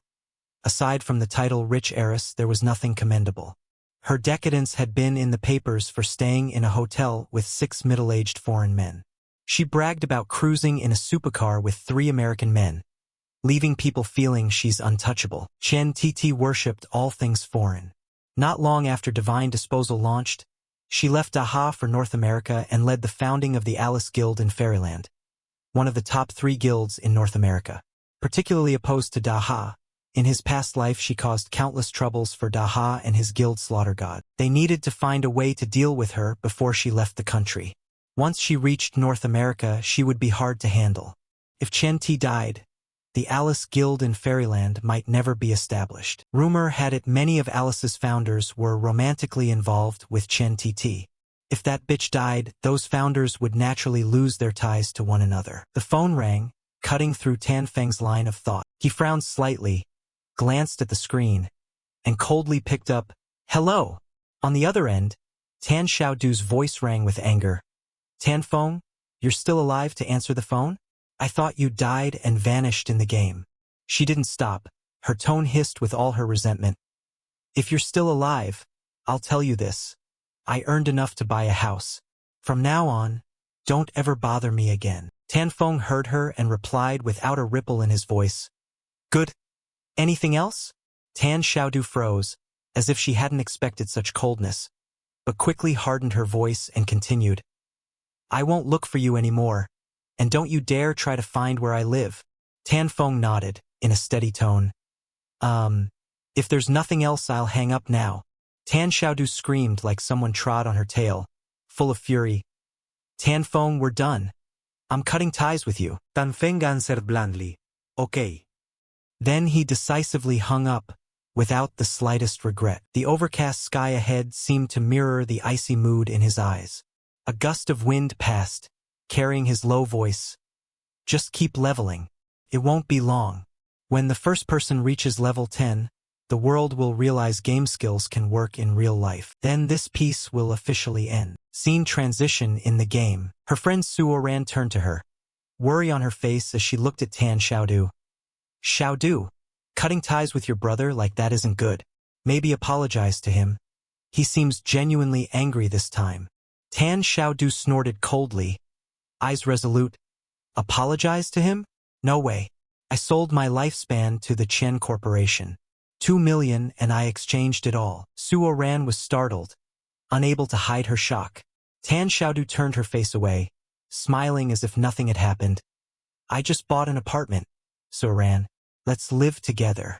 I'll soon get close to darkness. By then, what need will I have for him?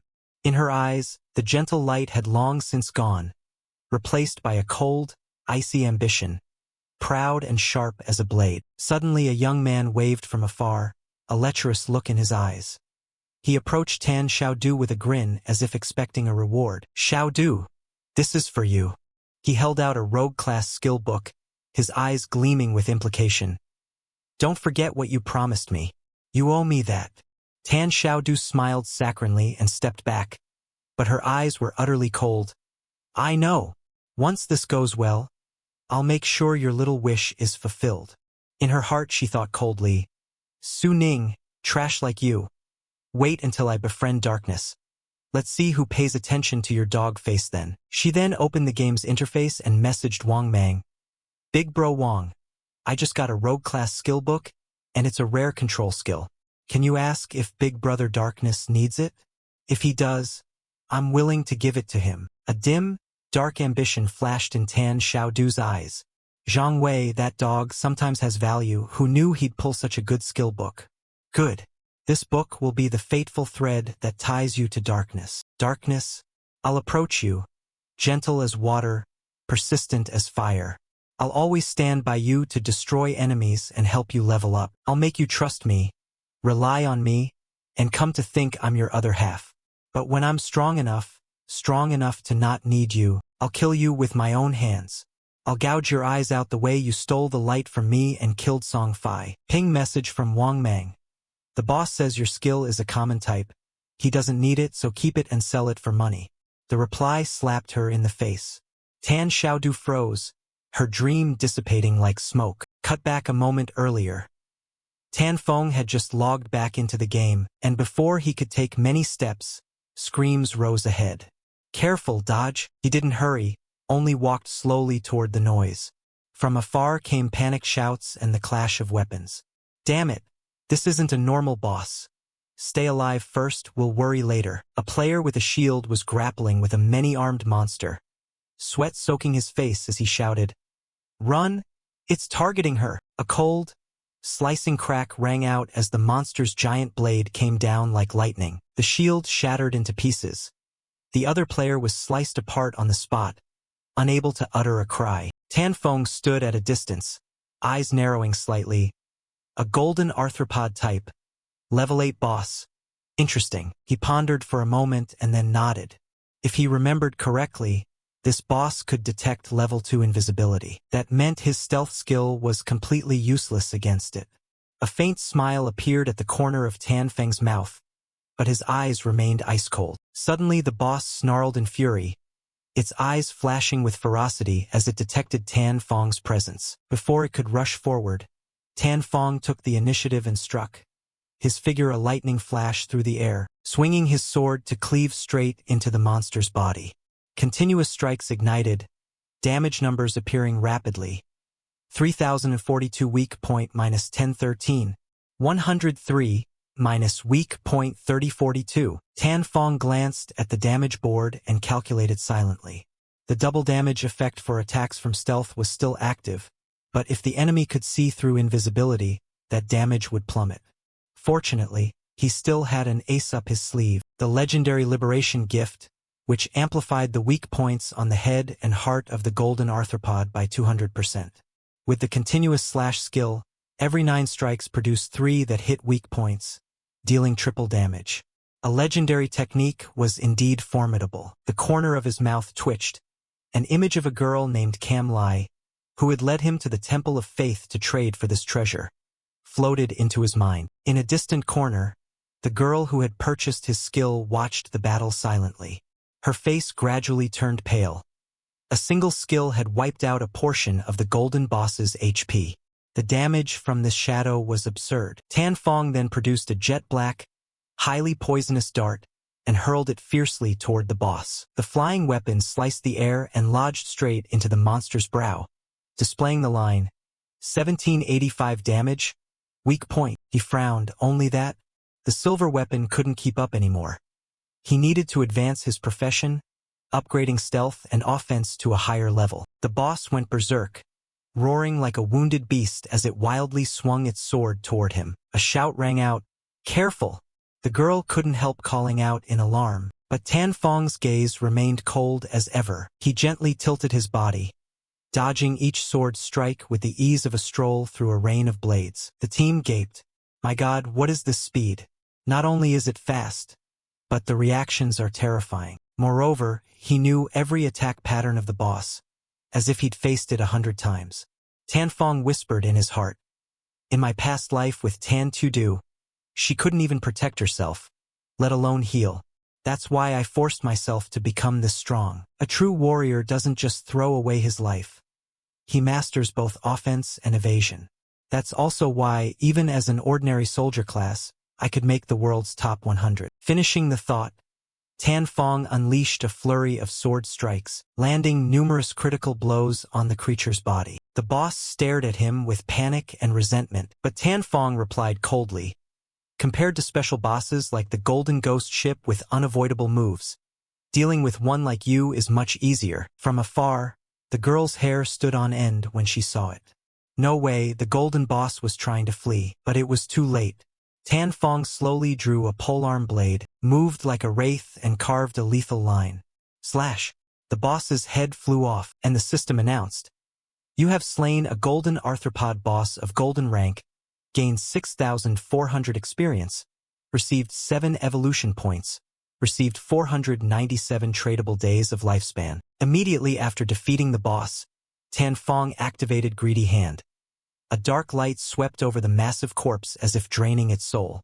You received 7 evolution points. You received 7 evolution points. You received 7 evolution points. You received 496 tradable days of lifespan. Tan Fong looked at the system board and couldn't help smiling. His smile cold but his eyes bright. It was worth the effort. One golden boss yielded 28 evolution points and nearly 2,000 tradable days of lifespan. Excellent. Without hesitation he opened the system board. His gaze stopped when he saw an unexpected gift. A platinum skill book flashing a faint cold light. Platinum tier black light shield. Assassin skill. When actively used, all dodge chance is converted into layers of damage immune shields. Duration 8 seconds, cooldown 60 seconds. Requirement level 8. Conversion rate, every 20% dodge equals 1 layer of damage immunity. After a shield is broken or expires, dodge chance returns to normal. Tan Fong murmured, "This actually dropped?" His gaze grew deep, combined with 75% dodge from the Phantom Shadow Assassin skill at Reaper rank. He could trigger up to 3 layers of damage immune shields. That meant once the skill activated, countless bosses could no longer damage him. Without hesitation, he chose to evolve Black Light Shield to Reaper rank. Cost 1 + 2 + 3 + 6 is equal to 12 evolution points. Black Light Shield evolved to Reaper rank. Duration increased from 8 to 14 seconds. Conversion improved from 20% to 10% dodge per shield layer. Tan Fong smiled faintly, his voice low with 75% dodge. Now I can trigger up to 7 layers of damage immunity. No one can reach me anymore.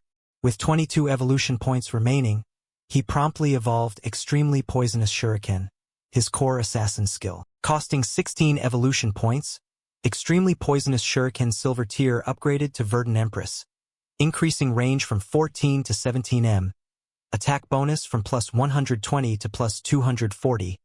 Poison effect from 50% to 80% for 5 seconds.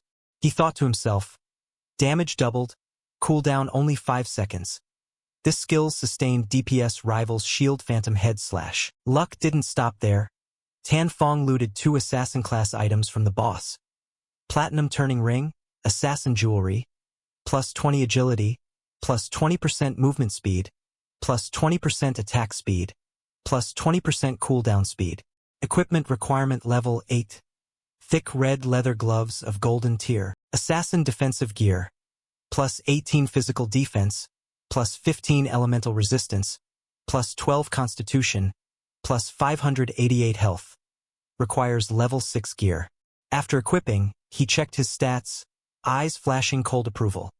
Cooldown reduction reached 55%. Shield Phantom Slash's base cooldown 12 seconds was now 7.7 seconds. Plus 51 constitution, 106 physical defense, and 1,517 health. Now he could survive 3 hits from a golden arthropod and live. Combined with Black Light Shield, survivability skyrocketed. At that moment, the girl who had been watching quietly stepped forward, voice slightly excited. Elder, you're so strong. Killing a golden boss like it's nothing. Do you have equipment I can use? I want to buy it back. Tan Fong glanced at her and said coldly, a mage, right? Here. He produced a skill book shimmering with golden light, golden ice orb convergence, an AoE skill that fires up to 10 ice orbs. One price only, 800 days of lifespan. The girl beside him widened her eyes. 800 days? That's expensive. I saw someone selling a golden skill book for only 400 days. Tan Fong looked at the masked girl, speaking calmly but firmly. This one fires frost bones and is a level 7 skill book. Level 7 skill damage is 40% higher than level 5, so 800 days is a completely fair price. The masked girl didn't hesitate and nodded. I'll buy it. 800 days deal. You have sold Frostbone's golden skill. You received 800 tradable days of lifespan. Transaction complete. Tan Fong didn't linger and turned to leave. The young man with the shield waved respectfully.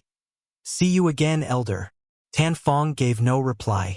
A faint smoke wrapped around him as Shield Phantom Stealth activated, his form gradually vanishing. He coldly and calmly calculated inwardly. No boss in the early stages can threaten me now. Next is to return to town, announce the news, and gather locations of silver and golden bosses. With a steady supply of bosses, his growth rate will be pushed to the limit. Just then, a message from Vong Man popped up. Vong Man, Elder, former cleric in our group. Tan Tu Du asked me to contact you. She wants to gift you a skill book. Tan Fong glanced at the message, a mocking light flashing in his eyes. He replied briefly, Tan Tu Du wants to gift me a skill? That scrap bronze gold book? No thanks. He immediately thought, everyone outside now believes Shadow killed Tong Fai, yet she still dares to gift a skill book, trying to curry favor or to get close and take revenge, maybe both. With that in mind, he messaged Vong Man to tell her to keep it and sell it herself. I don't want it. Vong Man quickly answered. Understood. He immediately messaged Tan Tu Du. The Elder says your skill is trash, he doesn't want it. Keep it and sell it for lifespan. As soon as the message was sent, Tan Tu Du fell silent. On this side, Tan Fong continued. Vong Man, go into town. I have something to sell you. Prepare lifespan days. Got it, Vong Man replied. Then, as if recalling something, he asked, Elder, I'm asking straight. You killed Tong Fai, right? Tan Fong was silent for a moment, his eyes coldly fixed on the horizon, his voice light yet icy. That's right. I killed him. Inwardly he calculated. Vong Man is my friend in-game.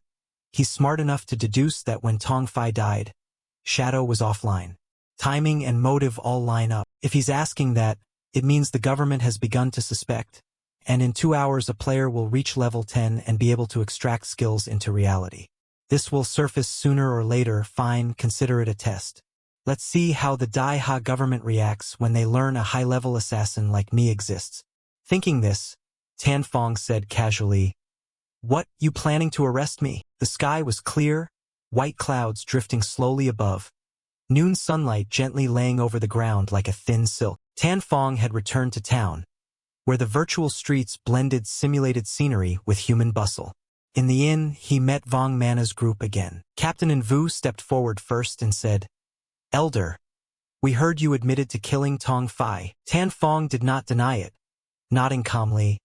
"That's right," and Vu smiled slightly. That's not a mocking smile, but the smile of someone who understands. "To be honest, we've conducted a thorough investigation. You were at the top of our suspect list, but then we discovered Tong Fai and Zhang Lu had long conspired to overthrow you, even colluding with Daijang Company to detain and coerce many players. In essence, your killing them was no different from self-defense." Tan Fong listened without speaking, reconsidering inwardly.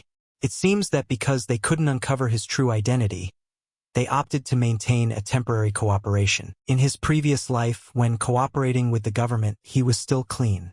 But this time, he acted more ruthlessly.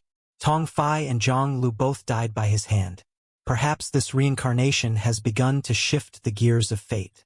Let's see how profoundly I can change this divine era. This time he could sell unused platinum items. Since they rely on the government, whether skill books or class gear, they'll want them. Most importantly, the government always has enough lifespan currency. He said nothing further, opened his inventory, and produced items one by one. A series of platinum equipment and skill books shimmered down like metal on ice. Vong Mana's group, Cam Lai and Tu Tuet gaped. "Oh my! Platinum gear and platinum skill books. Elder, you killed a platinum boss." "But I didn't see any world announcement." Tần Phong Riplit non challenge. Just de sang lúc. "I found a few caches and even opened a Verdant Empress skill book." Tu Tuet added with admiration. "I saw you open that cache myself, but so much platinum stuff. Calling that decent luck is an understatement." He called her Tu Tuet, while Cam Lai was nicknamed Tu Hack. Tan Fong glanced at her and said coldly, "Don't like Tu Hack?" Then Côn Me Hắc Tử Cẩm Lý Blue Set. Still preferring Tiểu Hắc. Behind them, Vong Man murmured ruefully that people simply can't be compared. And Vu pursed his lips and added, "Exactly. We spent an entire afternoon to kill one silver boss, while the elder casually opens a cache and gets all sorts of platinum Verdant Empress gear." Tan Fong offered no explanation, merely pointed calmly at each item. Platinum Sniper Skill Book, 2,500 days. Platinum Berserker Weapon, 1,500 days. Platinum Mage Skill Book, 3,000 days. Golden Gear with Golden Skill, 8,000 days. If you take the full set of all remaining platinum skill books and gear, 25 items total, he'd reduce the price to 16,000 days of lifespan. His tone was even and cold, as if reciting a market price list. But the price he quoted instantly froze the atmosphere, and Vu nodded without hesitation. Beside him, Vong Man gaped, his mouth nearly hitting the floor. "Hey, wait! Seriously? Captain, and how much did he say? You gave that much? You didn't haggle at all?" And Vu smiled lightly, his gaze serious but decisive. "Items of this caliber, you're going to haggle? I think that price is fair. By the way, I'll cover Chu Tuet and Vong Mana's debt from last time." After saying that, and Vu transferred the tradable lifespan directly to Tan Fong. As soon as the transaction completed, Tan Fong spoke. "Captain and truly is a heroic woman, refreshingly admirable." Hearing this, and Vu burst into a hearty laugh, openly showing his approval. "Ha ha, you're flattering me." Tan Fong did not smile, but silently calculated. Once tradable lifespan transactions exceed 10,000 days, the default unit converts to 60-year lifespans, about 23,000 days, worth nearly 400 million in cash at the current rate. Even the Zhonghai city government would consider that a huge expense. But in return, this batch of gear and skill books would enable the city to field multiple top-tier teams and even gain an early international edge. Price worth paying. As Tan Fong was about to leave, and Vu spoke again. "Elder, Daijang Company has arrested some players. We're planning a rescue. Would you like to join?" Tan Fong raised an eyebrow, understanding the government wanted to use this righteous action to whitewash the killing of Tong Fai and drag him into being an official ally. He thought briefly, then replied calmly, I won't participate, but I can give you everyone an important piece of information. He paused, staring straight into Envu's and Vong Mana's eyes. Your speculation is correct. I used in-game power to kill Tong Fai and Zhang Lu. Once a player reaches level 10, they can spend lifespan to extract in-game abilities into reality. Both Envu and Vong Man were stunned. Tan Fong continued calmly, Do you understand what that means? Act while you still can, before it's too late. Saying that, he turned and didn't look back. Envu nodded slightly, his voice low and his expression serious. I see. Right now Daijong is frantically buying lifespan. Once their people reach level 10 and successfully extract abilities, our rescue operation will face tremendous resistance. Tan Fong left them with one sentence. Good that you understand. I'm off. With that, he activated Shield Phantom, his body blending into the shadows and vanishing without a trace. A while later, Envu turned to Vong Man. Next, we must split our leveling party. The 6 of us are already high level. When we group up, our damage is excessive and trash mobs die before they can react, wasting resources. If we split, each person leads their own squad and efficiency will increase significantly.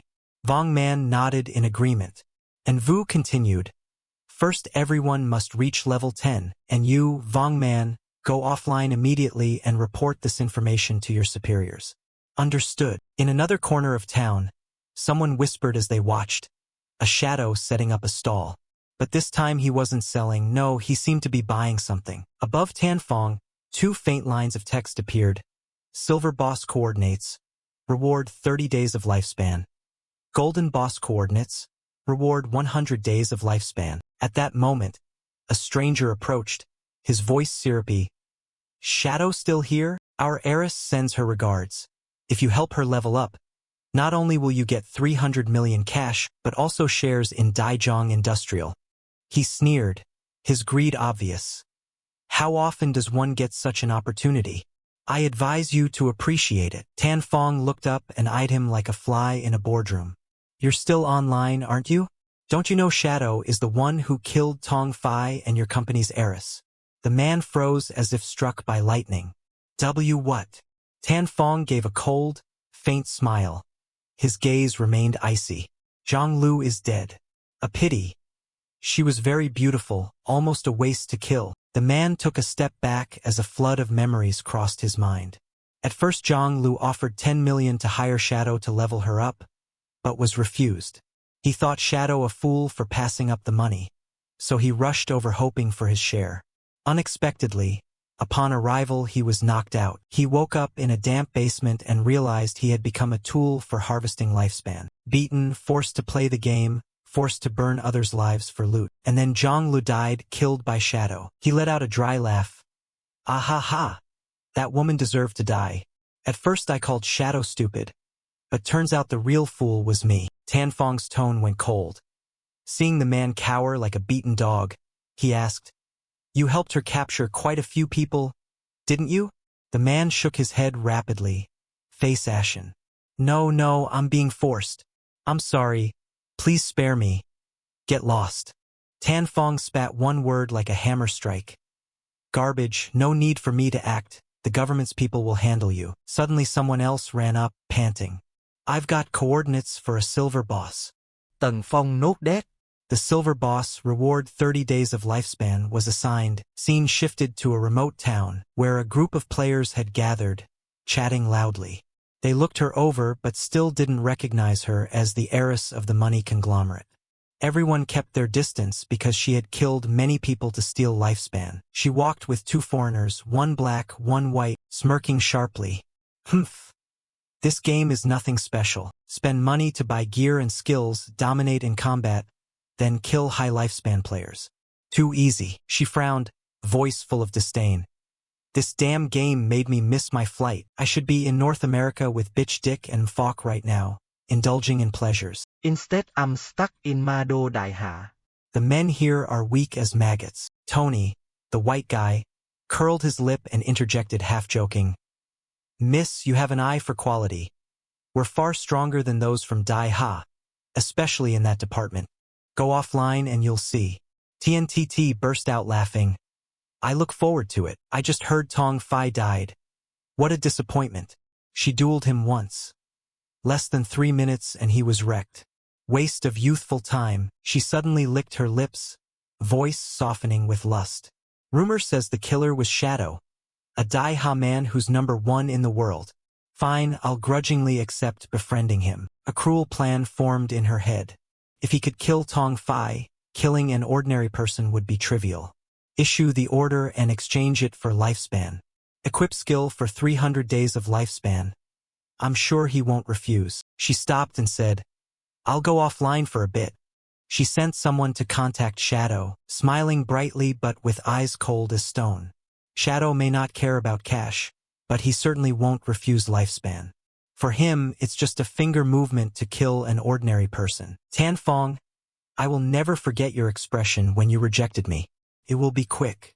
And then you will die. Scene shift. A young man gritted his teeth, holding a small dagger. The trembling blade plunged into the neck of a thrashing monster. Blood spattered, staining his hands red. Not far behind, Tan Tu-Du spread her hands and cast a healing skill. A faint green light washed over him, pulling him back from the brink of death. After being transfused, he exhaled sharply, his back soaked in sweat. Tu-Du, next time when you donate blood, please don't go that far. I nearly ended up on the sacrificial table. Tan Tu-Du lifted her chin, lazy and proud. What are you shouting about? You're still very much alive, aren't you? The young man forced a smile, holding back his anger. I didn't mean anything bad, just reminding you. Tần Tiểu Du smiled coldly. At that moment, the system warned in her head that hunger had exceeded 90%, recommending the player exit the game. She shrugged. I'm hungry. Naturally, let's log out. Nothing left but a faint glow. The young man stood there, his lips trembling with rage, eyes icy. Damn it! He used to call me Elder, and now just because he saw Shadow once he starts looking down on me. Just wait. Sooner or later I'll strip her naked. Reality. The sky is clear, sunlight streams through the curtains. In her new apartment, Tan Tu-Du wearily opened her eyes, her stomach growling with hunger. She sluggishly got up and opened her phone to order food, but her face froze. No shops are open. Aren't they all logged into the game? She stood stunned, feeling a sudden slump inside. Back home, every meal was cooked by Tan Fong. She never had to lift a finger or even think about what to eat. A silence fell, but then she shook her head hard, her gaze hardening. Tu-Du, snap out of it, it's just a meal. Compared to freedom, this is nothing. You're better than this. Without Tan Fong, your life will definitely be better. In the game, a seaside cave, metal clashed. Wind whistled through rock crevices. A giant crab rose from the sand, its eyes glowing red and fierce, but immediately a shadowy figure dropped down from above. A flash of steel cleaved the monster in two. Black blood gushed out, bubbling across the wet sand. On the crab's corpse, Tan Fong stood up straight, his gaze ice-cold. Over an hour he downed 4 silver bosses. This pace was acceptable. Each silver boss defeated yielded 16 evolution points. On average, each one granted 3,500 days of lifespan, fully convertible or tradable. Now all his equipment was golden rank or above. Cooldown reduction had risen from 55% to 75%. The shield Phantom Slash now took only 6.8 seconds to recover. Burst damage far exceeded before, and platinum bosses no longer spawned near safe towns. Given the situation, golden gear was already the limit. To get stronger, there was only one path left: advanced professional rank. To face platinum bosses, each had at least level 2 stealth. I need to raise stealth to level 3, otherwise the chance of being killed is very high. I'm still short over 20,000 experience points. Only level 3 stealth or higher can guarantee survival against platinum bosses. In a previous life, defeating such a boss required a perfectly coordinated team of 20. His eyes grew colder, his hand tightening on the sword hilt. He must move before everyone else, be the first to solo a platinum boss.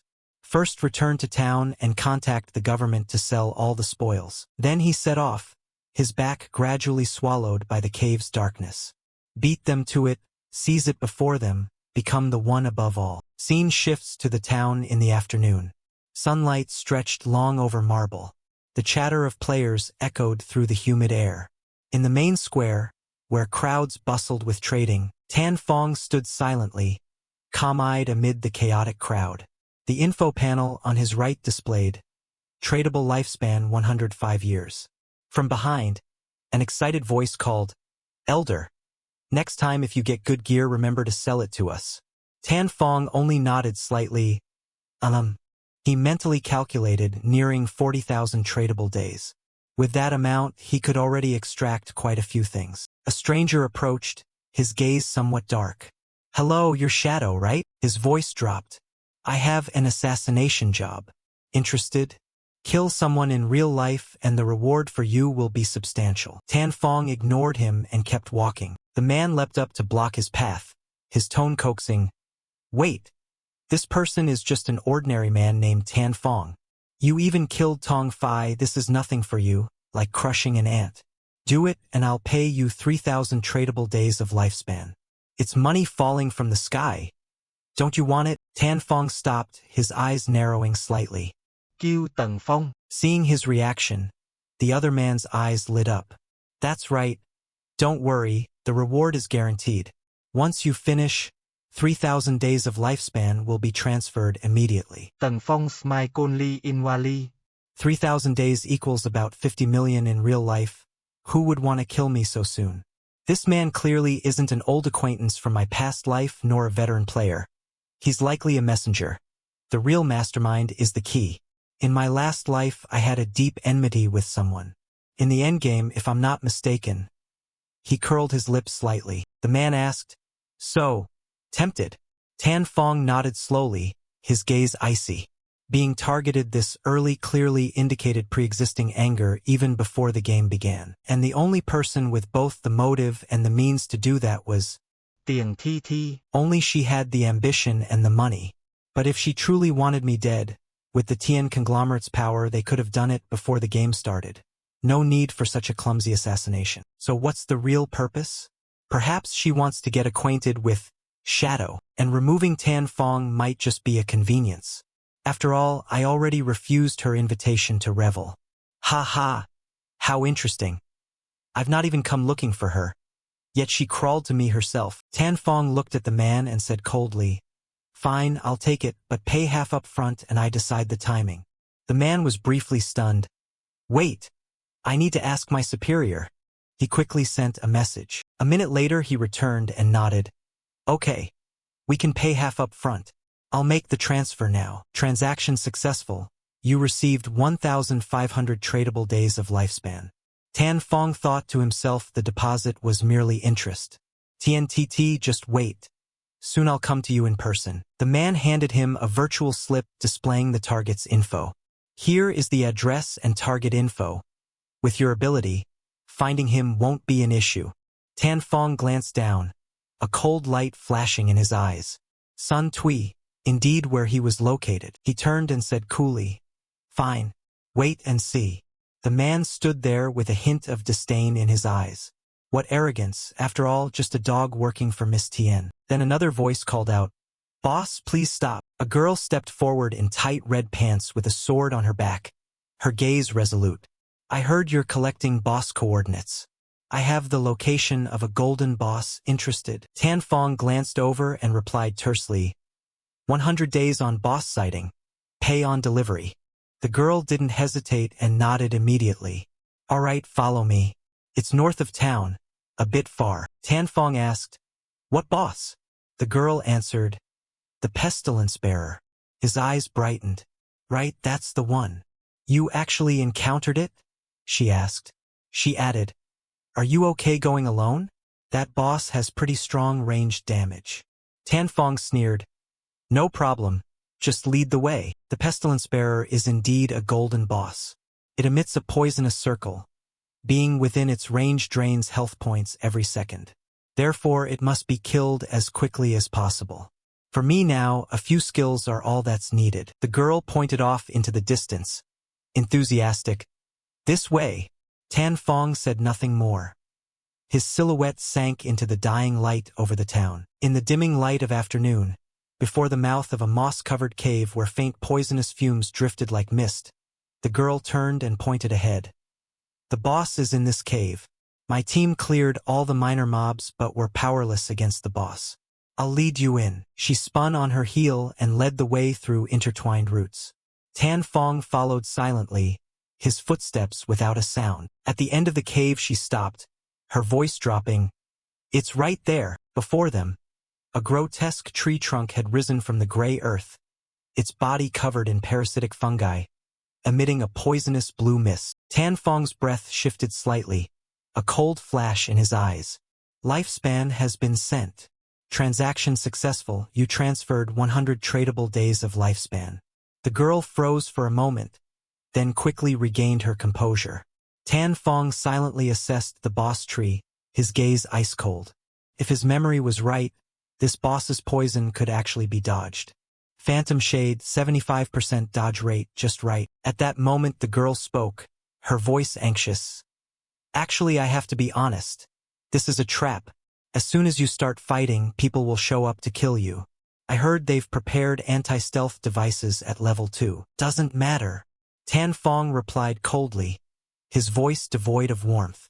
The girl bit her lip, as if having decided, and continued. They also told me to pretend to stop you as part of the plan to learn more about you, then ultimately try to track down your real-life identity. Tan Fong nodded slowly, his eyes fixed on the toxin-emitting trunk. He muttered as if to himself, "What kind of rotten plan is that?" The girl hesitated. "I'm being forced. In real life they have leverage over me. I want to tell you everything." Behime S. Đông Phương Hiền. In-game his name is Mei Nan. He said you killed him once. An image flashed through Tan Fong's mind. An arrogant man trying to snatch the Golden Ghost ship boss, then turning traitorous and offering skill books in plea for forgiveness. He smiled coldly inside. The girl panicked. "You even killed Tong Fai, you can surely kill him. I trust you, I've told you everything. You can't betray me, or they'll torture me to death." Tan Fong shook his head slightly, his gaze as deep as an abyss. A childish scheme. In my previous life I never heard that name. Maybe he was wiped the moment he entered the game. "Fine, consider it convenient to kill a dog," he said coldly. "I'm going in to fight the boss. Carry out your scheme. Lure their people here, leave the rest to me." With that he leapt up, vanishing midair as his stealth skill activated. The girl panicked. "Wait! It's over. It's really over." In her memory Dong Fong Hien once led 3 squads of 18 to attack this boss, but they were annihilated within half a minute. The poison was too strong. They hadn't even grazed 5% of the boss's HP. Shadow alone was tantamount to suicide. I must figure out an escape. But in midair, Tan Fong summoned the Grace of Release skill, activating the effect that amplifies weaknesses, cutting throats. Tan Fong's eyes flashed. Killing intent as cold as ice surged out. He struck down with a shield phantom slash. The boss howled as its HP plunged like a waterfall. 700, 2,189, 6,366. The golden health bar dropped to half. The girl cried in horror. What? One strike took 2/3 of the golden boss's HP. Over 80,000 damage. Is this even human? Tan Fong said nothing, standing on a dry branch, coldly watching each drop of toxin fall like blood. He immediately vanished with shield phantom, then reappeared beside the girl. Quickly calculating in his mind, he decided not to finish the boss yet. Let Dong Fong Hien's people come and feed their lives, wait for his skill cooldown, then send them all to hell. Grace of Release has a 25-second active cooldown. With 75% cooldown reduction, 14.3 seconds remain. Outside the cave, the sound of people surged. Prepare to enter the cave and kill the boss. Anyone who obstructs will be killed without question. Tan Fong looked out silently, a faint smirk at his lips. Is it them? Did he intend to tussle with Dong Fong Hien? Was the real plan to have Bong Tuet pretend to stop a dozen or so people? He glanced at Bong Tuet, who was grinding her teeth, and hastily summoned a giant golden shield to block the cave entrance. Tan Fong looked at the large golden shield blazing across the entrance, raised an eyebrow and said in a low voice, golden shield. So they came to her to put on a show. With this defense, few can break it in the early stage. Maybe she received the ancient god's blessing outside, so she was able to open a golden tier treasure chest. As soon as he finished speaking, his eyes narrowed like a thin blade. In an instant, Tan Fong's figure blurred and shot out like a black lightning bolt. Shield phantom slash. The strike fell like a death sentence on the rushing crowd. No warning, no time to react. In a moment, blood soaked the ground. Everyone was slaughtered. At that moment, Tan Fong's eyes emitted an eerie golden light. He coldly raised his hand and cast Bloom of the Cursed. From the bodies not yet cold, blood-red spider lilies sprouted, exuding a strange fragrance and slowly siphoning the remaining lifespan from the people. The girl beside him went pale, trembling with fear. Oh my God! That's terrifying. One move wiped out the whole group. What are those blood-red flowers? Good thing I didn't listen to Dong Fong Hien. Otherwise I'd be sharing a grave with Tong Fai and the others now. She took a deep breath and forced a bright smile. Big brother, let's be friends. If I get the chance I'll tell you Dong Fong Hien's real-life location. Tần Phong nốt đét côn ly, phai. The girl brightened and continued in a softer, flirtatious tone. If you need special services, I can provide them free for life. Tần Phong smile côn ly in wali. So that's what it was. No wonder she was so eager. Without answering, he vaulted once more, shield phantom streaking straight toward the boss. Amid the roaring and poisonous gas, the giant monster was killed instantly. You have slain the pestilence bearer encircled, golden rank, level 10. Reward, 7 evolution points, 55 tradable days of lifespan, and experience points. Tan Fong looked down at the pile of loot with contempt. The lifespan of more than a dozen people still wasn't worth a single boss. To come all this way instead of farming mobs, truly courting death. His gaze swept and paused on the girl still standing there. What? You're not leaving yet. The girl, startled, hurriedly bowed her head. Nothing, I'm going now. Bye-bye, big brother. As soon as she finished, she fled as if chased by a ghost. Left alone in the cave, Tan Fong raised his hand and activated Greedy Hand. The pile of items glowed brilliantly in the light. His eyes lit up with excitement. Oh, it's been a while since I've seen an assassin skill book. And one dropped. It's Dark Moment, Platinum Tier. Assassin system releases a dark radiance from the blade, blinding all enemies within 20 m. Duration 10 seconds. Scales with the target's spirit attribute. Cooldown 60 seconds reduced to 34.3 seconds. Requires level 10. Excellent. Tan Fong immediately learned the skill, a cold satisfaction flashing in his eyes. If he could blind enemies, even when not stealthed he could trigger double damage. With this skill, bosses with high anti-stealth won't affect his output. Beside that was a weapon that made him even more pleased. Platinum Tier Pestilence Blade, Assassin Weapon. Plus 216 attack, plus 42 agility, plus 0.3 weak spot attack multiplier. Special effect. Attack supply poison that detonates after 3 seconds, dealing an additional 50% damage. Not bad, what a bountiful day. Tan Fong skimmed his status panel. Evolution points, 98. Just a bit more to evolve Greedy Hand from epic to legendary. Only 10,000 XP needed to advance the profession. Without hesitation, he quietly left the cave and began sweeping up the lesser mobs. At Tan Fong's appearance, the swarm of shrimp and crab creatures let out a terrified cry and fled in panic. But it was already too late. Tan Fong coldly switched to massacre mode. His blade slashed like a gale, the shrimp and crab swarm chopped into pieces, flesh and blood spraying everywhere. The remaining ones squealed in terror, but still could not escape the fate of being slaughtered. After a while, Tan Fong stopped and exhaled. A brilliant golden light began to envelop his whole body. You have advanced the obsession profession. From now on, each tier grant stat increases. Strength from 3 to 9, Constitution from 3 to 9, Agility from 8 to 24, Spirit from 5 to 15. Tan Fong now radiated a divine golden light, though his eyes still held a cold aloofness. Passive profession skills activated. Stealth I. Stealth duration doubled. Stealth 2. Can use skills while stealthed. Stealth 3. If striking from outside the enemy's sight range, damage is tripled. Reading the announcement, Tan Fong slowly said, unable to hide his satisfaction. Advancing to first-tier triples attributes directly, plus the ability to remain stealthed. If I manage cooldowns well, I can almost maintain permanent stealth. Attacks from outside vision no longer just double but triple. It's only first tier and already so powerful. No wonder it's called the strongest stealth profession. Right after, a system sound announced that 7 players in the Zhonghai area had reached level 10. The teleportation to the continent abandoned by the gods will open in 10 minutes. Players who don't meet the requirements should prepare to leave. The rankings popped up immediately. First, Shadow. Second, Grey Rose. Thơ, Hà Tuyết Thiên. Fourth, Black Cloth Forest. 5. Đại Lý Tử. Sixth, Vong Man. 7.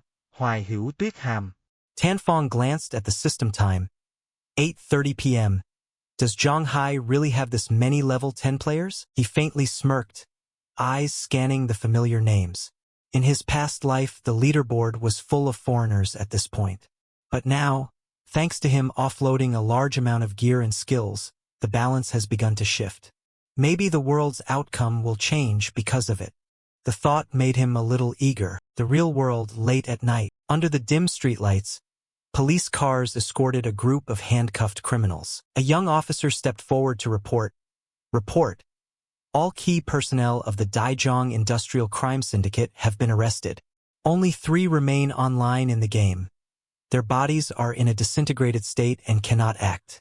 Awaiting orders. An older leader said in a low voice, "You've worked hard.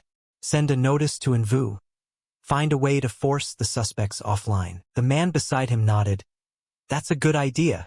Even if they hide in small towns and can't be attacked, their bodies will still get hungry. When they need to eat, they'll have to go offline. Cut the connection and we can catch them. The leader's gaze darkened slightly. We must thank the one called Shadow. He provided intel on Daijong and warned that in-game abilities can be extracted into reality. If we had delayed and Zhang Lu and his gang reached level 10 and obtained powers, the casualties would be catastrophic. There have already been riots in one country, thousands dead. The squads we seeded into the game also reached level 10 thanks to Shadow's gear and skills. He's a talent Great Xia cannot afford to lose. We must secure him. Return to the game world. Tan Fong received a message. Big bro, I didn't expect you to be a hero who slays evil. I worship you so much. He frowned and replied, puzzled. What nonsense are you talking about? If you have something, say it straight. The girl answered eagerly. Don't be modest. The government has announced it. Daijong Industry colluded with Tongfei to kidnap and murder players. Your elimination of them was government authorized. Tan Fong read the message without replying, thinking to himself, whitewashing, huh? Probably to make future cooperation easier. He added one more message. Have you found Dong Fuang Hien's location yet? The girl replied immediately. Not yet. I'll tell you as soon as I hear anything. He answered back. All right. At that moment, Tan Fong looked up at the sky. Time was running out. The most important thing now was to reach the continent abandoned by the gods. Many had used the town's teleportation system, but no one had yet opened the teleportation array to the continent. Stepping into the teleportation circle, an announcement rang out. Teleporting to the continent abandoned by the gods. Tan Fong thought to himself that this town was just a newbie village. Only upon reaching that continent would one truly be considered to have entered the game. Outside the array, several players who witnessed Tan Fong vanish were left bewildered. I don't see anyone anymore. Who just activated it? Need I ask? Of course, it's the old Shadow. Impossible. I have anti-stealth skill level 2 and still couldn't see him. Are you dumb? That means the old man's stealth level has surpassed level 2. Meanwhile, Tan Fong had already been teleported to the destination. What met his eyes was a scene of ruin, devastation so familiar. He muttered under his breath, his voice low as if soliloquizing. As expected, nothing's changed from my past life.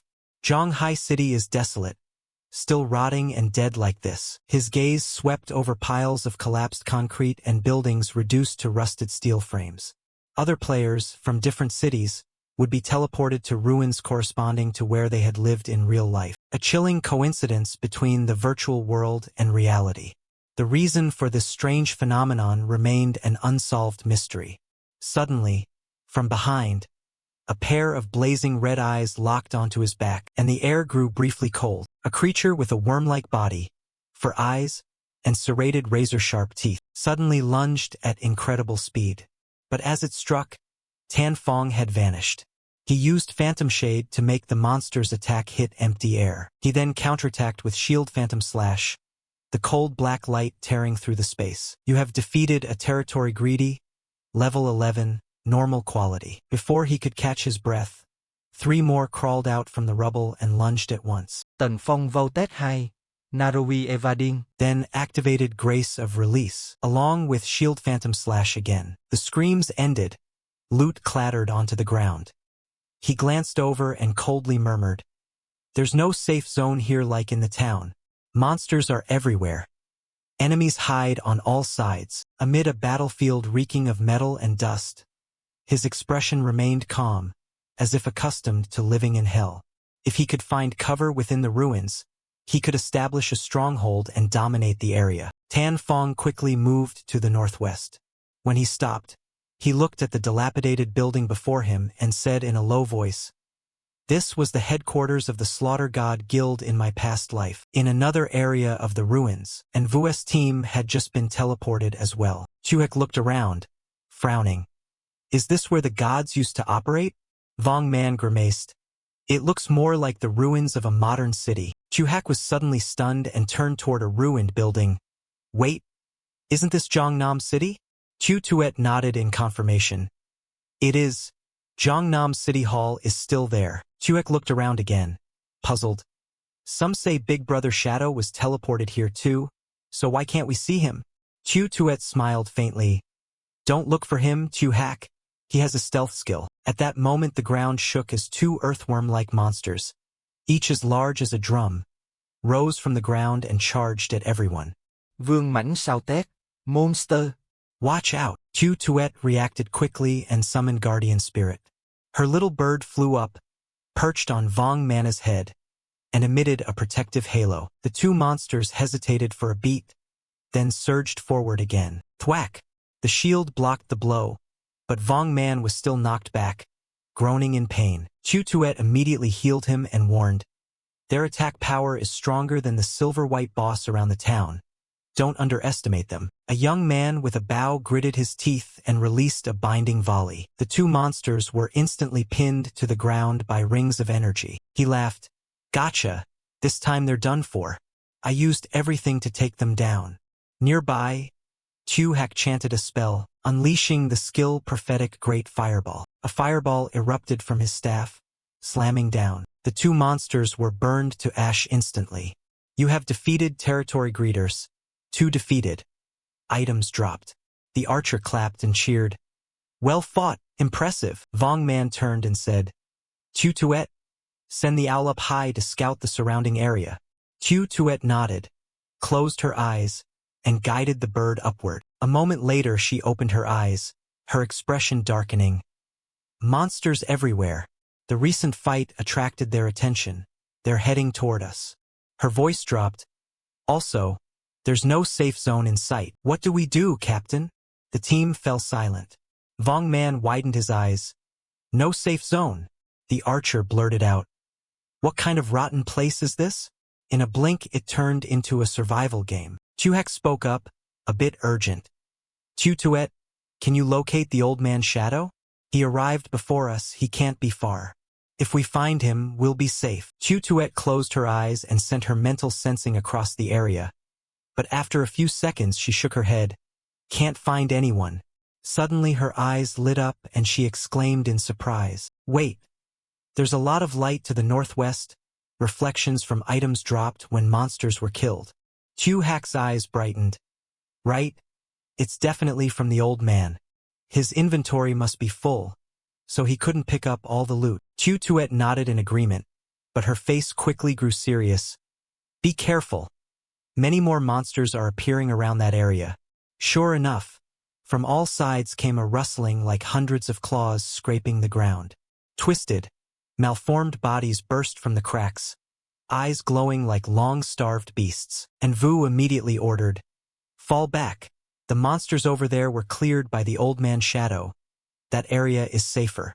Everyone moved toward the glow of the dropped items. Vong Man responded decisively, "Hold the formation. Do not split up. Fight while retreating." The team all nodded. Blades flashed, magic fire roared. The battle was close, but the formation held as they cleared a path through a rain of monster blood. Elsewhere, deep in the ruined city of Zhanghai, Tan Fong was operating alone. A pack of low-level monsters was gathering. He merely lifted his hand and executed a shield phantom slash. Shadows of the blade filled the area and everything was crushed in an instant. Monster corpses lay scattered like trash, the light from dropped items glittering across the ground.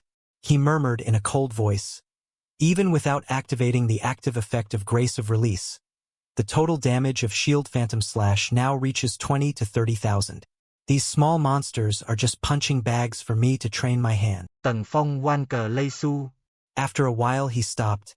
"Here, this is the hideout." Before him was a heavily collapsed area that looked like nothing but rubble.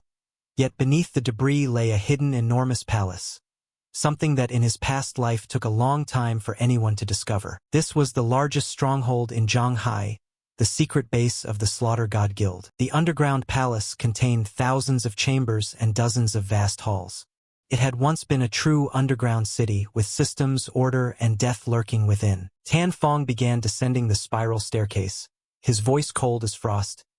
"In my past life, to take this place I had to gather the 3 strongest teams, 18 elite warriors, all level 15, armed to the teeth, and still we paid the price. Ding. System. You have entered the hideout, spirit-purifying land." The scene before him opened like another world.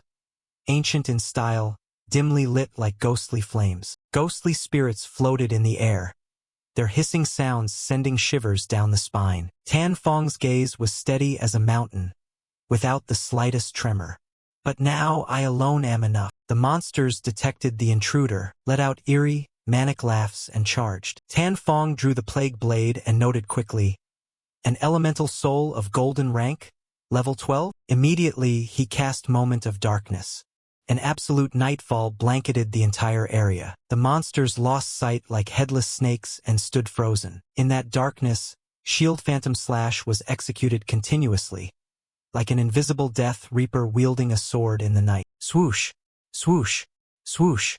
Sword chi tore the air, and monster corpses fell like rain. In less than a minute, all were slain, and items scattered at his feet. Tan Fong stopped and glanced at the battlefield behind him. While blind, all attacks deal bonus damage. These level 12 small fry are just target dummies. He picked up no items, instead walking silently to an ancient, dust-covered altar. 15 in the first great hall were eliminated, yet this place has dozens of great halls and thousands of rooms. A cold smile crossed his lips. Truly a magnificent structure. If I clear out all the monsters here, there might be enough resources to evolve the greedy hand once more. Standing atop a pile of glittering loot, he looked straight into the distant darkness and said in a hoarse voice, "When the small fry are all dead, the guardian will appear." A vague image formed in his mind.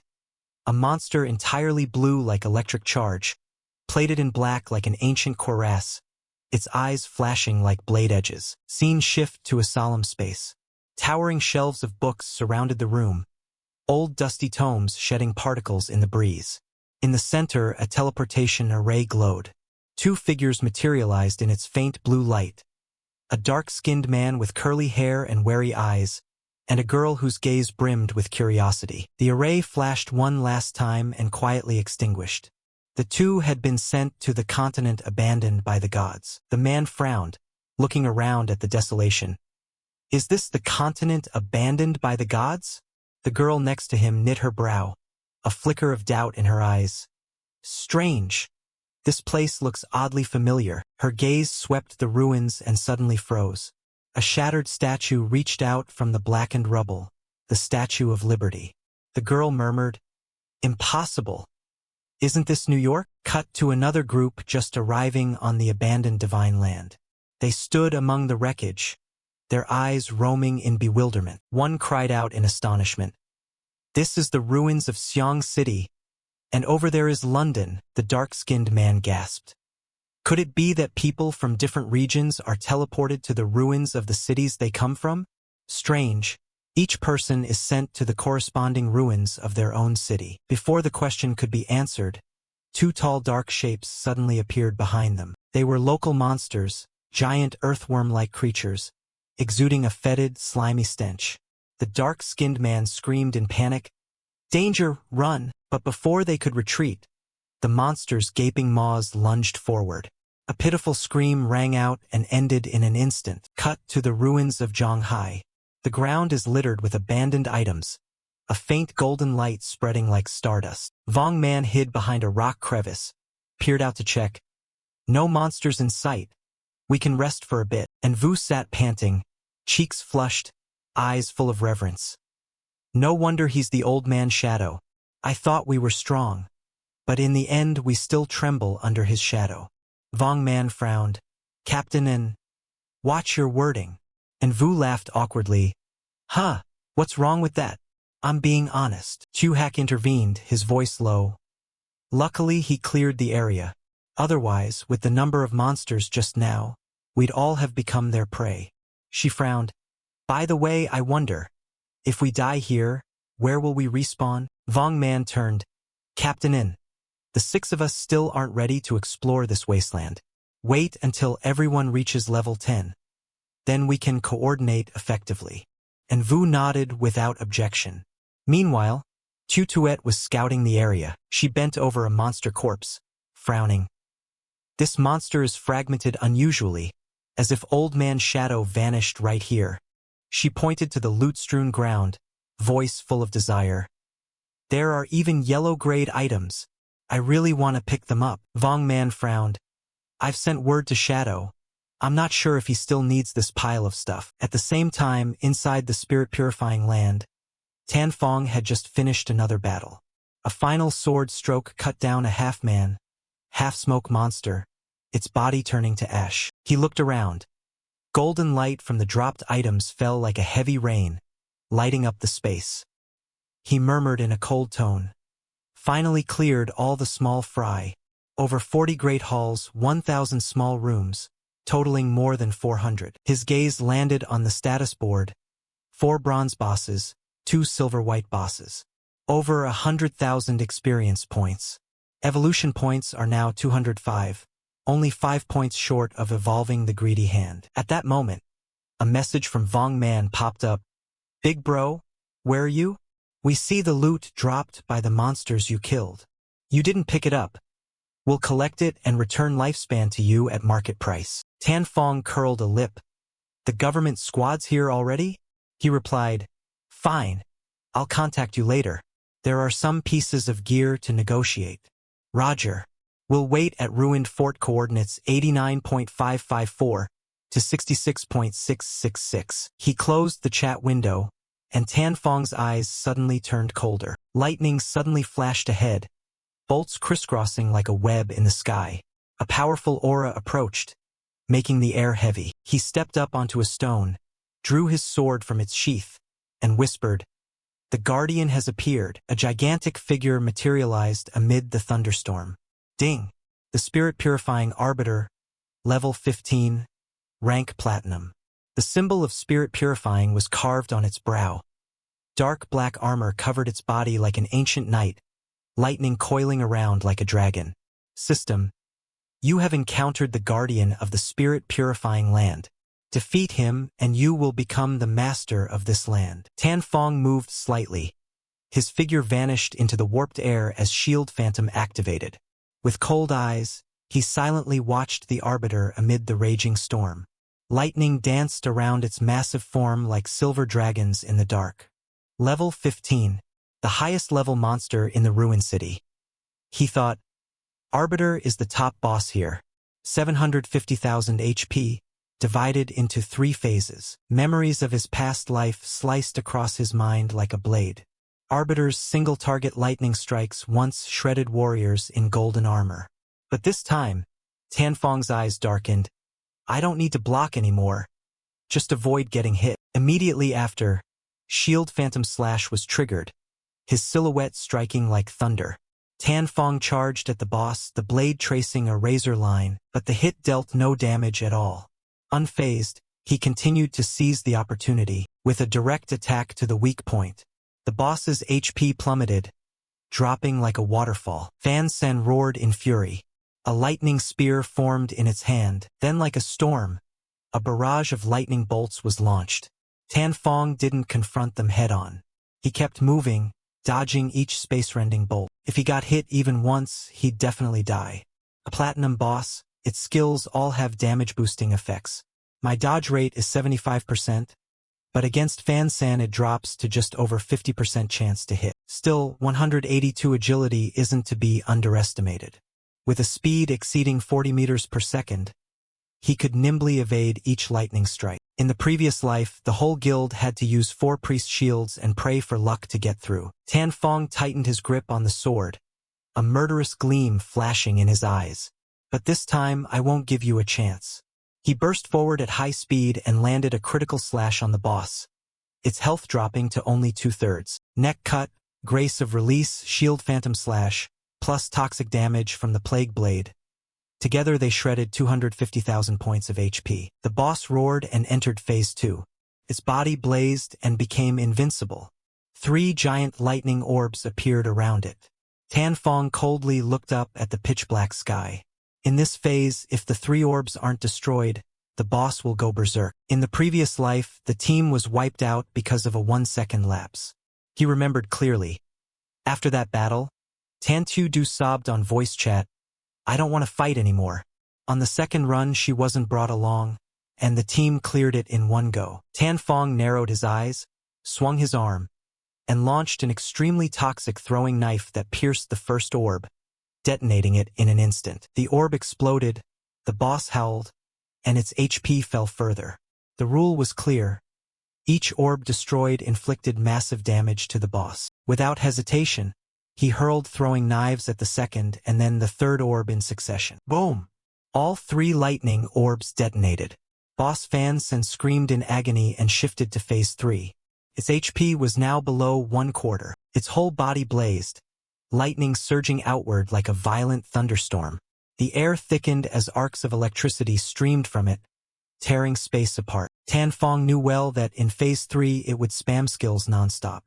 In the previous life, to survive they had to wear full lightning resist sets, raise priest shields, and burn through all healing to barely make it. But now, he leaped into the air like a swift cut of a bird through the storm. A ring of golden protection appeared around him. "You cast lightning from below, so I'll strike from above." Immediately after, Grace of Release combined with Blacklight Shield was activated, each move time to the breath. Tan Fong stood firm inside the protective ring, the aura around him still lingering. The blade in his hand gleamed with a gloomy black, cold as impending death. Grace of Release and Blacklight Shield activated. A black light flared as if swallowing the lightning, enveloping his body. At that moment, Tan Fong's eyes showed no emotion, only the calm of someone certain of his enemy's death. Shield Phantom Slash. His silhouette tore through the air, striking the crown of Fan San like a fatal lightning bolt. The blade struck, the boss's helmet was knocked off and rolled across the ground.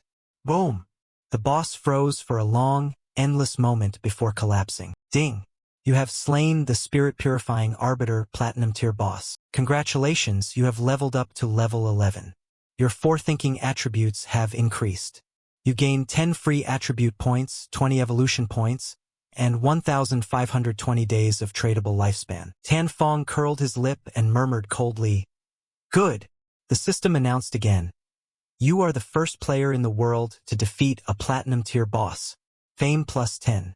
You have become the master of the spirit-purifying land. Across the battlefield, items glittered and scattered, but Tan Fong didn't bother to glance at them once. He simply stood still and murmured, "The hideout isn't just a shelter in the game. It's a real base that can store and be transported to the real world." In his memory, when the divine spirit collapse began, the modern weapons that once dominated humanity became useless. Nuclear bombs were neutralized on day 1. Planes, tanks, All became scrap within a month or two. From that moment, humanity had to rely on extraction abilities from the divine spirit collapse. New power, new rules. After a hideout is brought into reality, a magical barrier can activate an absolutely secure fortress, if exploited correctly. He stopped, silent. His gaze grew deep. In his previous life, his guild, the Godslayer, had turned this place into their headquarters. Many memories, both joyful and bloody. But he had seen too many people come and go. Enough! Tan Fong clenched his fist. This time there will be no more Godslayers. I will walk alone to the very peak. In some forest, amid a torrential downpour, Tan Du's team fell into chaos. A giant axe-wielding monster roared, swinging down like thunder. A young man barely dodged and shouted, "Move!" Tan Du froze within the axe's arc. She screamed, "Ah! Save me!" Slice. Her body was cleaved in two, blood spraying everywhere. You have died, losing 14 years of non-tradable lifespan. You have died, losing 2 days of tradable lifespan. Tan Du was resurrected in town. Face panicked. "I died again?" A message popped up. "Told you to dodge. An axe that big and you didn't dodge?" Tan Du gritted her teeth and replied, "Who are you scolding? If you're the tanker and can't hold the boss properly, don't blame me for lacking dodge skills." "Goldie." The young man couldn't hold back his anger.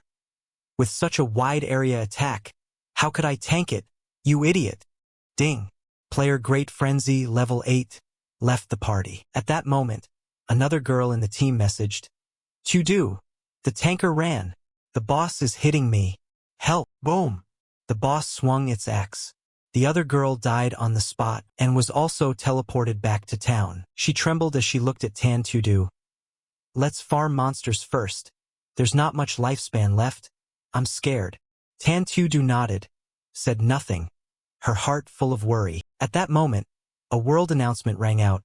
Player Shadow, Region Zhonghai City, is the first to defeat a Platinum tier boss. Fame +10. The forums exploded. Holy crap! Soloed a Platinum boss? Not many on the continent have reached that level. Who is Shadow? Does anyone know his true identity? Tần Tiểu Du Webtoon. A Platinum boss? I've never even seen a golden boss. How could someone be that strong? She clenched her teeth, eyes fixed on the still visible announcement. Why? Why am I struggling so much while that damned name can do it? Back at the place where the boss was killed, Tan Fong stood among the rubble, covered in the light of scattered loot, and sighed softly. Level 11, he murmured. After level 10, each level grants 4 points to all attributes plus 10 free attribute points. Without hesitation, he poured everything into agility. With sufficient speed, combined with unlimited invisibility, even the boss couldn't touch the hem of his cloak. A faint smile crossed his lips. He hadn't expected killing a Platinum boss to yield a full 20 evolution points.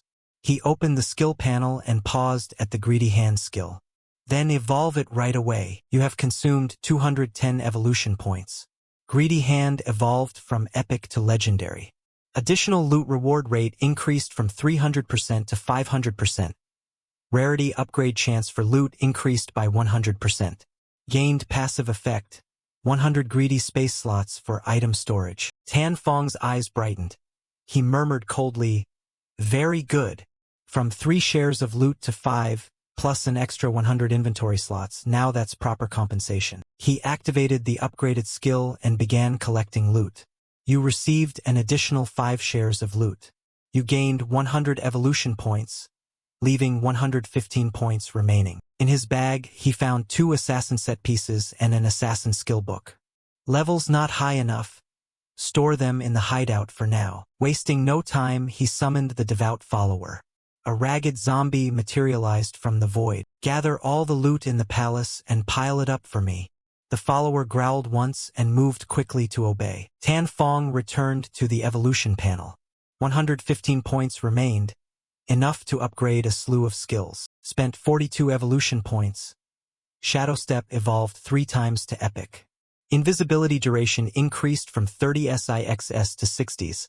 Attacks from stealth rose from 300% to 500%. Cooldown reduced from 22s to 8.5s. Spent 34 evolution points. Reinforced backstab evolved twice to epic. Rear attack damage increased from 50% to 75%. You consumed 1+2+3 evolution points.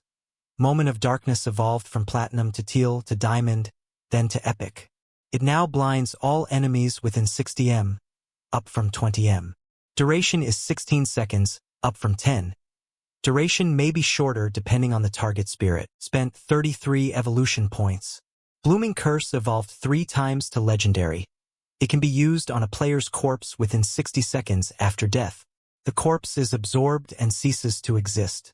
Absorbs 50% of the target's remaining non-tradable lifespan and can absorb non-tradable lifespan orbs dropped when enlightenment is resolved. Tanfong froze. Eyes cold. Absorb non-tradable lifespan? Memories from his previous life surged back. In high-tier areas like the Rampage Zone inside special bosses, life depletion rates are hundreds or tens of thousands of times faster. Their non-tradable lifespan is burned first. If so, this type of lifespan will become common later. This truly is a god-tier skill. Just then a message popped up. The sender was the shield maid who had teamed with him on the quest. Congrats, Elder, on killing the first platinum boss. Tanfong glanced and replied coldly, "What's up? I have good news." Đông Phương Hiền finally went offline. I heard their clan is holding a banquet at the Jongnam restaurant. Their family acquired a lot of lifespan and are preparing to convert it into combat power to deploy into the game. He closed his eyes for a second and answered, "Well done. Elder, it's my duty. You must kill Dong Fuang Hien, or I'll be in trouble." "Don't worry." Tanfong replied coldly to the message and ended the chat. His gaze fell on the scattered loot across the palace floor. He touched it lightly and items were drawn into the 100-slot backpack granted by Greedy Hand. If piling all this on still left room, a secondary piece of gear could serve as a strategic warehouse. Time to find Vong Man and sell everything to them. As he appeared, cheers erupted. And Vu waved excitedly like a child seeing a superhero. "Look, Shadow is here." Miss Zhang threw her arms forward as if to embrace him, calling loudly, "Elder." Tanfong raised a hand to stop her, expression unchanged. "Same rules as always. I set the price. You can take it or leave it." He tossed out 30 common items and a bronze sword. Nonchalantly, "Discount for you? All one price, 950 days. The hand that had blocked her left a faint imprint on Envu's face, but she paid it no mind and smiled brightly. "Ooh, fine Elder. We estimated the first lot at over 1,000 days, so I'll round and give you 2,000 days." Tanfong nodded slightly. "Done. This lot includes silver, golden, and platinum gear. Total value 18,000 tradable days." And Vu checked and widened her eyes. "Platinum gear? I don't even have a complete golden set yet." "Elder, you really are the elder selling platinum gear too. Amazing. With this stash, Zhonghai City's growth rate will skyrocket." "Thanks, Big Bro Shadow." Tanfong replied indifferently, "No problem. Just helping each other." At that moment Tuhak asked curiously, "Hey, why does your backpack have so many slots? Are you Doryman?" Tanfong glanced at her. "Maybe your bags are already full, right?" He switched to a serious tone. "A friendly reminder. Under the statue in the ruined city is a staircase. Beneath is a teleportation formation that returns you to the original city. But returning costs 500 days of lifespan the first time. Subsequent returns do not. Consider carefully. I'm leaving first." With that, he turned and left, his silhouette gradually disappearing into the gray mist. And Vu shouted excitedly, "See? I told you the elder must be reincarnated. Otherwise, how would he know such hidden information?" Vong Man hurriedly grabbed her hand. "Captainin, please don't be like that. I'm a little scared." And Vu set a can of drink on her hip and sat casually. "What do you all think? What if I seduce Shadow?" The people around her stared blankly. No one answered. Inwardly they all cursed. No chest, no butt, and she wants to seduce someone. At the same time, Tanfong had left the area and continued moving. He stopped. The system opened and a line of text appeared. "Do you want to spend tradable lifespan to extract abilities into reality?" Tần Phong replied coolly, Shin Level, Shin Clark Evolution. Spending 27,000 tradable days of lifespan.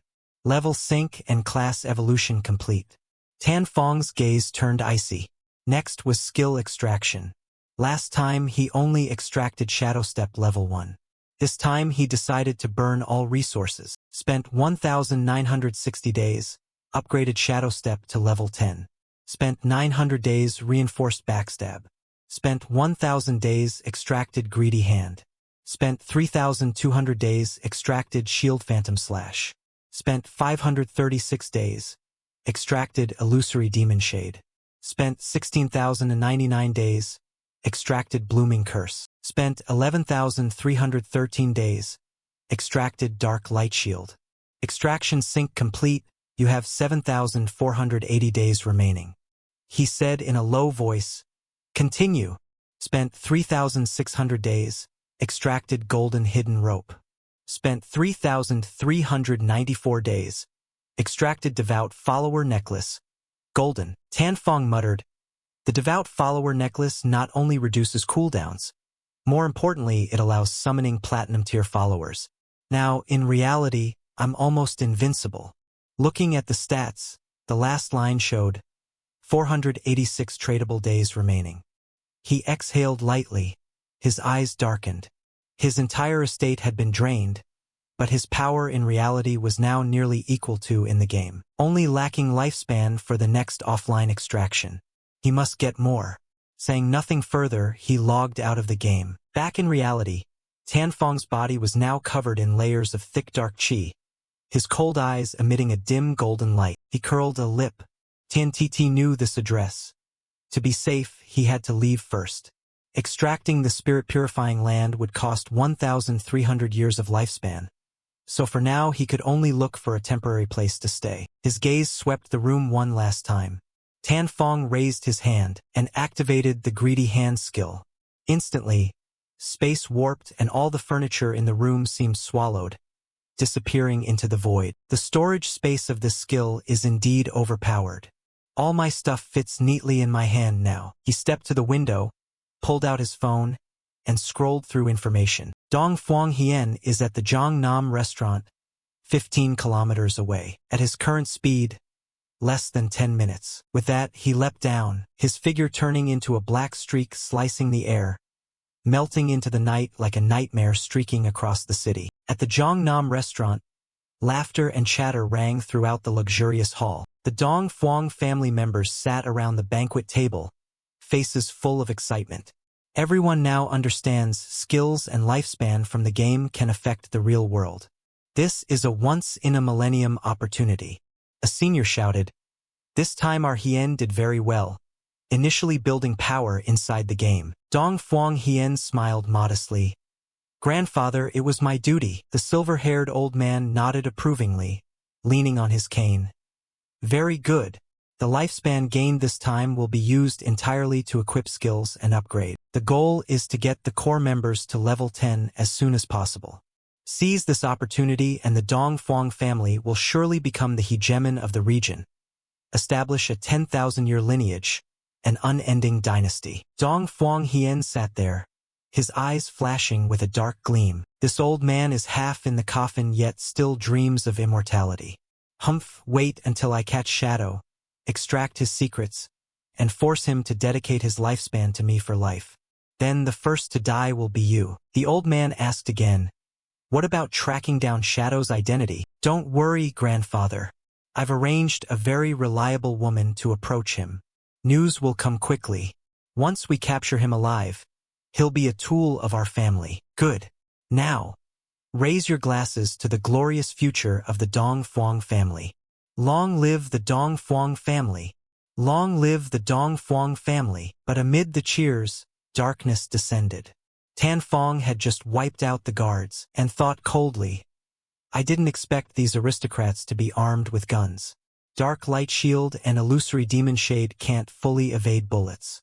If shot in the head or heart you still die, better to be cautious. Immediately, he summoned the Devout Follower, an aberrant creature with claws and blue flame. As a silver tier boss, the Devout Follower has great damage resistance. Even when attacked with guns, it can hold out for a long time. Advance, leave none alive, he ordered coldly. The follower charged, eyes blazing. Who are you? Stop. The follower didn't answer, only hissed horribly and leapt forward. Blue flame exploded. No! It's a monster from divine relics. Open fire.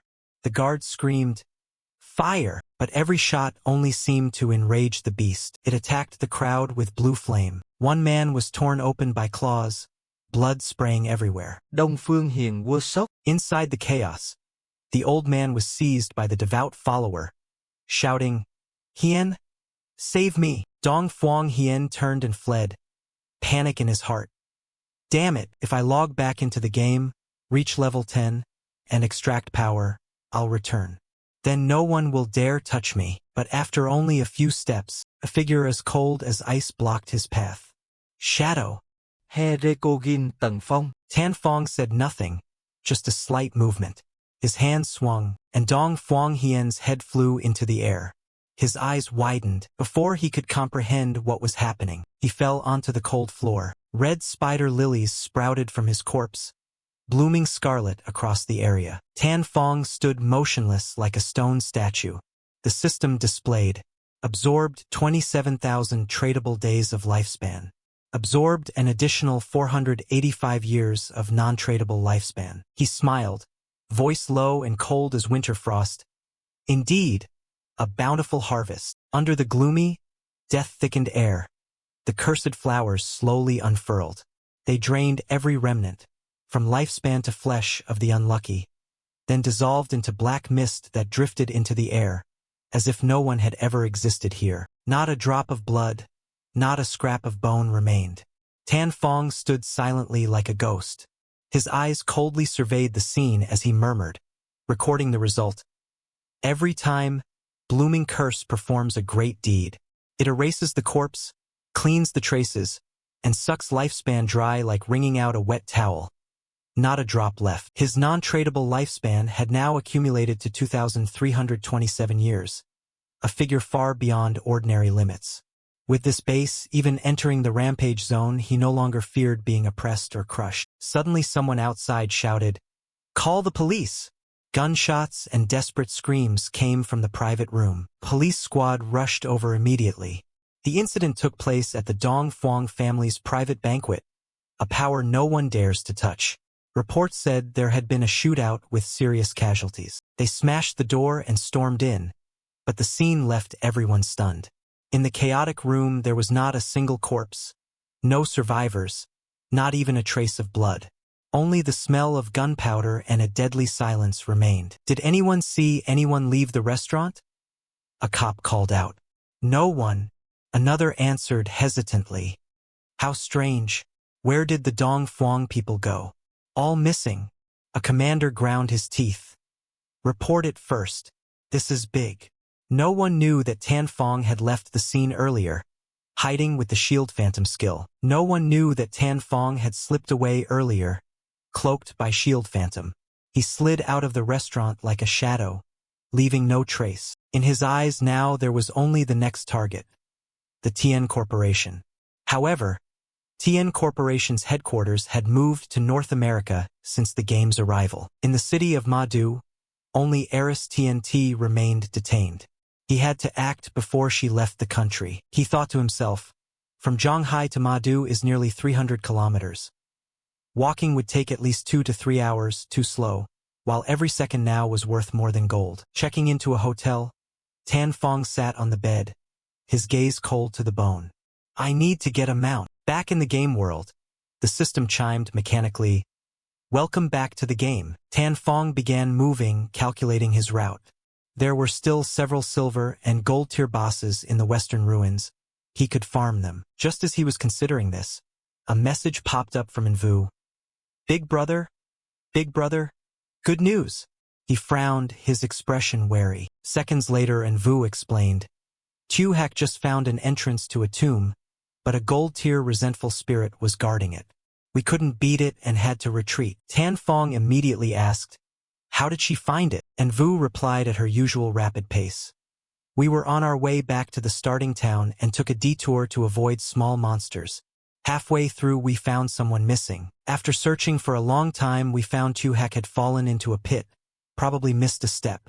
It turned out to be a special ancient tomb below. A barrier blocked the party chat channels.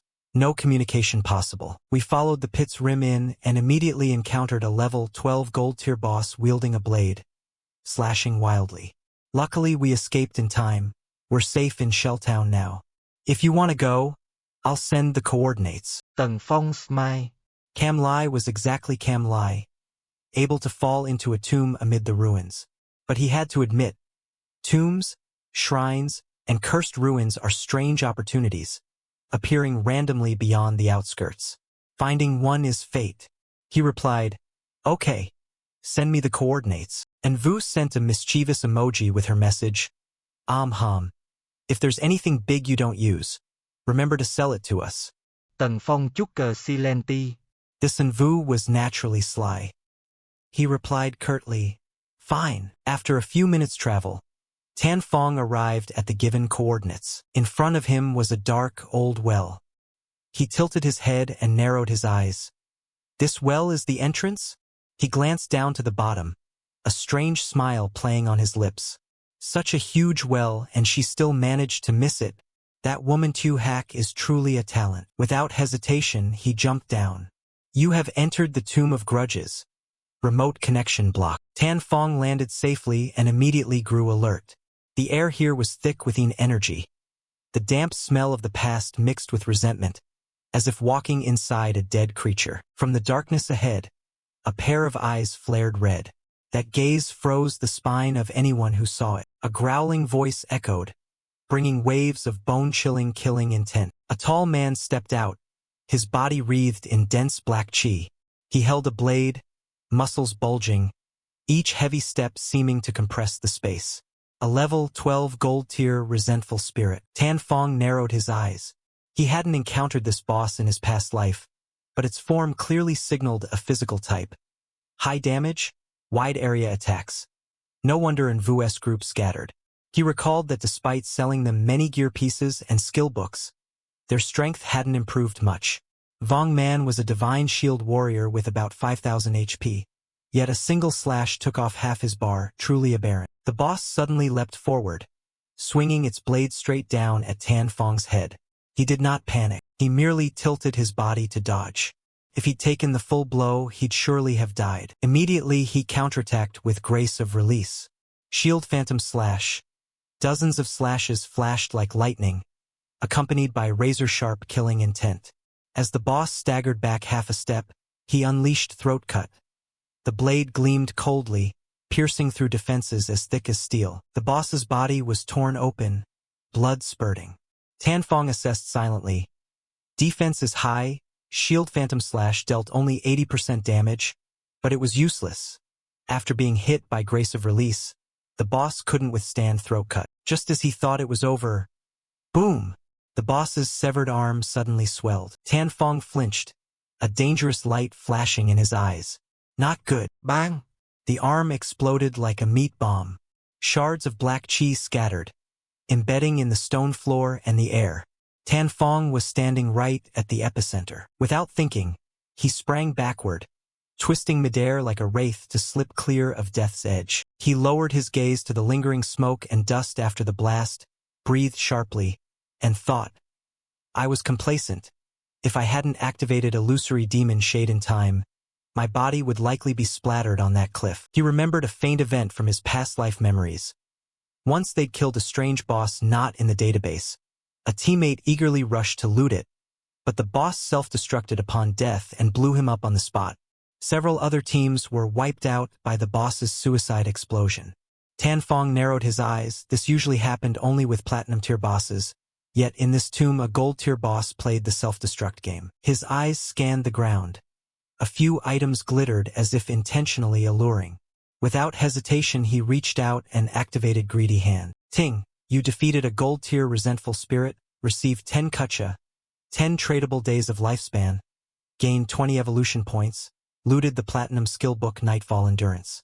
Using Greedy Hand, received an additional 630 tradable days of lifespan and looted the platinum Hateful Armor. The corner of Tan Fong's mouth twitched, A rare spark of excitement crossed his cold eyes. Good, both a usable skill and gear. He opened the new skills details. Nightfall Endurance, Platinum. Assassin class imbues weapons with dark power, dealing dark element damage to all enemies within 5 m.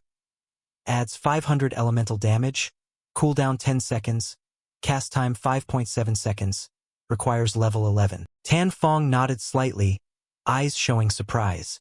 An elemental skill for assassins and dark element at that.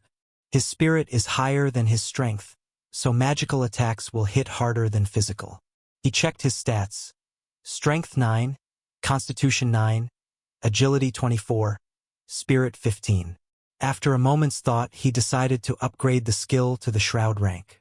He spent evolution points 1+2+3, leaving 36 points. Nightfall Endurance evolved to Shroud rank. Range increased from 5 m to 12 m. Damage from 500 to 1,300 dark elemental points. Cooldown 10 seconds. Level requirement 11. Tan Fong studied the stats, his expression slightly subdued. After evolution, the range jumped from 5 m to 12 m and damage rose from 500 to 1,300. He analyzed further. It's still an area skill, so that bonus damage isn't huge. Total damage per cast is still lower than Shield Phantom Slash, but for clearing small mobs it's truly godlike. Shield Phantom Slash is a straight-line skill. Though its range is 5 m, it only cleaves in one direction. Nightfall Endurance, by contrast, is a deadly circle. The more enemies inside, the more devastating it is. He didn't stop. He opened the equipment interface and immediately donned the hateful armor. Item info appeared. Platinum rank, plus 55 attack, plus 45 physical defense, plus 42 all-element resistance, plus 777 damage block, requires level 11. Special effect, Hate. When attacked, gain plus 30 base attack power for 5 seconds. Tan Fong assessed coldly. The secondary effect was insignificant, but the defense and damage block far exceeded his level 5 gold Demon Fire set, so it was a clear upgrade. He flipped through a few more items, looting over 20 silver and gold tier pieces in total. He estimated mentally that selling them all would net over 10,000 tradable days of lifespan, usable to buy skills or level up. Tan Fong clenched his fist, his gaze cold as he stared down the dark corridor ahead. He could now press deeper into the tomb, hoping to find something valuable. Ideally a mount. Elsewhere in the game world, a goblin swung its battle axe with a grotesque roar. The next instant, Tan Tudu's and her close friend Yen Yen's bodies were cleaved at the waist, blood spraying everywhere. The horrific scene chilled the heart. Both were torn in two, vanishing in a deadly flash of light. A moment later, they revived at the starting town, the air thick with tension. A young man from Zhang Wei's team rushed forward, his face flushed with anger, grabbed Tan Tudu by the collar and snarled, "Do you have a brain, Tan Tudu? Don't think being high-level gives you the right to act recklessly. It's always like this. Because of you the whole team gets wiped. I only have 2 years of non-tradable lifespan left. Can you compensate me?" With that he shoved her hard, sending Tan Tudu sprawling face first onto the town's stone floor. Yen Yen hurried over and anxiously helped her up. "Tudu, are you okay?" But Zhang Wei no longer cared. He quickly logged off, his anger lingering in a final growl. "See you at school. I'll deal with you then." Yen Yen bent to support her, voice urgent. "Tudu, come back to my parents' small town with me.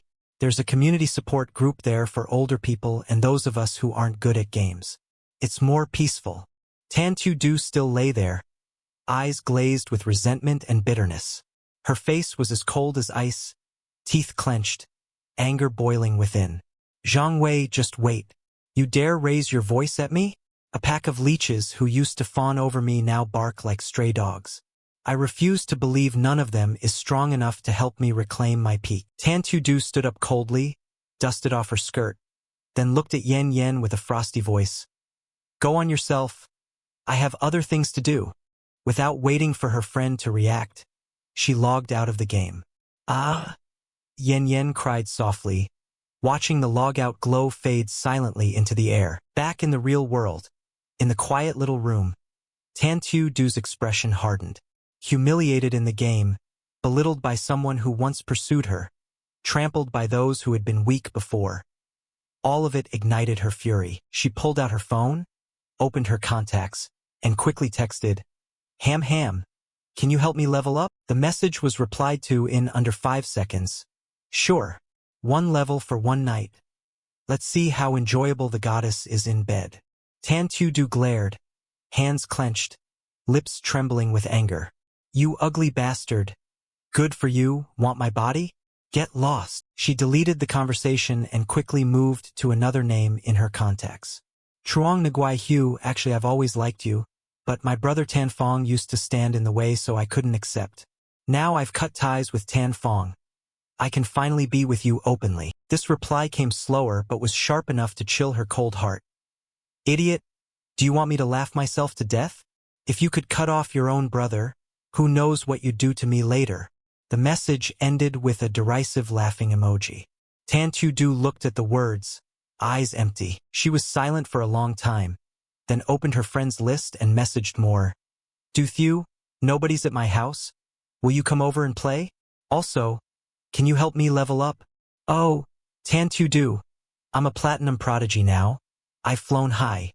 Later I'll have any girl I want. Stay away from me. Little Ma, I'm so bored. Can you take me along? I'm in Shelltown waiting for you. Tan Tu-do, everyone knows you sabotaged Zhang Wei. Don't make me use the new skill I learned. I'll punch your stomach twice now." In the empty room, the phone's light cast over Tan Tu-do's ashen face. She sat there, eyes fixed on the blank screen after a string of rejections, her hand trembling as she set the phone down. Damn these men. When it matters, there's no one to rely on. She burst into tears.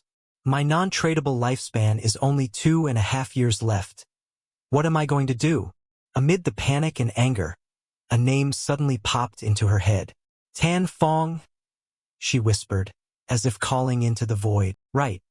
Although she'd cut ties and they'd once hurt each other with harsh words, he's still her brother. From childhood to now, the one who always protected, forgave, and loved her most was Tan Fong. He wouldn't abandon her. I have to go back to find him. He will surely have a way to solve all of this. Thinking that, Tan Tu-do immediately left the house and went to the home where she used to live with her brother. She froze in front of the familiar door. Her hand was raised but hesitated in midair. A strange feeling crept into her chest. Not regret, but a peculiar unease rising up. Go in. Be a little gentle, apologize once. That should work. He'll definitely forgive you. Then she frowned, her gaze turning cold. But I clearly did nothing wrong. Why should I apologize? No, you can't think like that. To be sensible. Bowing is only temporary. Once he helps you level up and regain lifespan, cut him off completely afterward. Then you won't have to answer to anyone. You're a genius. With that thought, Tan Tu-do took a deep breath, put on the most innocent expression she'd ever used to soften others, and knocked.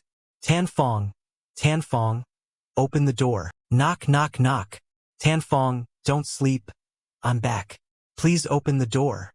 Brother, I was wrong. Please open the door. But inside it was completely silent. No footsteps, no breathing. She kept knocking, each time harder. Her arm trembled from the cold or from urgency. She couldn't tell. Tan Fong, can you hear me? I'm your sister. Open the door. No one answered. Patience was quickly swallowed by anger. Bang! She kicked hard and the door flew open. Open the door when I tell you to. Damn it, I even showed respect and you still act like this. But as soon as she stepped inside, Tan Tu-do halted. No TV noise, no scent of the mint tea he used to brew, no midnight keyboard clacking. The room was empty. Bed, desk, clothes, books, all gone as if no one named Tan Fong had ever lived here. A chill ran down her spine. Tan Fong. She hurriedly took out her phone and called the familiar number. Sorry, the number you have dialed is switched off. Once, then again. Sorry, the number you have dialed is switched off. Tan Tu-do stood frozen in the empty room. Wind from the window tossed her hair, carrying an eerie silence. She blurted out, voice hoarse, Tan Fong, where did you go? Deep within the tomb of resentment, The hazy scene was dyed by a quiet black mist. Only solitary footsteps and the sound of metal slicing flesh rang like a deathly melody. Tan Fong was sweeping down the ancient corridor, cutting monsters as if slicing bananas. Each strike was cold, precise, not an inch wasted. Beneath his feet, the deformed corpses hadn't fully vanished before blood had already congealed on the ancient stone. His eyes suddenly flashed as he saw a stone coffin at the end of the corridor. Black energy was quietly rising from it. It's come to an end. His voice was low, like wind sliding along the edge of a blade. On the way here, he'd cut down over 200 lesser monsters, plus several bronze and silver rank bosses. He was close to reaching level 12. Just opening this coffin would summon the final boss of the ancient tomb. A faint smile curved his lips, not from excitement but from the feeling of about to touch the pinnacle of danger. Hope it's a platinum boss. He summoned one of his familiar pawns, the devout follower. Open the coffin, he ordered. The follower bowed, hands trembling as they placed themselves on the cold lid. But the moment the coffin lid sprang open, Tan Fong's expression changed instantly. A sharp alertness flashed in his pupils. From inside the coffin, dense black energy surged out like a tide of death. The devout follower screamed madly, his whole body shaking, then began to be swallowed by the black energy. Tan Fong immediately stepped back, his face turning extremely grave. The follower's body began to crack from mouth, nose, eyes, and ears. Black energy oozed like poison. The body warped and was torn apart piece by piece. Ting, your summoned silver rank devout follower has been destroyed. Tan Fong murmured coldly, Toxic death bone. A gold rank boss? Troublesome. This disgusting thing imprisoned in an ancient tomb. Memories from his past life surged up at once. This boss had no definite form and was immune to physical damage. Someone once released it, and it eventually spread to nearby bases, causing wide-scale slaughter. Players who became possessed, without teammates to rescue them or a specific unbeatable skill, would surely die. The black energy began to spread across the stone floor, coiling like a gigantic demonic snake hunting for prey. Tan Fong closed his eyes for a brief second, then opened them with a sword-cold glare. Found it. Hidden deep within the poisonous mist. He had recognized the boss's true form. Without hesitation, he surged forward and activated Dark Night Resolve. A blast of dark murderous intent erupted into a swirling vortex, tearing through the poisonous bone layer to reveal a faint shape within. At that moment, a sword streaked in like lightning. Swoosh! The faint form was cleaved in two and, before it could utter a cry, dissolved into black mist. Ting, you have defeated the gold rank boss Toxic Deathbone. Tan Fong stood motionless in the smoke, his eyes deep as an abyss. Its strength clearly exceeded many platinum bosses, yet it was ranked gold. Humph! What a disgusting joke. He bowed his head to the ground. A few glimmers of light quietly appeared, dropping like fragments of lost souls. After such effort, the spoils were only gold rank. Fortunately, he had just learned Dark Night Resolve, a magic damage skill. Otherwise, he'd have had to rack his brains for another solution. He reached out and used Greedy Hand to collect all the items on the ground. The system rang with a familiar notification. Ting! You have obtained a rare item. Summoning Bell for mounts. His eyes flickered. Then he raised an eyebrow and let out a cold, slight smile. A mount, really? After the battle with Toxic Deathbone ended, he bent to pick up an ancient bell. A mount, really? Lam Line Guz Carp truly lives up to its reputation. Tan Fong's voice was low, tinged with a bit of emotion. System notice. Bell summons Shadow Spirit Night Walker. Upon use, summons the Shadow Spirit Night Walker, a level 11 mount that can fight and accompany its owner. Required level to use 11. Tan Fong's eyes narrowed slightly as he read further. The Shadow Spirit Night Walker's speed ranks among the top in the early game. Unable to hide his surprise, he immediately summoned the creature from the bell. Black smoke poured from the bell, gradually forming a tall, slender silhouette whose body seemed draped in a veil of spectral silk. A beast that looked like a ghost stepped out of hell. System notice. Shadow Spirit Night Walker, level 11, chaotic grade. Attributes: Strength 148, Constitution 155, Agility 135. When accompanying, the mount shares experience with its owner. When traded, its level will reset to default. Special skills: Rush Run. When mounted, increases movement speed by an additional 245%. Night Walk. While in darkness or at night, maintains stealth level 1. Attacking breaks stealth and deals an extra 120 reveal damage. Cooldown to re-enter stealth: 60 seconds. Pounce. Attacks a single target 3 times consecutively, each hit dealing an additional 267 physical damage. Cooldown: 12 seconds. Roar. Increases physical defense and elemental resistances for 1800 seconds. Cooldown: 600 seconds. Tan Fong's eyes lit up slightly. Not bad. A combat mount, and it even has stealth.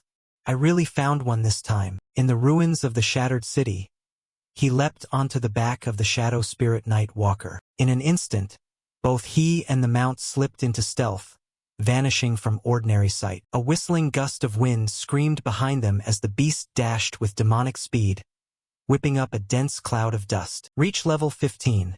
Accumulate more lifespan. Then go to Ma-Du to deal with TNT before she travels abroad. His voice sounded quietly, each word clear and cold enough to freeze a blade's tongue. The Shadow Spirit Night Walker kept leaping from one rooftop to another, gliding like the wind and crossing dozens of rows of houses in an instant. Finally, Tan Fong pointed toward a colossal structure. The building was severely damaged but still bore the brutal grandeur of a former heyday. The Zhanghai Arena. 3 tiers of complex architecture, monsters swarming like ants. This was the ideal place to sweep through and level up quickly. The Shadow Spirit Night Walker shot upward, avoiding a patrolling boss below. Though it may have sensed something, the boss did not detect them. Stealth level 1 worked perfectly in the dark. Tan Fong dismounted from the mount and dropped into the center of the arena, where hundreds of monsters had gathered. His gaze flashed, his hand tightening on the sword hilt. Immediately after, he streaked like a shadow, activated Mirror Shield Slash, slicing through the formation and slaughtering all the small monsters in the first arc. The Shadow Spirit Night Walker also lunged into battle, its spectral form cutting through the mobs and leaving long bloody gashes under the shattered moonlight. At the same time, outside the ruins, in another area, a sword swung up and cut down a level 8 gold boss. And Vu exhaled softly and smiled. Done. Beside her, Ma Niliang, a chubby fellow who looked like a low-level NPC, hurried over to flatter her. As expected, Captain In, no one matches your strength. He was the son of a department chief in Zhanghai City and always fancied himself important. In his head, he thought the hidden dragon swordsman profession was truly powerful. And Vu was exactly the kind of woman he fancied. And Vu replied calmly, a level 8 gold boss that took over 10 minutes to kill. I don't understand how our leader managed to take down a platinum boss. Hearing that, Ma Niliang snorted. Probably just some assassin who ambushes from stealth. He couldn't survive a straight-on fight, right? He said it but secretly considered the girl weak. Given his second-generation status, beating her would be as easy as flipping a hand. But Vu smiled coldly, her eyes seeming to see through him. So a useless archer like you only knows how to stand there and polish bosses for others, right? The remark hit like a slap. Ma Niliang bristled, clenching his fists, each word forced out with boiling resentment. I am an upright person. I wouldn't stoop to such dirty tricks. His expression then grew furtive, a crooked, venomous smile forming. He continued, I've heard that the person known as Darkness in real life is extremely fierce, ruthless, kills without mercy. I know a hunter in Ma-Du City's police force who handles cases involving abnormal gamers. He has reached level 3 in detection and anti-stealth abilities. In my view, instead of constantly praising him, it's better to plan to expose his real identity in the real world and neutralize him before it's too late. People like him are only safe when controlled and used by our authorities. Otherwise, tragedies like Wutong Fai and Zhang Lu will keep happening. Do we always have to clean up his messes for him? At that, and Vu and Vong Man exchanged glances, then both snorted with laughter as if they just heard a ridiculous joke. And Vu raised an eyebrow and, gentle yet sharp, said, "Little Ma, maybe you still don't get it? It's not that he's begging us to clean up his mess. It's that we should proactively take on his burdens.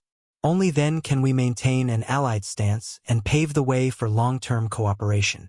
Vong Man chimed in with a knowing smile and deep eyes. "Someone who soloed both a gold and a platinum boss. If you don't befriend him, you're digging your own grave. You plan to use your influence to force him?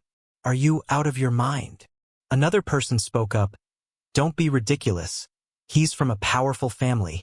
And Vu laughed, half teasing, half disdainful. "Yes, but does being from a powerful family mean you don't have to use your brain? Be careful not to cry later." Being called out by the two of them, Ma Nai-liang blushed with fury, his chubby face trembling. He snapped, nearly shouting, "Damn it! Isn't that Darkness just an assassin? He just has higher anti-stealth level. Does he think he's so great? Can't he be controlled? You two have no backing and yet dare to lecture me?" He ground his teeth. "Fine and Vu.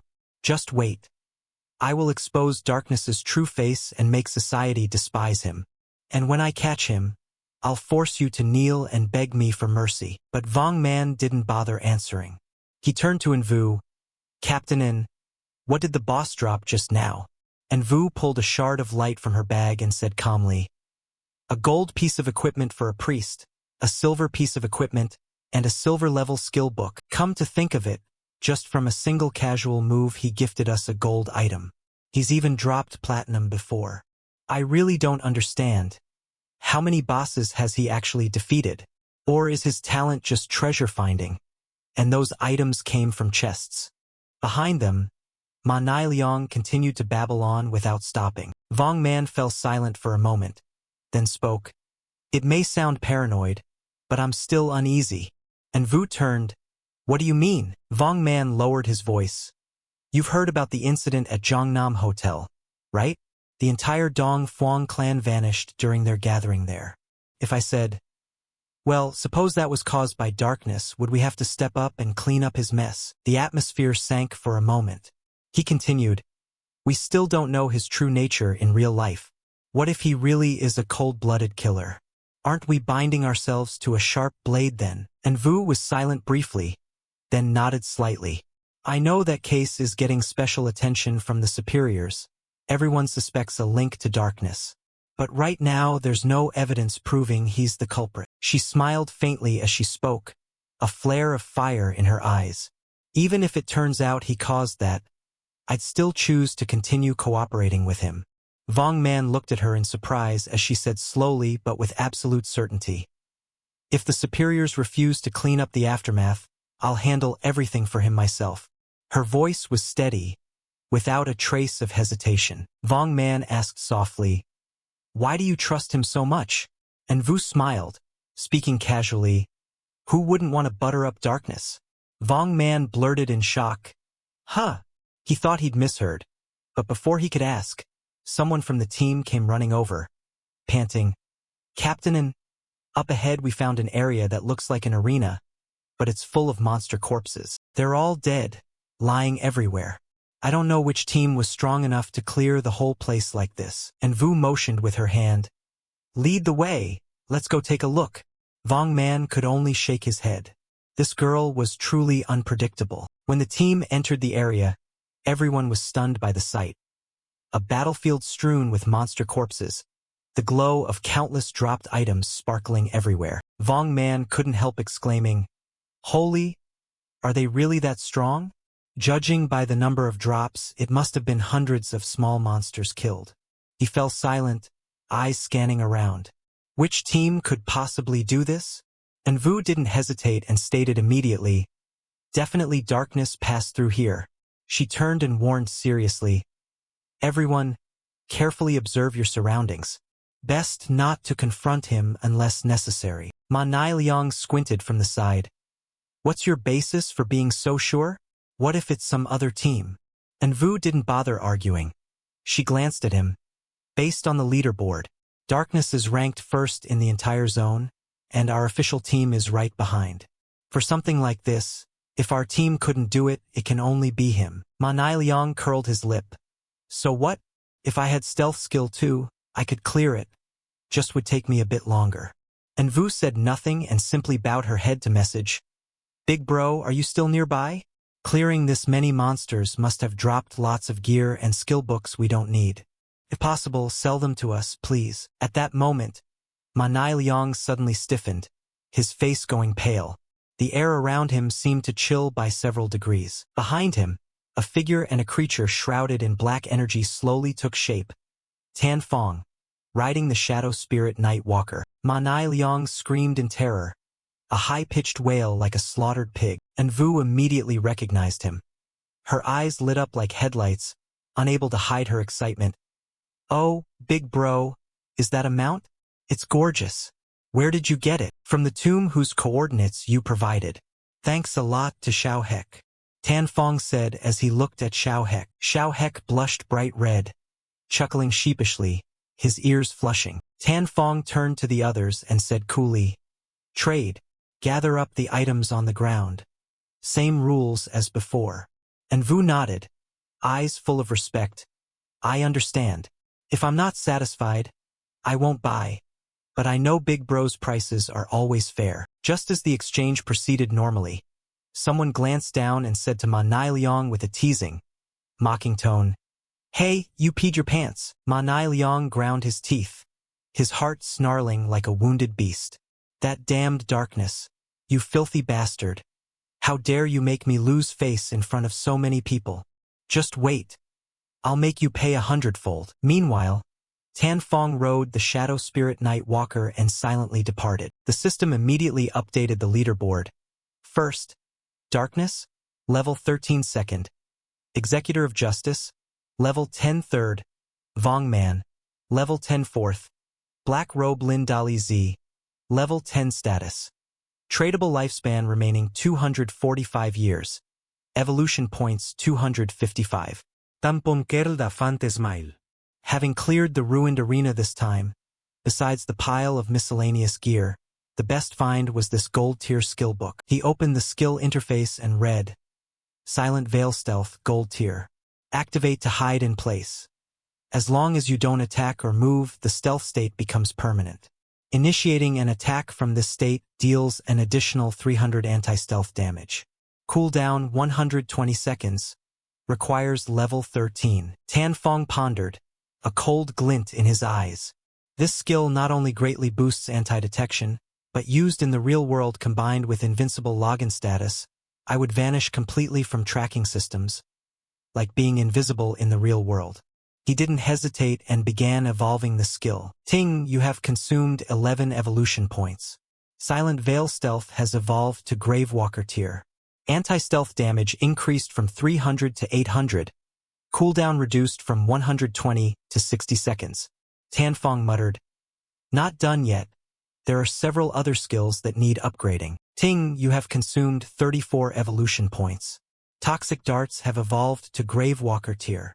Throw range increased from 17m to 20m.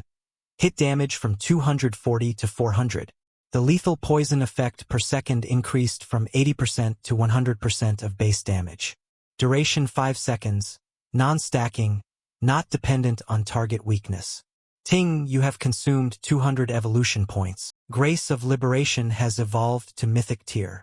Critical hits on weaknesses increased from 200% to 300%, doubling total damage.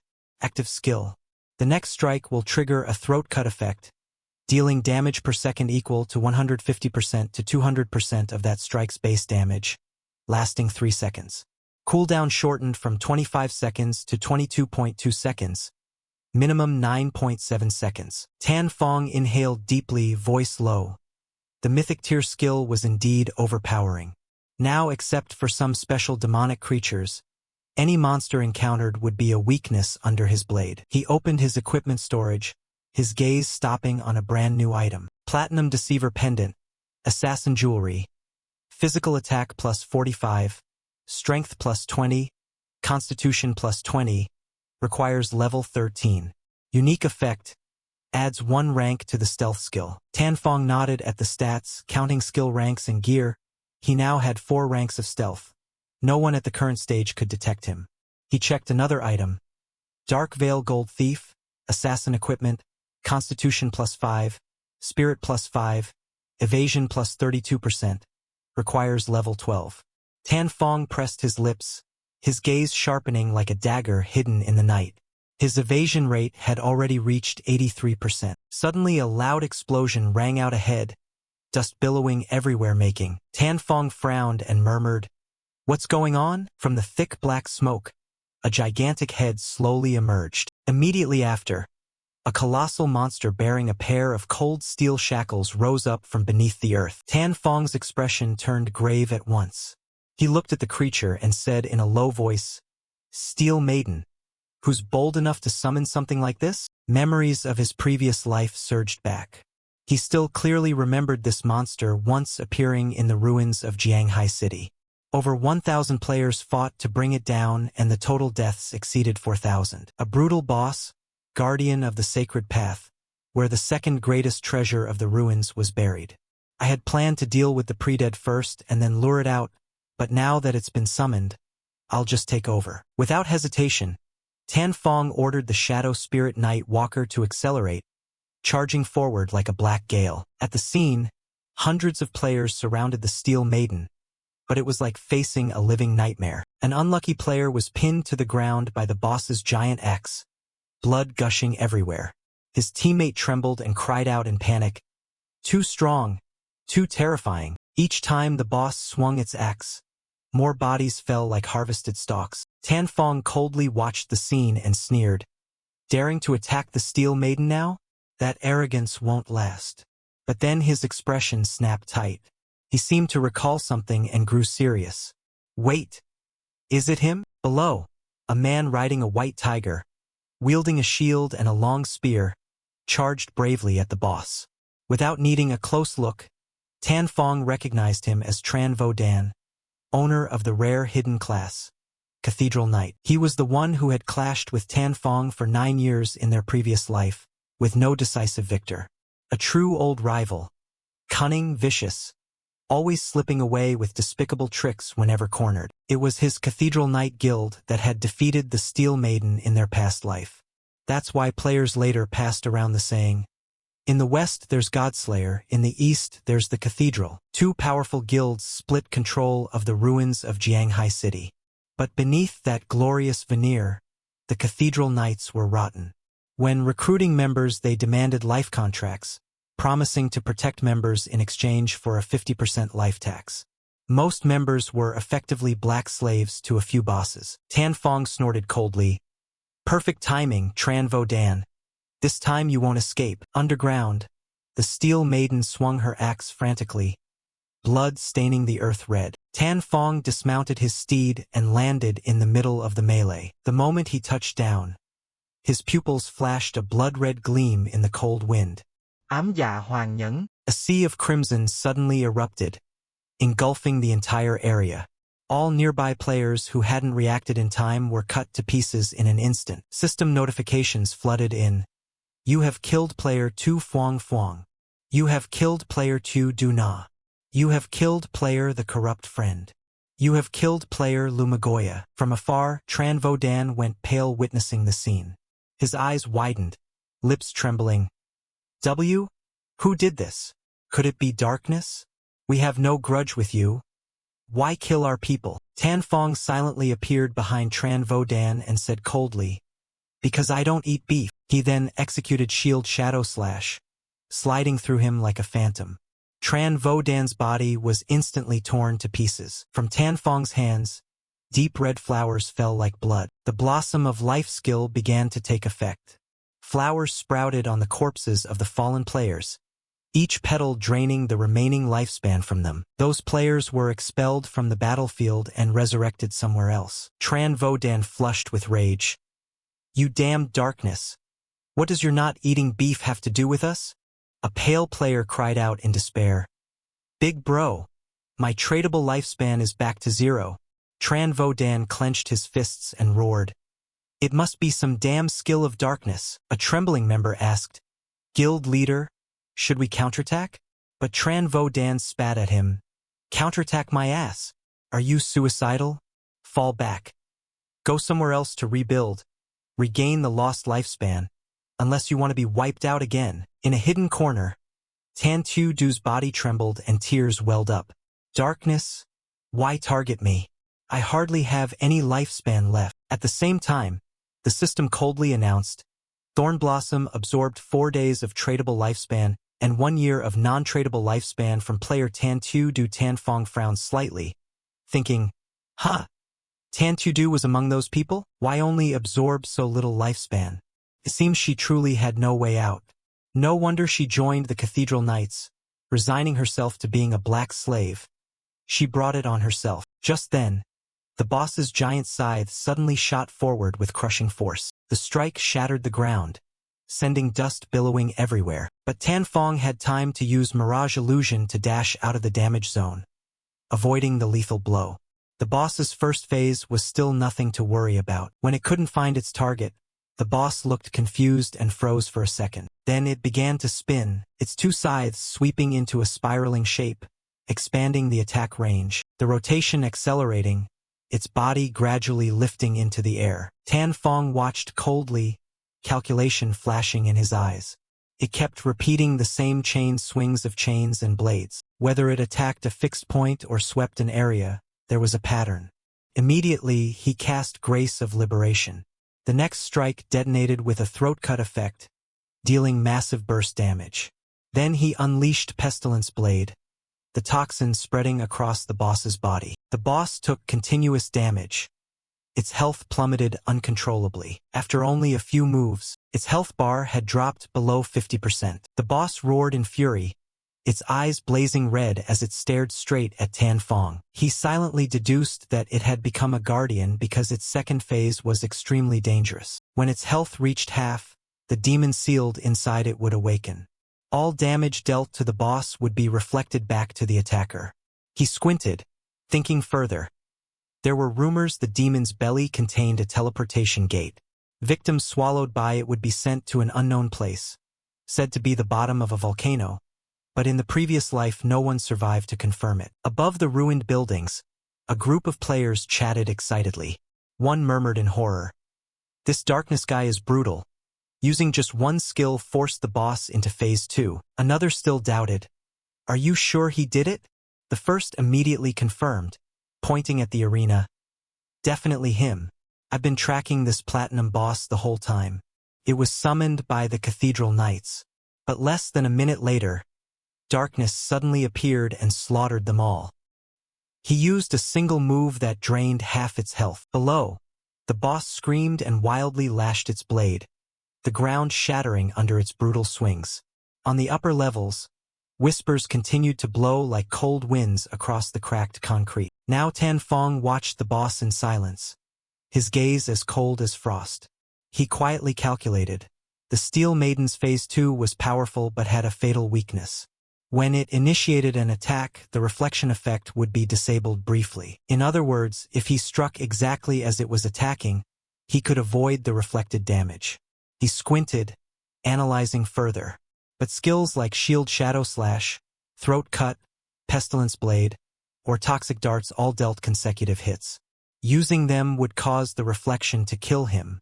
At his current level, a single moment's lapse would mean dying from his own skills. His eyes swept to the players secretly watching above. A cold light flashed at the depths of his gaze. Perhaps he could use those people to his advantage. At that moment, a player stepped forward with a grave expression and shouted, "Clear the way! Clear the way so I can see what's happening." The crowd immediately parted. When they recognized the newcomer, someone exclaimed, "It's Big Brother safety first." The atmosphere shifted. A few began to report, "This boss has some special skills. We've recorded them." But right after it lost half its health, its body began to mutate and then froze. It might be about to use a new skill. Big Brother Safety first asked in a deep voice, "Was Darkness the one who soloed it earlier?" A blue-haired girl confirmed, "Yes." After the boss entered phase 2, Darkness disappeared. Big Brother immediately ordered, "Little Bunny, use Red Eye and see if he's still around." The girl nodded and began the chant. A small rabbit hopped out, ran around the boss to track Tanfong. After a moment, she shook her head. Can't find him, he probably left. Big Brother Safety First said, if a level 3 anti-stealth can't find him, then he must have left. I don't believe he has a level 4 stealth skill. Having said that, he didn't hesitate and leaped straight down into the arena. Seeing this, the blue-haired girl gasped, ah, Big Brother. Little bunny, watch closely. If darkness comes back, warn him immediately. Yes, I'll keep an eye out. If darkness returns, I'll report at once. Onlookers couldn't help exclaiming, no way, he wants to solo the platinum boss? Someone else suddenly shouted, I remember now, he once defeated a golden boss back in the starting town without taking a scratch. It's Big Brother Safety First. Another added, I heard his class is Soul Marshaller. Each role grants 100% evasion. He used to run a top-tier soul build server globally. His reaction speed is insane. At that moment, the boss's gaze suddenly shifted and locked onto Big Brother Safety First. It roared and unleashed a gigantic blade strike that crashed down like thunder, but Big Brother remained unafraid. He moved with graceful skill, narrowly dodging. The blade struck the ground, sending rock fragments flying. Suddenly, the boss condensed a pitch-black arm from dark energy and reached toward Big Brother Safety First. He immediately rolled to evade, his movements decisive and precise to the point of instinct. The boss kept launching a barrage of attacks, as if trying to crush anyone daring to challenge it.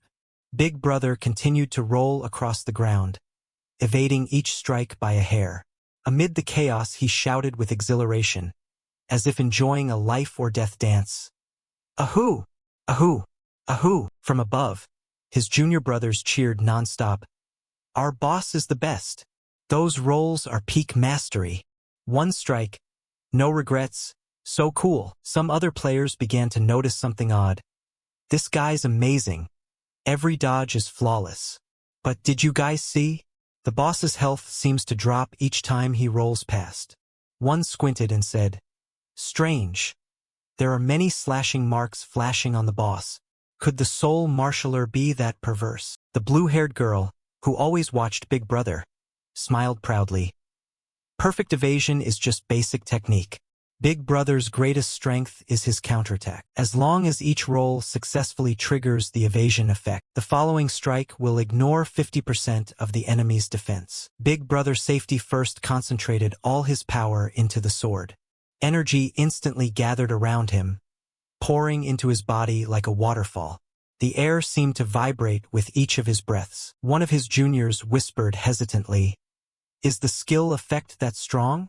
I think this hit's damage could reach 4 digits. Big Brother smiled confidently, then leaped up, dancing under the moon like a war god in the night.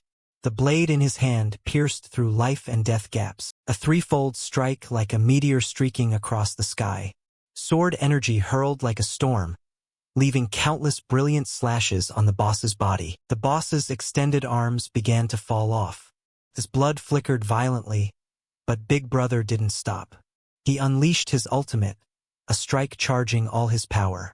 The spear's tip licked blood, an act of power accumulation, a finishing blow. The blue-haired girl exclaimed, look, I don't know when, but the boss is down to only 1/3 health. Big Brother Safety First slowly said in a calm voice, Moonslit Cleaver, that is my sword path. But as he smiled, a sudden blade of sword energy struck him straight, tearing through his armor. Then countless blades of sword energy tore his body to pieces. Those were the number of sword energies he had struck the boss with, now reflected back. The reflected damage began to appear in rapid succession. 1001, minus 1299, minus 1299. The whole arena fell silent. Everyone stood agape, unable to believe their eyes. What? Big Brother Safety First. How could he be dead? He evaded every attack. Someone else shouted, exactly, and his skills clearly hit the boss. Why didn't they deal damage? But obviously the boss's health also dropped a lot. Why is that? At that moment, Big Brother Safety First's body was dissolving like ash scattered by the wind. In another corner, Tan Fong curled his lips slightly, offering a cold smile. He walked slowly toward the items dropped from Big Brother's corpse. Lucky to have that guy, pretending to be cool, rolling around non-stop, forced the boss to trigger all kinds of skills. His voice was light as a breeze but carried a cruel, indifferent edge. Throughout that time, Tan Fong had unleashed attack after attack, each strike ruthlessly precise. Under the pressure of continuous damage, the boss's health was finally pushed down to 1/3. However, the death of that soul marshaller was the clearest proof. His profession was ill-suited to face the Steel Maiden. While rolling, he couldn't attack, and if he struck, he would take the reflected blows. Basically, whether he attacked or not, he would die, truly a self-inflicted fate. Suddenly, the boss turned. The move made Tan Fong pause slightly, a bad premonition rising in him. He silently clenched his fist, his gaze growing cold. Not good. The boss isn't preparing to attack, it's trying to retreat. Tan Phong re-lit. Because its health was so low, it was attempting to return to the cathedral sanctuary, a place that could fully restore its life. If it got back, wouldn't all their efforts so far be for nothing? Big Brother Safety First's death made the players above hesitate. From now on, few would dare to challenge the boss. But if the boss didn't attack, the reflection effect would disappear, and only forceful measures would work. Tan Fong gritted his teeth, a resolute glint in his eyes. I can't let it return. With that, he rushed forward to block the boss's escape. Above, the watching players were aghast. Look, it's darkness. Could all those hits on the boss have been his? If so, that's terrifying. Someone sneered, I thought Big Brother Safety First was the real boss. Turns out he was a joke. Darkness is the true master. The blue-haired girl beside them was pale, disbelief showing in her eyes. Darkness? Impossible. My level 3 anti-stealth didn't detect him. Could he have reached stealth level 4? Or higher? At that moment, another player glanced greedily and whispered, Hey, those items dropped from the Soul Marshaller when he died. I really want to loot them. Meanwhile on the ground, Tan Fong proactively activated a defensive skill, Dark Light Shield. Each shield layer could block a single targeted attack, allowing him to hold out long enough to create an opening for a counterattack. The boss roared and hurled its blade forward. Tan Fong seized the moment, his eyes flashing like a blade. Now, he used Shadow Shield Slash, dashing through the boss and unleashing a flurry of cuts within the murky black aura. After each slash, a layer of the dark light shield shattered. When the attack ended, 7 layers remained. Tan Fong calculated inwardly. Shadow Shield Slash lands 9 hits. The last 3 would be reflected. Without the dark light shield absorbing them, he'd have long been shattered by the counter damage. But the boss did not collapse. It began to change, as if stepping into a new state. A strange energy burst from its body. The arms that had been smashed began to regenerate, fully restored in an instant. The boss's body slowly rose, hovering in midair. A deathly purple aura radiated from its flesh, like a hellish, ghostly flame. In an instant, Tan Fong's 7 remaining dark light shield layers were burned away. Tan Phong Frauen, Canculen in Wali. The damage ratio of this fire spout was too high. Even though his evasion rate exceeded 80%, the 7 shield layers were incinerated in a flash. If he'd been delayed by just 0.5 seconds, he probably would have fallen right there. In the distance, a player was sneaking toward the pile of items that had dropped from Big Brother Safety First. He bent down, his hand nearly touching them, when a throwing dart pierced the center of his forehead. Tan Fong stood there, eyes cold as ice, withdrawing his hand. Trying to steal my loot? Not a chance. With that, he swung his hand and cast Blooming Curse. Notifications appeared. You have received 612 tradable days of lifespan from Big Brother Safety First, and 67 years of non-tradable lifespan. You have absorbed an additional 355 days from his minions, and 20 years of non-tradable lifespan. Tan Fong glanced at them, speaking as casually as if commenting on the weather. That safety guy was interesting. I even left him a way out earlier instead of cursing him. But he had a lot of lifespan. Dying once probably won't finish him off. At that moment, the boss exuded a heavy black aura and began to attack. Tan Fong surveyed and thought, the only option is to chip away at its health with Dark Light Shield and Shadow Shield Slash. The odds are low, but it's the safest method. The boss roared, each strike landing like a thunderclap. Its giant arms slammed the ground, cracking boulders and sending dust billowing. Other arms rose, preparing a new wave of attacks. Up above, Big Brothers Juniors whispered tremblingly, "This darkness is really strong. What trick did he use?" At first I didn't understand how he beat the boss, but now it's clear. This wasn't a fight, it was slaughter. On the ground, Tan Fong's gaze was icy. He took a breath and said in a low voice, "One final move." Shadow Shield Slash was activated. He plunged into the boss like a dark arrow. Dozens of sharp sword wounds connected like a tide, slicing deep into the boss's body. Each layer of his dark light shield cracked and shattered completely. "Ting, you have slain the Platinum Steel Maiden. You received 48,000 experience points. You received 120 evolution points. Congratulations. You have obtained the Cathedral Sanctuary Key." Up above, the watching players were speechless. Did he really solo it successfully?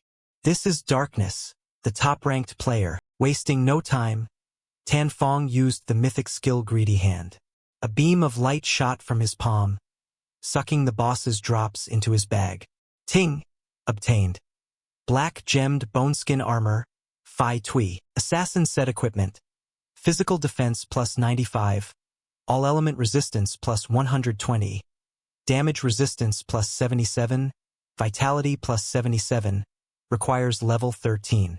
Black Gem effect. When attacking or being attacked, the target gains 1 layer of black gem fire, up to 5 layers. Each layer reduces the target's defense and elemental resistance by 7%. Tan Fong skimmed the item details. A Phi Tui grade piece with defensive stats surpassing many dedicated armors, plus the black gem effect that directly weakens target defenses and resistances. Is far superior to the drop that Tin Han dropped earlier. Ting! Obtained. Assassin's Instinct, Phi Tui. You can see the outline of units that are in a stealth state to a certain extent. Received plus 2 stealth resistance levels. Requires level 13. Tan Fong couldn't help but laugh, the corner of his mouth lifting. Stealth resistance? Nice. Let's upgrade it to legendary. Ting! You have consumed 1 plus 2 plus 30 evolution points, remaining 97 evolution points. Assassin's Instinct upgraded from Phi Tui to legendary. You can sense enemy weaknesses more clearly, received plus 5 stealth resistance levels. Weak point attack adjustment plus 50%. Tan Fong nodded, a calculating gleam in his eyes. Combined with the passive effect of Grace of Liberation, the total weak point damage adjustment had reached 350%. Now, even blindfolded, I can stab the enemy's weak spot. Tan Fong continued to think. 97 evolution points remaining. Then first upgrade Illusory Phantom to legendary. Ting, you have spent 80 evolution points, 17 evolution points remaining. Phantom Demon from epic to legendary passive, received 85% evasion rate. When you successfully evade, you become immune to all level 5 damage. At that moment, and Vu ran over from a distance, panting and shouting, Big brother, I'm here. Did anything good drop?" Tan Fong glanced at the girl. "And Vu, are you a dog? Smell a drop and come sniffing right away." And Vu laughed loudly, paying no mind to his jibe. "Big brother, I didn't check the rankings earlier, but I didn't expect you to reach level 13 in one night. Is this too powerful?"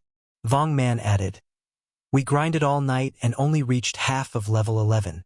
Your speed is ridiculous." She turned to Vong Man and scolded him rapidly. "Keep talking nonsense and I'll pluck your hair. Men's speed is not for idle discussion." "Big brother, you agree with me, right?" Vong Man could only force a smile, while Tan Fong didn't bother to reply. He replied coldly and directly, "Some nice drops. I've posted the prices. Pick what you want and trade." And Vu immediately nodded, grinning like she'd hit the jackpot. "We'll take the 50K trade package." Ting, transaction successful. Tan Fong looked at her deeply, then slowly said, "Besides that pile of gear, I have something else to sell. Do you know about safe houses?" As soon as he finished, And Vu hesitated then answered, her tone doubtful. Safe houses? We've heard that within the ruins of Jianghai City there's no truly safe zone. However, players can still occupy safe houses as bases. A safe house can store items and erect magical defensive barriers, especially useful in emergencies to prevent outside intrusion. Tan Fong watched her quietly, his gaze deep. What you know must come from the small safe house the Golden Boss dropped, right? And Vu replied, unable to hide her frustration. Yes, the Jianghai City authorities still haven't found any safe houses. Only the Ma Du side reportedly destroyed a mid-tier safe house. That's how we learned a little information. Tan Fong said nothing further, simply produced a glowing key. If so, you should understand the real value of a safe house, right? He raised the cathedral sanctuary safe house key, his voice calm but like thunder in their ears. This dropped from the boss.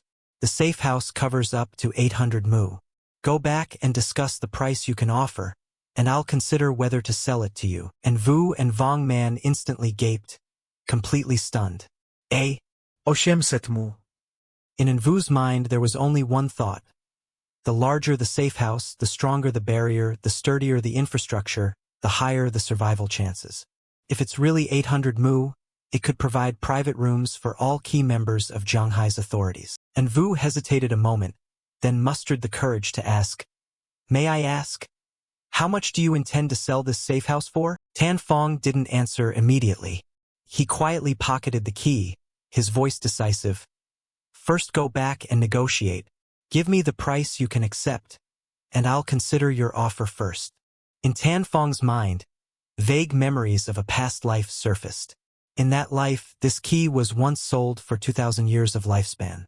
If he could sell it to the authorities now, combined with his current lifespan, he could extract every skill and even legendary gear into reality. And Vu nodded.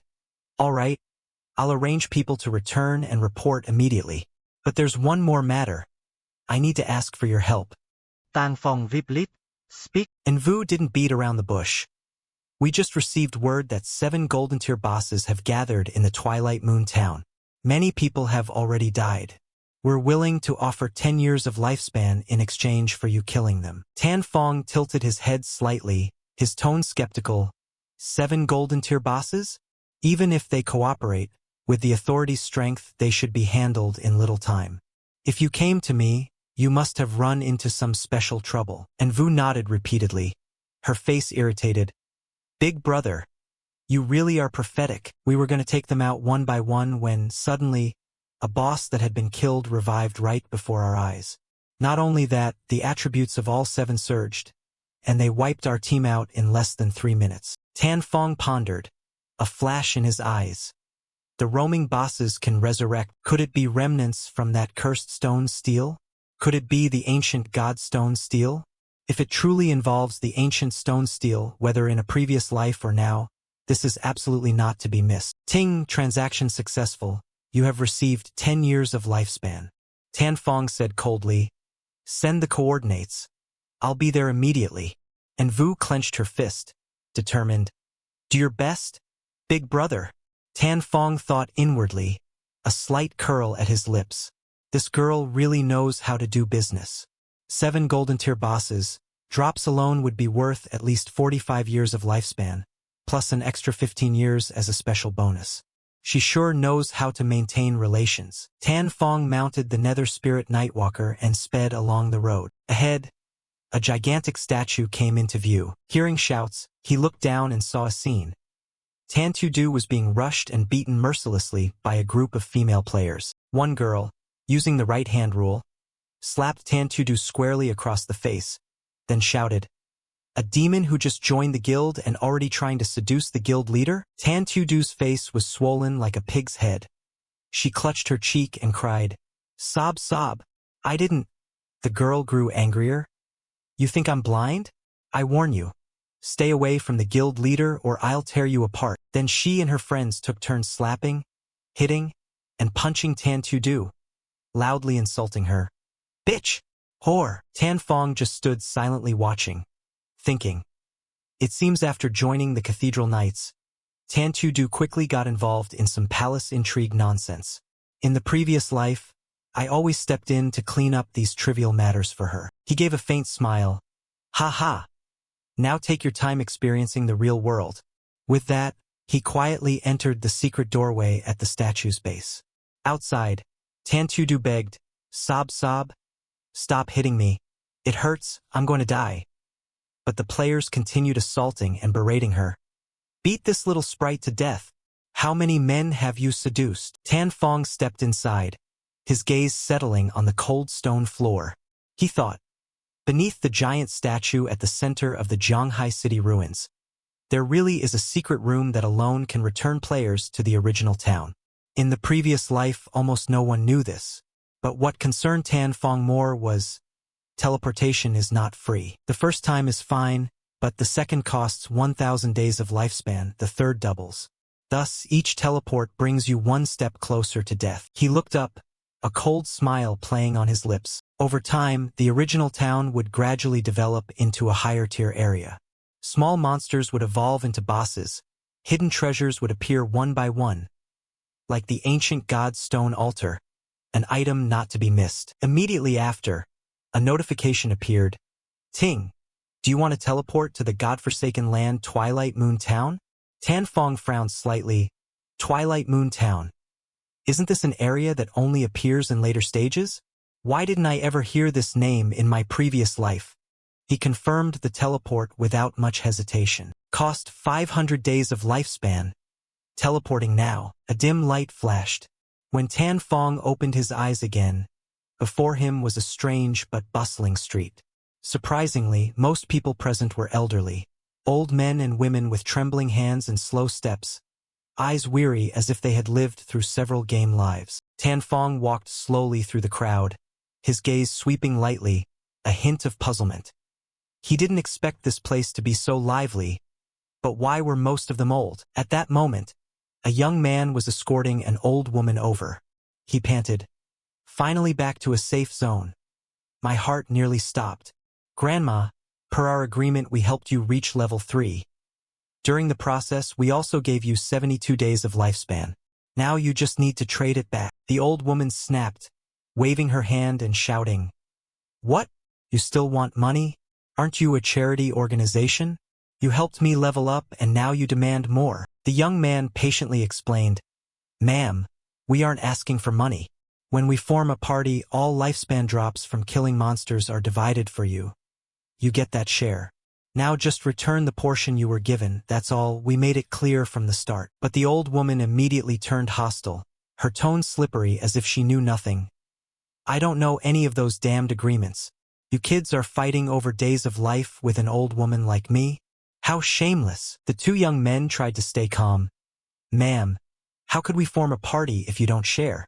If lifespan isn't shared, you won't get the experience points either. Then why would we form a party? She instantly began to shout, pointing at their faces. Hey, don't touch me. I'll call people right now. Impudent brats. Are you from the Dream Serpent Guild? You're outrageous. Tan Fong said nothing, stepped quietly behind the old woman. He coldly grabbed her collar and, without hesitation, pulled her sharply backward. The frail body staggered and fell out of the safe zone boundary under the stunned gazes of the two young men. Before anyone could react, Tan Fong swung the sharp, broken blade high. His other hand tightened around her neck. A breath later, blood sprayed, creating a red arc several meters high. The two young men recoiled in horror, not understanding what had happened, exclaiming, What is this? Tan Fong said coldly. Her lifespan dropped to the ground. Go pick it up yourselves.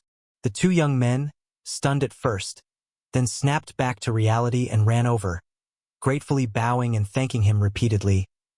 May I ask which noble hand assisted us? Tan Fong answered indifferently. Just happened to help. One of them checked the amount of lifespan obtained. Exactly 72 days, not much but not insignificant. He hugged the loot like a treasure and bowed deeply. Big brother, we are greatly grateful. Tan Fong said nothing more, turned and left, quietly stepping into the thin mist surrounding the town. A cold thought flickered through his mind. You can't act in the safe zone, that's annoying. He looked around and slightly curled his lips. Dream Serpent Guild. so their origin is actually from Twilight Moon Town. According to public records, since its founding, Dream Serpent has upheld a principle of community welfare, providing free survival support for the elderly in the godforsaken lands. The government once praised and strongly supported the organization. By member count alone, they deserve to be the largest guild in China. Tan Fong smiled faintly. A voice sounded in his head. In this chaotic post-apocalyptic era, there should be more people like them. Deep within a damp forest, a monster was bound tightly by long, winding vines. Suanin spoke softly, her eyes focused. Mother, now's the time. Use your skill. Behind her, a stern, middle-aged woman nodded.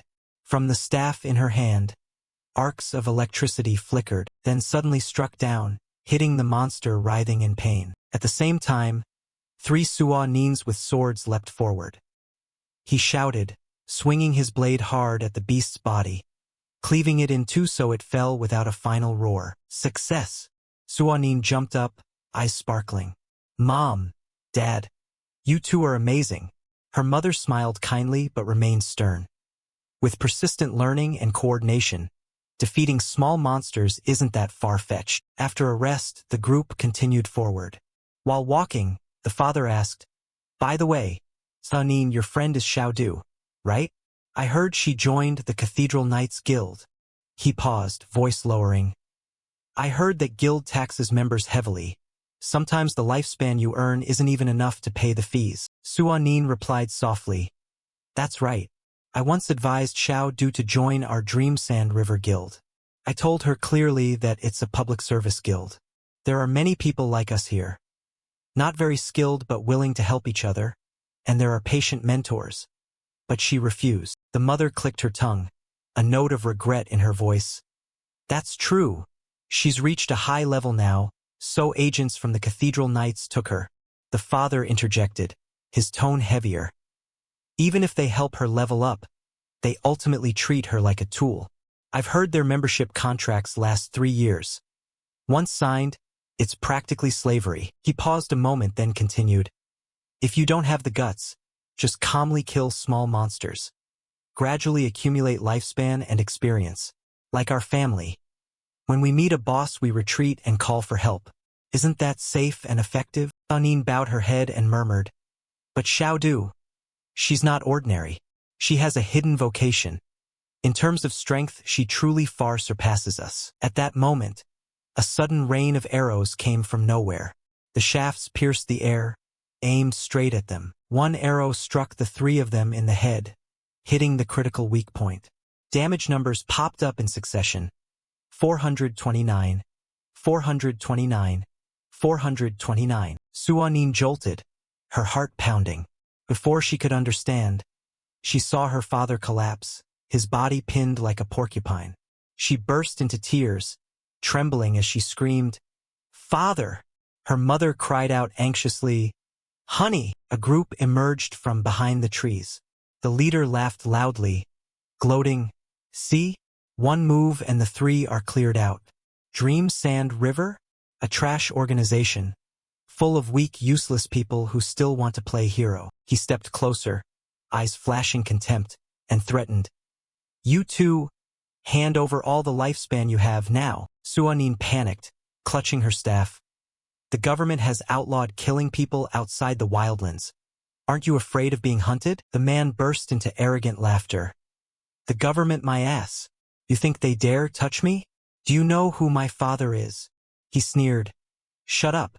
I give you 3 seconds." Suanin gritted her teeth, eyes determined.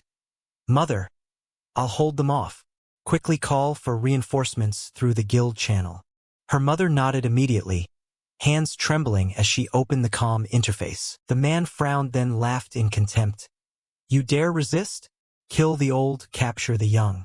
Go!" The 2 behind him leapt up instantly, charging at Suanin like 2 demonic shadows. But before their strikes could reach her, both were suddenly slammed flying backward. Suanin shouted, What is this?" The man behind stammered in shock. "No!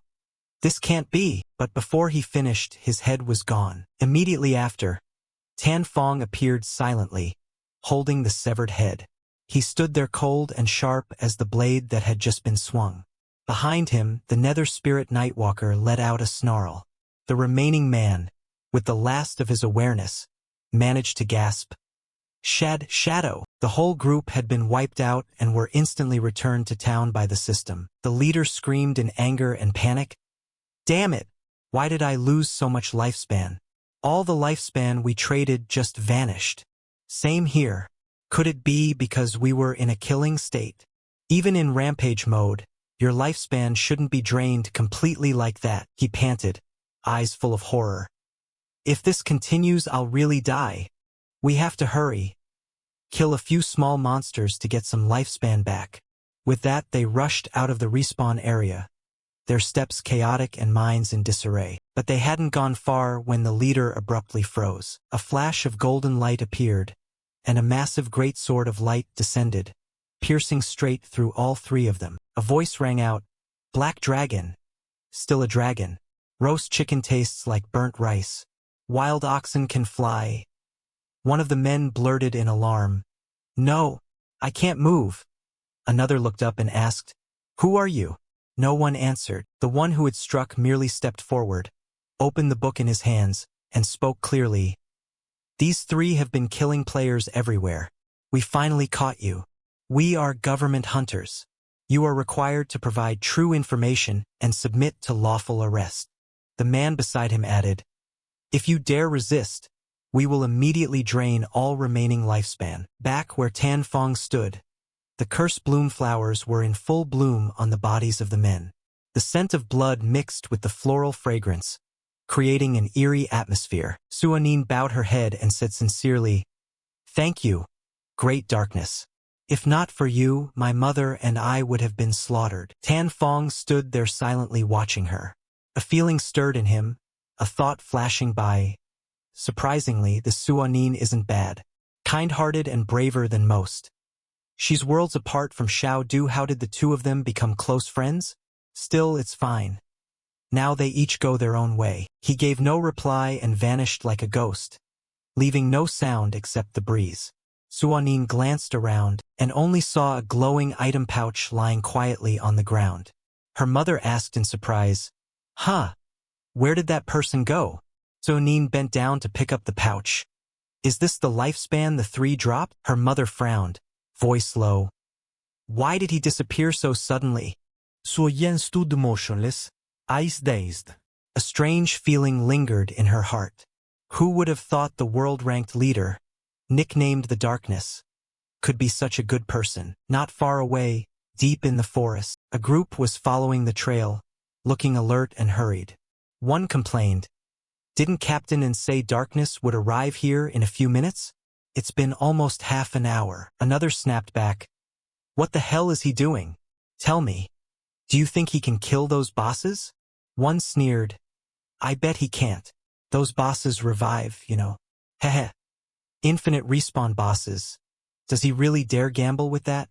Just then, Tan Fong slid past them, his gaze cold as if they didn't exist. He didn't bother to look at them and silently continued forward. He thought, that rare ancient god stone slab could completely alter a player's equipment. A new effect would be added while an old one removed. With luck, the added effect might even change a vocation's nature, turning the weak into the unpredictable. Tan Fong recalled having seen a world-rank 7 master in a life-or-death battle, who sacrificed 7 ancient god stone slabs in succession to summon phantasmal ancients to defeat a legendary boss. Those phantasms created a peculiar colony boss system.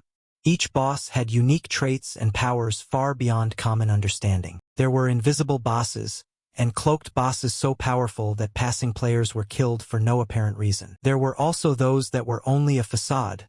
The true body was a summoner hiding somewhere in the chaotic space. What was the result?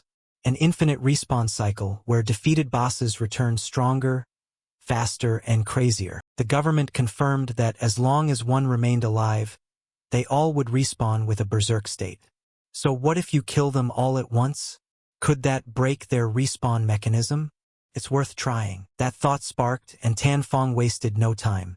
He summoned a loyal follower who had accompanied him across many battlefields to scout, then ordered it to advance. The loyal follower charged at a boss at once. Attack and damage numbers erupted continuously. But then one boss's eyes suddenly flashed blood red, and it unleashed a wave of black chi that enveloped the follower. The follower screamed in pain. Its body convulsed, then disintegrated amid a dreadful shriek. Tanfong watched from a distance, thinking, they're all high tier, no counterattacks, but their attributes far exceed typical golden tier bosses. So, they must be struck quickly and wiped out. Without hesitation, he immediately cast the skill Shadow Knight Complete Requital. The space instantly shifted into a deep blood-red hue. Tanfong continued to unleash a wide-area skill, striking all targets at once. As a result, the bosses were felled immediately, without time to roar. However, Tanfong frowned. No loot had dropped. He stared at the area and noticed that from the ashes the corpses of the bosses were melting. From that, an aberrant creature gradually took shape. The new monster was grotesque. Mouth stacked with sharp teeth, eyes and nose misplaced, its body convulsing as if torn from within. Tanfong muttered coldly. So that's it. Simultaneously killing them truly was the prerequisite. Now the real stage begins. His eyes lit up as he noticed 7 ancient runes engraved on the giant boss's body. Tai Tien Ko Thak O Then. He translated silently, Ancient God Calamity Udos. The creature roared and rushed forward. Tanfong quickly stepped back, instinctively dodging the attack. Next, I should focus on striking each point corresponding to the runes. I didn't break through the ancient relics and spend all those resources studying those glyphs for nothing. Saying that, Tanfong threw shuriken, aiming straight at the character Tai. Then he targeted each subsequent rune in the exact order in his head. Each shuriken fired carried a small explosive effect. The boss roared as blood sprayed everywhere. Each glyph on its body flared bright and then went dark. Finally, that colossal body collapsed to the ground with a thud, the impact sending dust billowing into the air. Tanfong stood still, eyes icy as he examined the corpse, but still no items had dropped. He frowned. Something wasn't over yet. At that moment, a gruesome sound rang out behind him. The severed head of the boss rose again. Its melting body, with countless mouths, lunged toward him screaming. Tanfong surmised. The runes on those coffins corresponded to each monster. This stage wasn't finished. Each creature must be slain near the exact position of its corresponding coffin. He nodded slightly, his expression calm. I've seen ancient god slabs before. This is the final stage. Tanfong's eyes blazed like a war god emerging from hell. All right, come on. At that instant, the sky suddenly trembled. A deep booming sound reverberated like thunder, accompanied by the furious roar of a boss. Those from Envu's team guarding the valley entrance immediately snapped to alert. Huh, an earthquake? Or is the boss going berserk? Go check it out. A team member cried in alarm. The female mage frowned, worry in her voice amid the chaos. Ugh! Where the hell is that damn darkness guy? Why hasn't he shown up? Phi Tu sighed in displeasure. I'm telling you, even darkness might be helpless this time. Maybe he knew and ran. Hong Mao's face soured. He said nothing, only shivered as he looked toward the valley. Hey, come see! The group ran over. Before them was chaos. Shattered earth and rock, everything ruined as if from a massive explosion. Coffins were tossed about across the ground, while huge fissures stretched like scars across the terrain. My God! Where's the boss? Was it really killed? The ground split like that. Could the boss have died from the quake? Some half believed, half doubted. At that moment, a message from Envu popped up in the team channel. Everyone retreat. The boss has been handled by darkness. Phi Tu and Hong Mao froze and exclaimed in unison. What? They immediately replied. Only a bit over 10 minutes and the boss is already defeated? We were just debating whether darkness could take down all 7 bosses. He hadn't even shown himself. The group exchanged skeptical looks, but realization was dawning. The cursed slab of the ancient god Calamity. That's probably the cause. Phi Tu murmured. Now I somewhat understand why the higher-ups place absolute trust in him. Elsewhere in the valley, Tanfong quietly moved off. In his hand was a dark object, cold as if forged from ancient shadow. Not a bad haul this time. He glanced at his status panel. His level had risen to 14. Killing the 7 bosses plus the effect of the greedy hand granted Tanfong a total of 294 evolution points. But the most valuable thing wasn't the points. It was the ancient god stone slab. A piece the government, even if they ground at it for months, might not fully understand. And if one dared to try, the price would be astronomical. Ting. A notification chimed. The ancient god stone slab contains a cursed power from the ancient god Calamity Udos. Its active skill allows you to bind a curse to any equipment. The curse will randomly grant an enhancing attribute based on the equipment's properties and vocation, while also attaching a negative attribute. Tanfong scanned the loot and without hesitation bound the curse to the black onyx ceremony. A set of leather armor. It was a rare jade armor already possessing the black onyx ceremony effect, capable of weakening a target's defense and elemental resistances by up to 35%. As the curse was inscribed, the slab trembled violently, emitting a black-purple light like hellfire. A stream of sinister power flowed straight into the armor. Another notification appeared. You have bound the Udo's curse to the black onyx ceremony prime leather armor. Enhancement result. Maximum stack count of the black onyx status increased to 15 stacks. Negative attribute. Reduces base stats of the equipment by 31%. Tanfong was astonished to find the maximum stacks of the black onyx status raised to 15. With this effect, he could push a boss's defense and elemental resistances into negative values.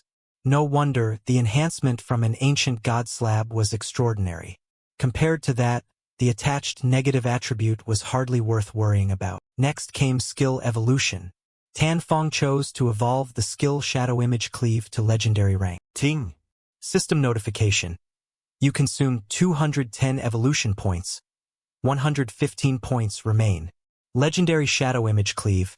Dash quickly in one direction within a range of 30 to 40 m. Enter stealth for 15 seconds, up from 12, and deliver 9 slashes to all enemies along the path. Cooldown reduced from 12 seconds to 8.8 seconds. At level 4, slash width increases from 5m to 6m. Each slash deals an additional 500 to 700 physical damage. New effect. Each successful slash grants 1 layer of a shield equal to 100% of your maximum health. Up to 9 layers can stack, lasting 60 seconds. Tanfong was secretly pleased. If all 9 hits connected, his effective HP would increase tenfold, significantly raising his tolerance for mistakes. Tanfong clenched his fist and told himself, "Good. At the current grind rate, 5 more hours and I'll hit level 15. Then I can set out for Madu." In the rubble area, the group of girls were still mercilessly attacking Tan Xiaodu. "Bitch, little fox spirit. Beat her to death." Tanfong passed by, eyes cold, thinking, "They're still hitting her. These women are truly cruel." One girl complained, "Oh my God. I'm so tired I could faint. My back aches so bad." The girl beside her raised a swollen hand and snapped, "We've beaten until our hands are smoking." Then she disdainfully spat on Tan Xiaodu and added, "That's enough for today. Teach you a lesson you'll never forget, you bitch." Tan Xiaodu lay sprawled on the ground, her body covered in wounds, nowhere unbruised. She trembled as she forced herself to stand. One eye swollen shut, tears streaming mingled with hatred. All because of Tanfong. I said we were done. Does that mean he really doesn't care about me anymore? Doesn't he understand what a girl says? Luckily I signed a contract with the Cathedral Knights. For the next 3 years at least, I don't have to worry about survival. Even if I pay 50% of my lifespan, I'll still have enough to invest. Compared to those Suanin types, I'll definitely develop faster. When the time comes, those who look down on me, you will pay. Tanfong, just wait. With that she used holy healing, expending all her mana to restore her vitality. She then shouted, choking on her voice, "You crazy women, just you wait." Tanfong was in stealth, ready to leave when he suddenly felt the healing skill just cast by Tan Xiaodu affect him. How strange. I'm clearly invisible. So how did I get hit by a heal? Elsewhere, Tan Xiaodu's body withered from drained mana. She collapsed to her knees, panting heavily. Missed again? Weird.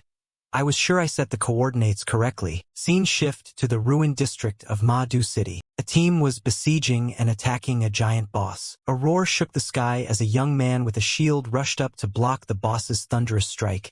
His gaze resolute. His arm bloodied, but he didn't take a step back. The group around TNTT quietly hid behind the ruined debris, eyes fixed on the battle not far away. She curled her lip in a cold smile, contempt in her voice. Daiha men are such weaklings. One golden boss and they need 8 people to gank it. So scared of death. The dark-skinned man beside her sneered, stroking his tail. Dear Tien, don't be so harsh. They're trying for us at least. Show a little gratitude. TNTT giggled, affectingly delicate. Hee, you are far too polite. But inwardly she despised them. Daiha pigs. Their damage was unbelievably weak. They couldn't finish a boss even after a long fight. On the other side, shouts erupted chaotically. Hurry! Pile on the damage. It's nearly dead. From the rear, a mage shouted. Come on, the finishing blow. As he began to cast, a spear suddenly pierced his back from behind, blood spraying everywhere. The spear wielder laughed coldly, voice dripping with sarcasm. Well done. Thank you, weaklings, for offering me this gift. The team turned, anger exploding as they shouted, Bastards! It's the Black Blade Regiment. They collude with foreigners, forming robber gangs that slaughter their own people. Don't panic. There are only a few of them. Charge together. Fueled by rage, the team went berserk and surged toward TNTT's group. TNTT licked her lips, eyes flashing bloodlust. Trash daring to rise up? Fine. I'll let you taste helplessness before you die. The dark-skinned man drew a great hammer and advanced like an armored assault. He roared and slammed down, thunderclap mighty strike, his twin hammers pounding the ground, releasing blinding bolts of electricity. Earth and stone shattered, thunder rolled, leaving the opponents stunned for a moment. TNTT swept through the bewildered players like an icy wind. Her twin blades sliced the air, each vicious slash flaying. Blood sprayed in long streaks across the desolate ruins. Her face revealed pure relish. Indeed, Daiha men were nothing but mush. She laughed coldly, her voice ringing amid the bleak scene. The Daiha government has started sniffing around us, so what if they find us? That whole country is just a dump. The dark-skinned man snorted. How can these players compare to us? Behind us are powers Daiha would never dare touch. TNTT nodded in agreement, her tone turning serious. My true identity hasn't been exposed, but we can't be careless. Leaving Daiha soon is wise. North America is the land for the strong. Then we'll form a guild that specializes in hunting Daiha pigs. The dark-skinned man agreed, nodding repeatedly. Great idea. What should we name the guild? TNTT pondered for a few seconds, then raised her head, a faint curl at her lips. Call it AI Le Tuesday. Then she waved her hand. That's it for today. Time to log off and party. She hit log out outside the virtual world. The dark-skinned men laughed boisterously in unison. For the AI Le 2 guild, let's put on a real show. Scene shift, and Vu sent a message to Tan Fong. Boss, the value of the hideout has been reported. Can we discuss it for a moment? Tan Fong replied calmly. How much? En vue en Sword, 1,5 cents. Tan Fong coldly responded. Too low. And Vu, as if prepared, messaged back. I thought so too, so I argued with the higher-ups. They finally allocated you 2,000. Tan Fong replied tersely. Fine. Meet at the central statue in the ruins. He sneered inwardly. Humph. That Sly and Vu still dreaming of squeezing me for more? Cut to the central statue in the ruins. And Vu stood waiting, flanked by a squad of fully equipped soldiers in gleaming iron armor. Seeing Tan Fong emerge from the shadows, she smiled brightly and greeted him. Big Brother Darkness. Please don't take it to heart. I still have a lot of lifespan left. So the higher-ups were uneasy and assigned an escort. Tan Fong replied mildly, his gaze indifferent. It's fine, he thought inwardly. The authorities still don't grasp my strength. If these people actually made a move, they'd only last a few hits. System notice. Transaction successful. You have spent the Cathedral Sanctuary stealth key. You have received 2,000 years of tradable lifespan. And Vu held the activated key, a calculating smile at the corner of her mouth. Tan Fong turned and said coldly, "Let's go." And Vu waved out of habit. "Farewell, Big Brother Darkness." Behind him, the soldiers began whispering, "Only that for 2,000 years of lifespan?" Another replied, "What do you know? It's a hideout that can hold hundreds, even thousands. Apart from darkness, who else would be generous enough to hand it over?" Tan Fong said gravely. And Vu's lifespan contribution came at the right time, just enough to fully prepare our weapons before departing for Madu. System notice. You have consumed 71.2 years of tradable lifespan to upgrade equipment to level 15. You have consumed 161.75 years of tradable lifespan. Extracted skill. Graceful Deliverance, Mythic rank. Extracted skill. Guest's Intuition, Legendary rank. Consumed 71.12 years. Extracted skill. Knight's Ruthless Return, Epic rank. Consumed 36.35 years. Extracted skill. Silent Stealth Concealment, Epic rank. Consumed 23.71 years. Extracted skill. Mind Shadow Impression, Epic rank.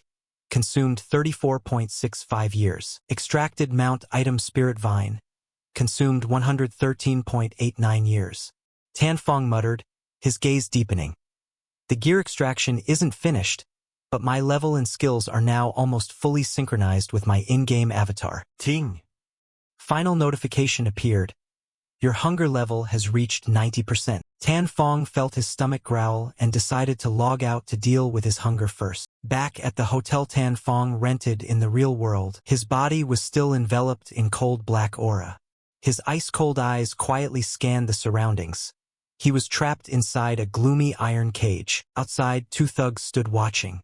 When they saw him wake, one shouted, "Boss, this kid is awake." The other, holding a baseball bat crusted with dried blood, roared, "Kid, hand over all your lifespan, or you'll end up a dried corpse like those in that hotel."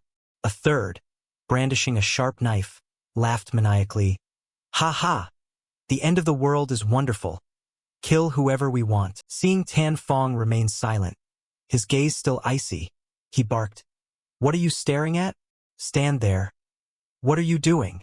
Boss, let me cut this guy once to vent." The bat wielder also shouted angrily, "Damn it, he's been scared dumb. Whatever. Kill him already."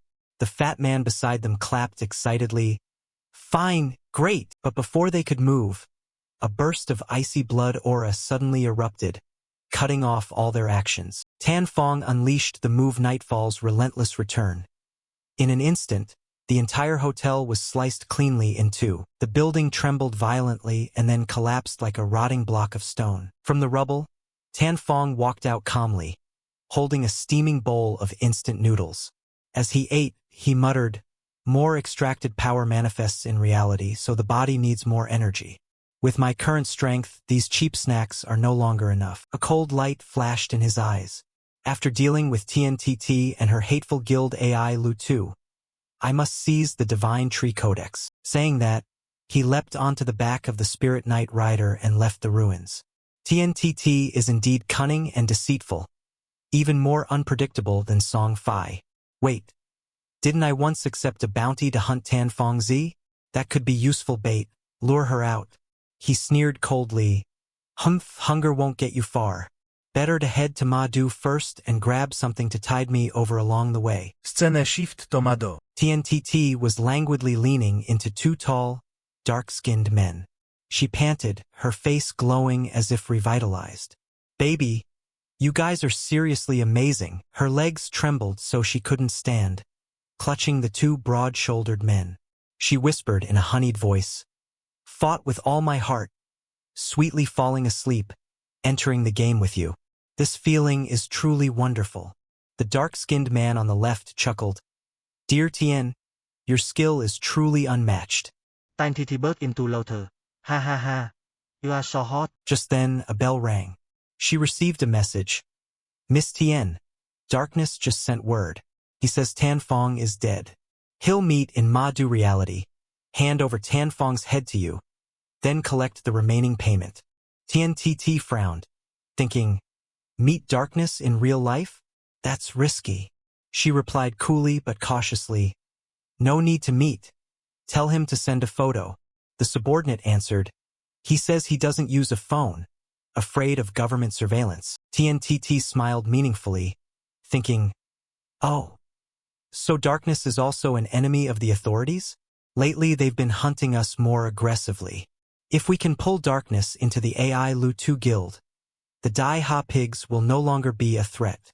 Then she said coldly, coordinates 6722, 8331. Tell darkness I want to meet him in-game first. In her mind, a plan was forming. I'll stage a play to probe which side darkness really stands on. Immediately, she logged into the game and sent a message filled with fake sweetness. Is the heavenly traveler's precious there? I miss you, I need a favor. The benefits are endless. Meanwhile, Tan Fong sat with a cold gaze. Humph. As expected, TNT is a crafty woman. These coordinates are the Academy of Evil Spirits, not far from me.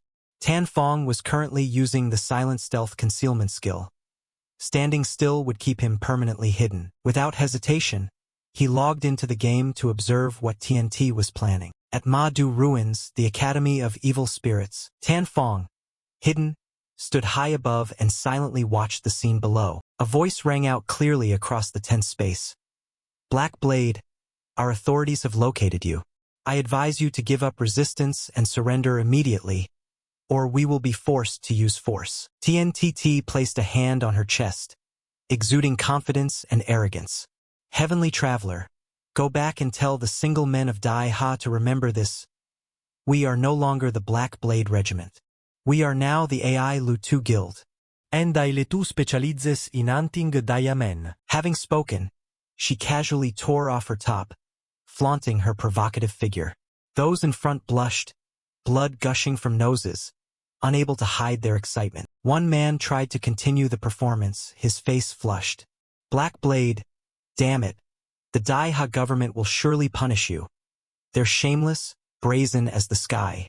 The man with glasses chimed in, stammering, baby, that's really bold. TNTT rubbed her chest and continued to taunt. Come on, pigs of Dai Ha. She thought to herself, heh, like that? As long as he plays his part well, tonight will be even bolder. From above, Tan Fong's gaze turned icy. He whispered, is that him? Cao Hao Nam, codename Heavenly Traveler, the notorious mole who fed intel to AI Lu Tuesday. Not until the 7th year after the Divine Game was halted did he slip up and get eliminated. Cao Hao Nam now shouted, his tone hard but still a bit awkward. Humph, Black Blade, stubbornly refusing to wake up. You'll be captured today. Tan Fong smiled faintly, thinking, interesting. So TNTT and Cao Hao Nam have been colluding for a long time. This play was staged just to test me. If I strike TNTT, that means making myself an enemy of the Dai Ha authorities. But if I stay out of it, she may never agree to meet darkness in real life. Tan Fong chuckled softly, his tone laced with sarcasm. Fine. If you want to test my stance, then see it clearly. With that, he plunged down from above like a blade through the night. In an instant, the Nightfall skill activated. A fierce killing intent rising like a black tidal wave, sweeping through Cao Hao Nam's men. The area instantly flared red as critical strikes slammed into each target's weak points. A cold string of notifications rang out. You have killed player Heavenly Traveler. You have killed player Evening Fury Vaivu. You have killed player Fisher Finegu. You have killed player I Am Righteous. You have killed player Stormwave Warrior. You have killed player Left Guard Spear. You have killed player Dim Light. You have killed player Wandering Witch. You have killed player Big Bow Big Bow. You have killed player I Eat Beef. You have killed player Spirit Force Little Fire. You have killed player Ox Boy Chong. The scene below was reduced to ashes and deadly silence. TNTT witnessed it all. Her expression changed immediately, eyes wide with terror. She blurted out, What? What just happened? Tan Fong stepped out of the smoky haze, his voice dropping like ice. Hello, Black Blade. His gaze, sharp as a blade, fixed on her as he said, I am darkness. Tan Fong took slow steps closer, his eyes deep and bottomless. He spoke, hello, Tan TT, I am darken. Tian TT's cheeks flushed as if touched by a spring breeze. Her heart beat wildly like war drums, and one thought flooded her mind. He's so handsome. I love this type of cold, powerful man. Tears suddenly streamed down her face, a complex emotion welling up inside. She bit her lip, cursing fate silently. What a pity he's a pig of Dai Ha. Why must such a strong, seductive man belong to that damned country? Over on the other side, the dark-skinned men stared, shouting in panic in English. Oh my God! Over 40,000 damage. Is this the world's #1 power?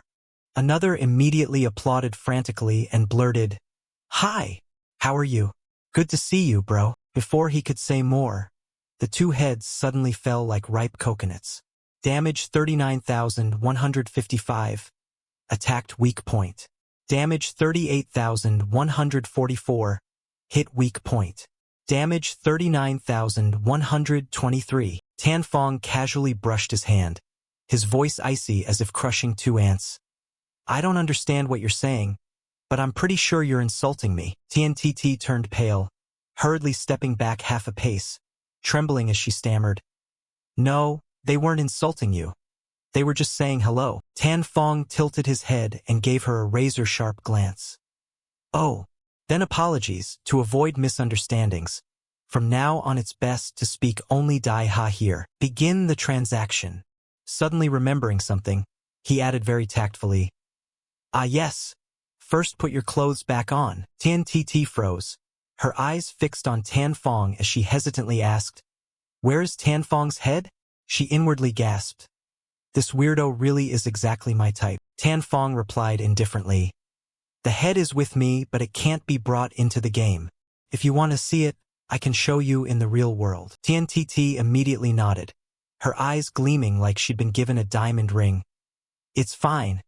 I've seen darkness's power with my own eyes. I trust you won't deceive me. Ping, you have received 1,500 tradable days of lifespan. Tan Fong nodded, then turned to leave. Very well, I'm off. But a soft voice behind him suddenly called, Wait! TNTT blushed, her voice small like a mew but with clear intent. You have the power, I have the money. Can we cooperate long-term? I have a new assassination target here. If you're interested, come to my place tonight. She lightly licked her lips, a spark in her eyes. Whatever you request, I can satisfy you. Tan Fong glanced her up and down, then asked bluntly without beating around the bush. Who do you want assassinated? How much is the bounty? TNTT gave a soft laugh. We'll discuss that in person. Trust me, this reward is far more generous than before. She left one last line before logging off. Tonight, Madu Harbor. I'll be waiting. The image vanished, leaving Tan Fong standing alone. He frowned. A house at the harbor.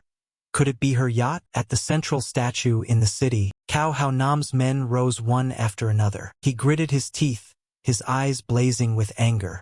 That damned darkness, I knew it. You must be a government traitor. Though he ground his teeth, inside he felt as elated as if he'd won the lottery. Ha ha! It's successful. TT really had partnered with darkness.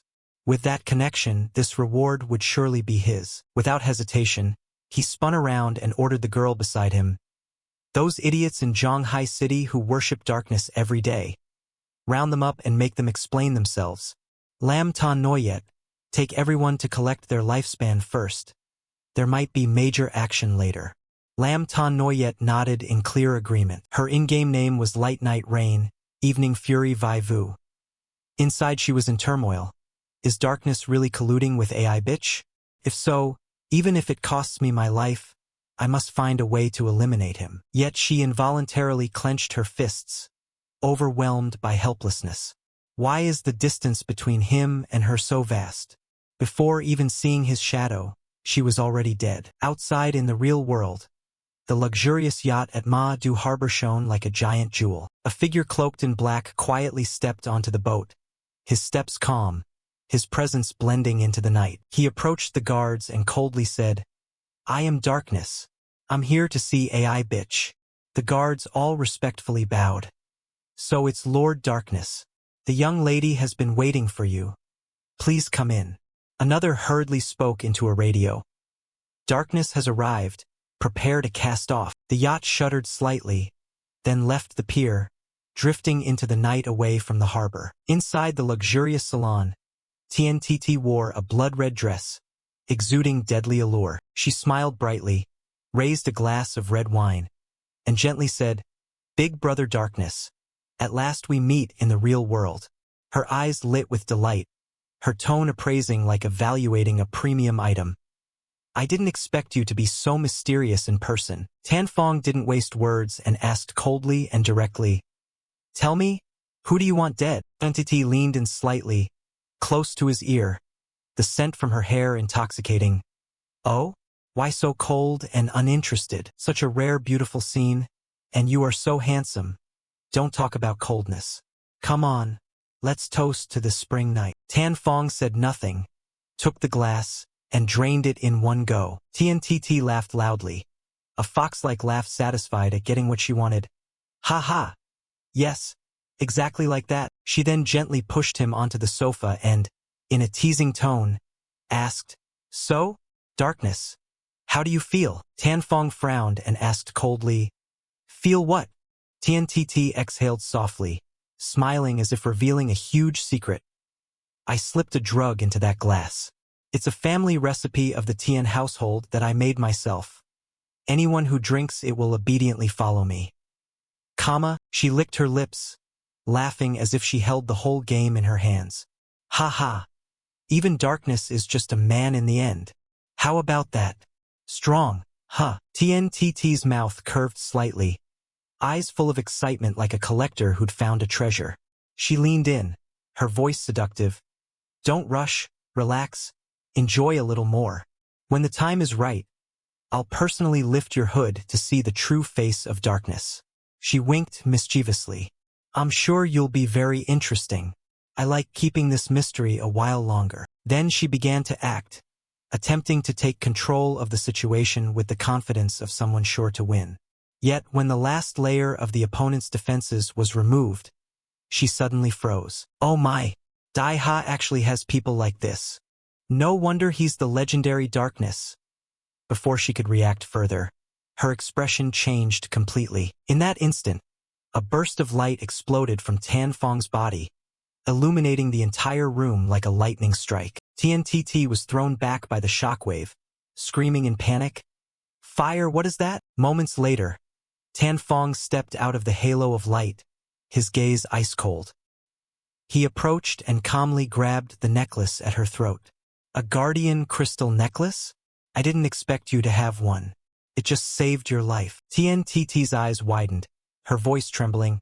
"Impossible. A golden guardian crystal? High-tier equipment. Shield effect that nullifies fatal damage." She stepped back, her face ashen. "No, it can't be. How are you still alive? Weren't you killed by Darkness?" Tan Fong replied coldly, each word like a blade. "The reason is simple. Because I am Darkness." "What?" TNTT cried in horror. Then who was that other person? At that moment, the cloaked figure standing in the room slowly removed his hood. Revealed was an innocent-looking face, extremely excited.